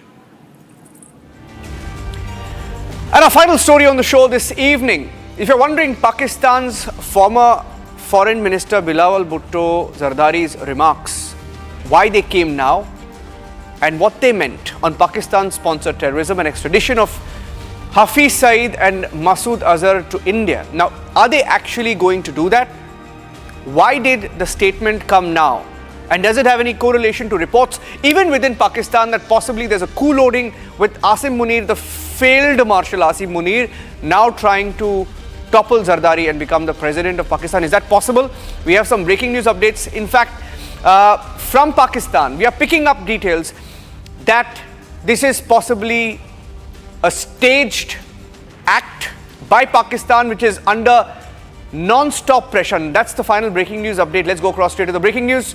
Talha Saeed, the son of terrorist Lashkar-e-Toiba chief Hafiz Saeed, has taken on Bilawal Bhutto. Here's a story, quick story, putting the story in context, and then we have the breaking news update coming in on why Pakistan is doing what it is at a time like this. Why Bilawal Bhutto mentioned Hafiz's extradition ahead of the FATF review in October. Increasingly, it's becoming the government of Pakistan versus Lashkar-e-Toiba, government of Pakistan versus army chief. Here's the story, and then the breaking news update. Bilawal Bhutto Zardari, chairman of the Pakistan's People Party and former foreign minister, has made headlines by stating that Pakistan would not oppose extraditing Hafiz Saeed to India as a confidence-building measure. Hafiz Saeed, the mastermind behind the 2008 Mumbai attacks, remains a fugitive in India but moves freely in Pakistan despite being under house arrest. India's repeated demands for his extradition have been rebuffed, citing the lack of bilateral treaty. And now Pakistan's former foreign minister's remarks on Pakistan-sponsored terrorism and extradition of notorious terrorists like Hafiz Saeed and Masood Azhar have been met with backlash. Talha Saeed, the son of terrorist organization Lashkar-e-Toiba chief Hafiz Saeed, has blasted Bilawal Bhutto, saying that his comments have insulted his father and brought disgrace to the nation globally. International news channel को interview देते हुए बिलावल ने जो बातें की, भारतीय सहाफ़ी के सवालात के जो जवाबात दिए, हकीकत में वो जवाब बनते नहीं थे, जिससे हम सब की पूरी पाकिस्तानी कौम की दिल आज़ारी हुई है। इस पर हम उसके इस बयानात की भरपूर मदम्मत करते हैं। मेरे वालिद मोहतरम हाफिज़ मोहम्मद सईद हफ़िज़हुल्लाह का किरदार पाकिस्तान की खिदमत, हिफाजत और दिफा के हवाले से हमेशा रहा है। उनका कोई अमल भी रियासत पाकिस्तान के बरअक्स नहीं रहा, इसलिए Imran Khan's Pakistan Tehreek-e-Insaf party has also criticized Bilawal Bhutto's remarks, calling him an immature political child. Bilawal Bhutto's statement comes at a time when India, post the Pahalgam terror attack and Operation Sindoor, has pushed for Pakistan to be put on the FATF grey list.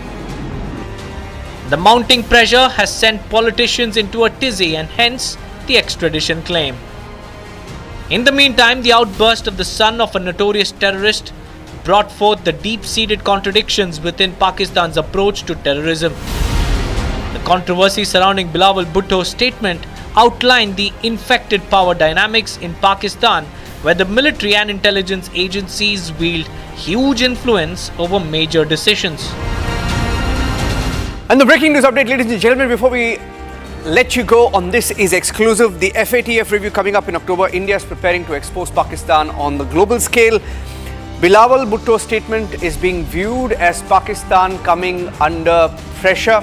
We plan to expose the use of international funds. Pakistan has been getting billions, even as recent as post-Operation Sindoor. And they had recently been removed from the FATF grey list. And that is why, when they are removed from the grey list and you have comments like this, is Pakistan trying something very sinister this time? And does it have any link to reports of Asim Munir, the failed marshal, taking over as the president? Perhaps a coup loading, as even Pakistani media is reporting. That's it on this edition. On This is Exclusive. Thanks for watching.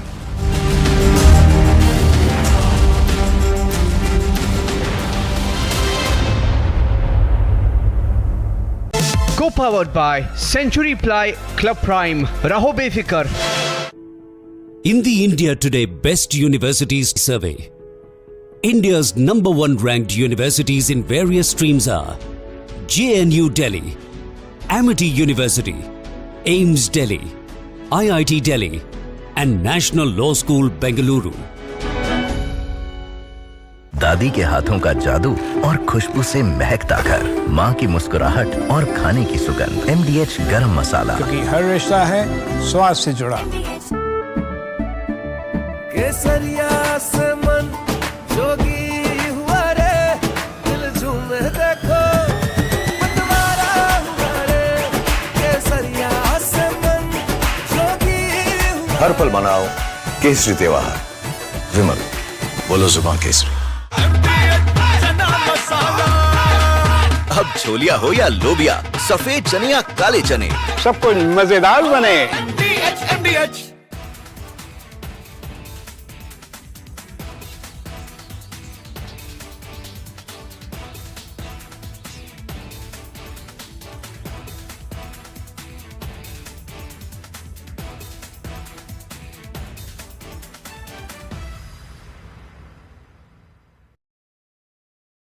Donald Trump in first attempt, when the first part of his presidency in 2017, he has come out with the tax breaks. And he has announced that he wants to boost American economy. And he has given tax break which were going to expire in 2025. So there was an obligation when the second term that he will extend the tax break which he has promised in 2017 to continue permanently. And that's the big beautiful bill, is a drastic reduction in the tax liability of the US taxpayers. So that's why it's a big bill, a big beautiful bill. And at the same time, it marks a lot of expenditure for defense, etc. So that's why Mr. Donald Trump is saying it's a big, it's a beautiful, and it's a bill so that all America will become great again. So that's the idea and that's the objective. So reduction in taxes is a welcome measure, which all, by and large, everyone taxpayer loves, and that's why. India celebrates Dalai Lama's 90th birthday. China panicking on Dalai Lama's reincarnation. Why the dragon is scared of Tibet's holy monk? Debating tonight at 8 p.m. From Asia's largest news headquarters, setting the agenda for Bharat.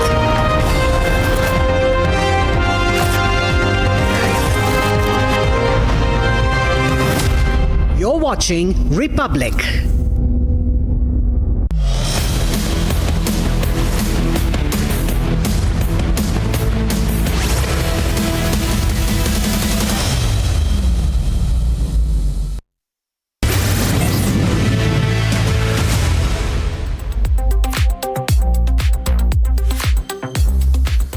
Smartphones and your smart television, the trending stories are breaking the internet. Television lovers are in for a treat because the cult favorite Kyunki Saas Bhi Kabhi Bahu Thi is back on the screens, and so is Tulsi Virani, starring none other than Smriti Irani. Meanwhile, in the world of sports, our Blue Tigresses, the Indian women's football team, made a great achievement and scripted history by qualifying for the Asian Cup.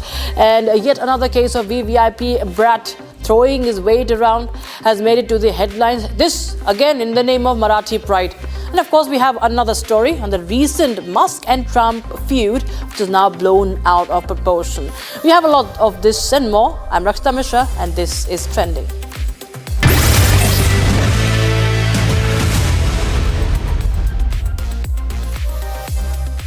It is a comeback television lovers did not expect. We are talking about India's very own Tulsi, played by none other than Smriti Irani, coming back on the sets of the cult classic Kyunki Saas Bhi Kabhi Bahu Thi. The first look of the show has been unveiled, featuring Smriti in a stunning maroon sari and traditional jewellery, instantly evoking memories of the original show, the first part of the show rather. And as the show celebrates its 25th anniversary, Smriti Irani reflected on its enduring impact, describing it as a shared memory that transcends generations.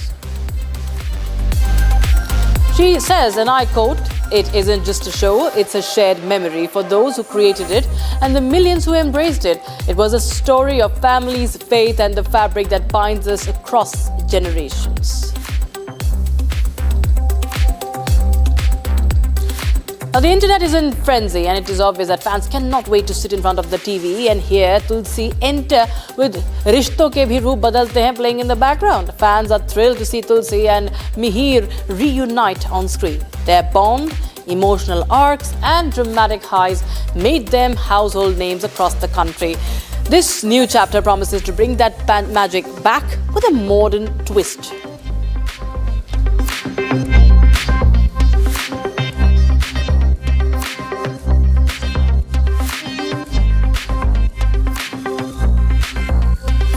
And shifting focus, a proud moment for Indian football as the Blue Tigresses scripted history on the pitch in a high-stakes clash against Thailand. India's women football team secured a thrilling 2-1 victory, booking their place in AFC Women's Asia Cup after more than 2 decades. And in fact, the star of the night was Sangeeta Biswar, and she netted twice, ensuring India's return to Asia's elite stage for the first time since 2003. Now, at a time when the Indian men's football team has witnessed a steep downturn in form over the past 2 years, with a global ranking plunging from under 100 in 2023 to 130 at present, the decline has been so severe that the team now finds it difficult to outperform even lower-ranked opponents. And adding to the crisis is the absence of a head coach. That's right. And amidst all this turmoil, the women's team inspiring achievements shine as a rare and much-needed beacon of hope for Indian football.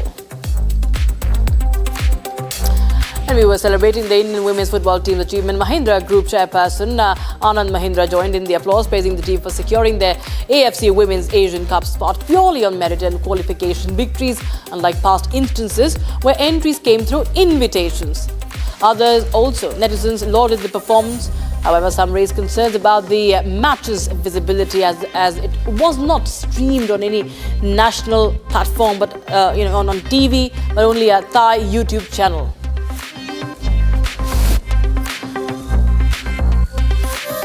All right, viewers, now we shift our focus and we take a quick look at the trends that are running hot on social media today.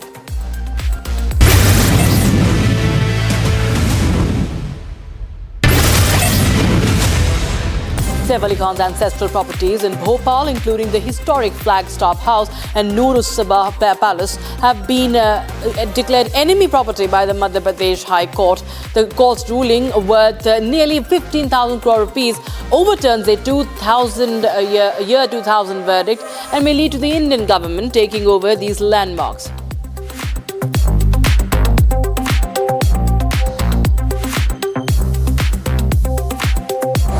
Dramatic time-lapse video shows how heavy rainfall turned a dry riverbed into Texas into surging rapids within 20 minutes, causing flash floods. The CCTV footage captures the rapid onset of the floods, which have been devastating. Within minutes, a road crossing the river is entirely submerged, with the water line rising significantly on both sides of the river bank and completely covering trees and bushes.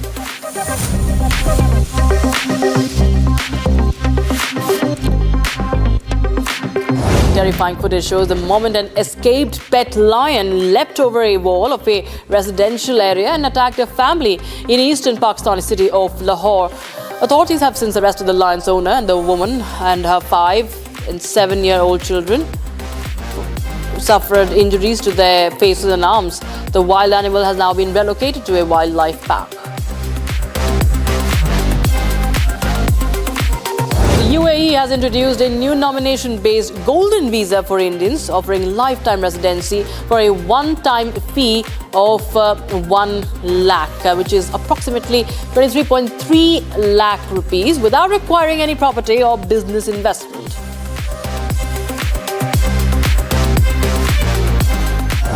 Pakistani spy YouTuber Jyoti Malhotra, who has been arrested on the espionage charges, was hosted by Kerala government during a tourism campaign. Her trip, along with 40 other influencers, was fully funded by the state.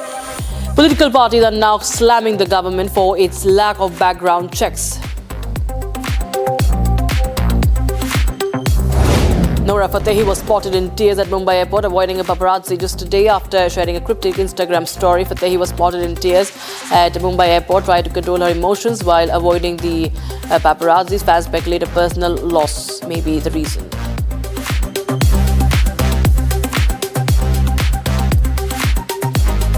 Former CJI of India Justice D.Y. Chandrachud has responded to criticism over his continued stay in the official residence, explaining that his foster daughter suffered from a rare genetic disorder requiring 24/7 care in a specially modified home.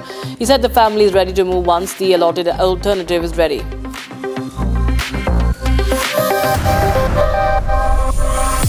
Prime Minister Narendra Modi and Brazilian President Luiz Inácio Lula da Silva shared a hug after the family photo at 17 BRICS Summit in Rio de Janeiro.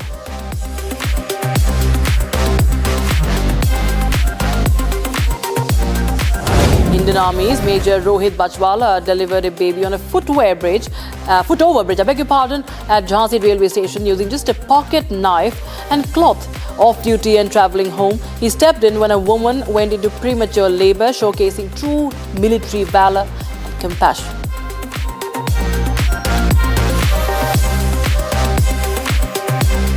जैसे मैंने Jhansi station पहुंचा तो जब मैंने second platform के लिए जाने के लिए ओवरब्रिज लिया था तो वहां से मैंने देखा कि एक लिफ्ट से एक महिला चीखते हुए बाहर आई एक व्हीलचेयर पे और नीचे गिर गई थी।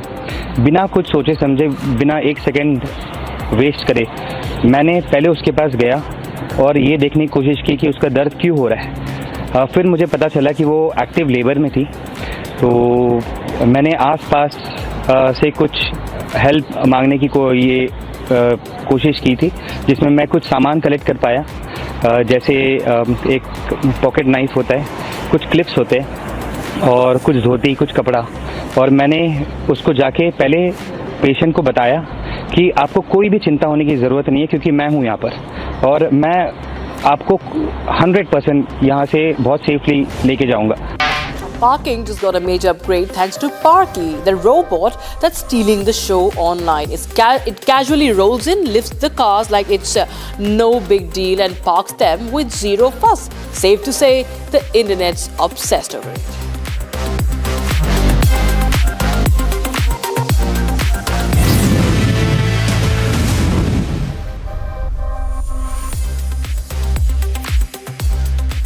Now, amid the ever-escalating cases of VVIP brats throwing their weight around, and not just that, the assault happening in the name of Marathi pride in Maharashtra. This is now another case in point. It's a drunk, half-naked son of an MNS leader, Javed Sheikh. There you have this video, Rahil Sheikh. The video shows the accused drunk and sitting half-naked inside a car, abusing a Marathi-speaking woman. Remember, it's a Marathi woman, a Marathi-speaking woman, Rajshri More in Mumbai. The man, later identified as Rahil Sheikh, son of MNS's state vice president Javed Sheikh, is also seen flaunting his father's position. He offers money to the woman after he crashes her car. And Rajshri was also an influencer. She spoke to the media. In fact, she spoke to Republic TV as well. Take a listen in. एक महाराष्ट्रियन लड़की होने के बावजूद जो हमारे मुंबई में हो रहा है, हमारी मुंबई हमारी माँ है, वो हमें ऐसे समेटती है। यहाँ भिन्न भिन्न जाति के लोग हैं, यहाँ मेहनत करने के लिए आते हैं। तो मैंने उनके लिए आवाज़ उठाई थी कि प्लीज़ आप लोग उनको ना सताएं। तब वो मुझे बोलता है कि तुझे पता है मैं कौन हूँ, मेरा बाप कौन है, मैं मनसे से हूँ। उसने अपना नाम बताना ज़रूरी नहीं समझा। उसने ये बोला कि मैं मनसे से हूँ और तुझे पता है मेरा बाप कौन है। पुलिस वालों ने बहुत अच्छे से सपोर्ट किया। उन्होंने उसको, जब वो मुझे गालियाँ दे रहा था, इतनी गंदी गालियाँ दे रहा था जो मैं अभी यहाँ पे बोल भी नहीं सकती, वो मुझे पुलिस वालों के सामने गालियाँ दे रहा था। वो पुलिस वालों के सामने मुझे मारने के लिए भी आया। Now, a political storm is brewing in America like never before. In a stunning twist that's shaking the very foundation of United States politics, Elon Musk has declared war on the two-party system. Just today after President Trump signed his controversial domestic spending bill, Musk has launched what he calls the America Party. With billions at his disposal, a massive online following, Musk says it's time for political revolution.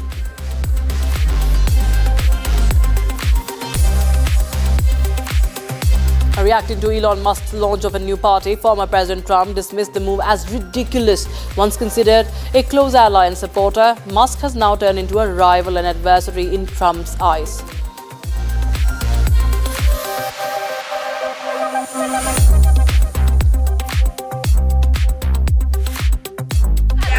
Elon Musk starting a third party. I think it's ridiculous to start a third party. We have a tremendous success with the Republican Party. The Democrats have lost their way, but it's always been a two-party system. And I think starting a third party just adds to confusion.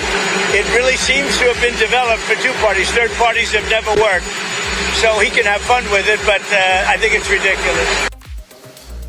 All right, now, a quick viewers, we will get you more updates. The read between SpaceX and Tesla boss Elon Musk and US President Donald Trump continues to escalate shortly after Trump's latest attack on Truth Social against Musk for floating a third America party. The tech mogul took to X and said he had never heard of the social media platform.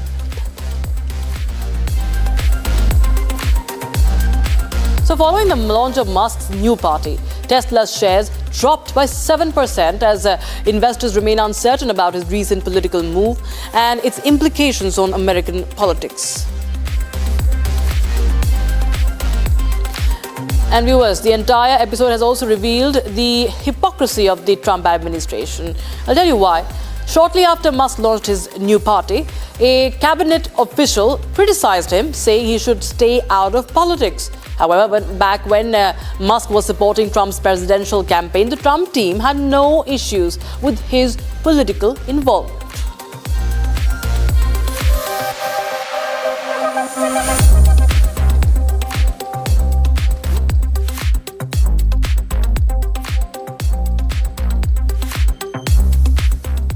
All right, viewers, that's all we could pack in this edition of Trending.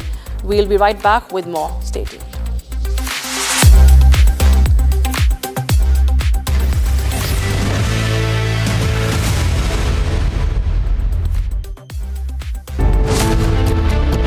Violence mars Muharram processions in India.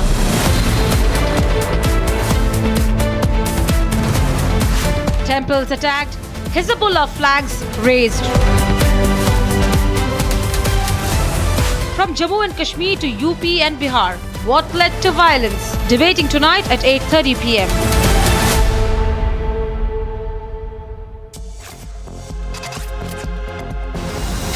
Pakistan is open to handing over wanted terrorists to India. That's the sensational claim made by Pakistan's former foreign minister, Bilawal Bhutto Zardari. In an interview to a foreign TV channel, Bhutto said Pakistan was willing to extradite Lashkar-e-Toiba chief Hafiz Saeed and Jaish-e-Mohammed founder Masood Azhar if New Delhi showed what he called willingness to cooperate. He even labelled it a confidence-building measure and blamed India for not providing required evidence for convictions in Pakistani courts. But the so-called gesture sparked outrage back home. Talha Saeed, son of Hafiz Saeed, launched a blistering attack on Bhutto, accusing him of humiliating Pakistan globally. He went a step further, calling such comments a betrayal of Pakistan's national heroes, a shocking defense of internationally designated terrorists. International news channel को interview देते हुए बिलावल ने जो बातें की, भारतीय सहाफ़ी के सवालात के जो जवाबात दिए, हकीकत में वो जवाब बनते नहीं थे, जिससे हम सब की पूरी पाकिस्तानी कौम की दिल आज़ारी हुई है। इस पर हम उसके इस बयानात की भरपूर मदम्मत करते हैं। The backlash didn't end there. Former PM Imran Khan's party, Pakistan Tehreek-e-Insaf, slammed Bhutto too, calling him a symbol of political confusion with no authority to make such statements. While Bhutto talks cooperation, India has walked that path for years. New Delhi has submitted extensive dossiers detailing the involvement of Hafiz Saeed and Azhar in attacks like 2611, the 2001 Parliament attack and Pulwama. From satellite intel to bank records, the evidence is compelling. Yet, Pakistan routinely rejects it, citing technicalities or outright denial. Experts call Bhutto's offer a desperate bluff, with no military or political consensus backing him. The statement holds no weight for India. It is clear, unless Pakistan backs words with actions, such peace gestures will continue to ring hollow. Bilawal Bhutto says will extradite Hafiz Saeed if evidence given. Sahabur Rana Singh's ISI Pak Army plot in custody. Will Bilawal walk the talk? Will Pak extradite? Debating tonight at 9 p.m.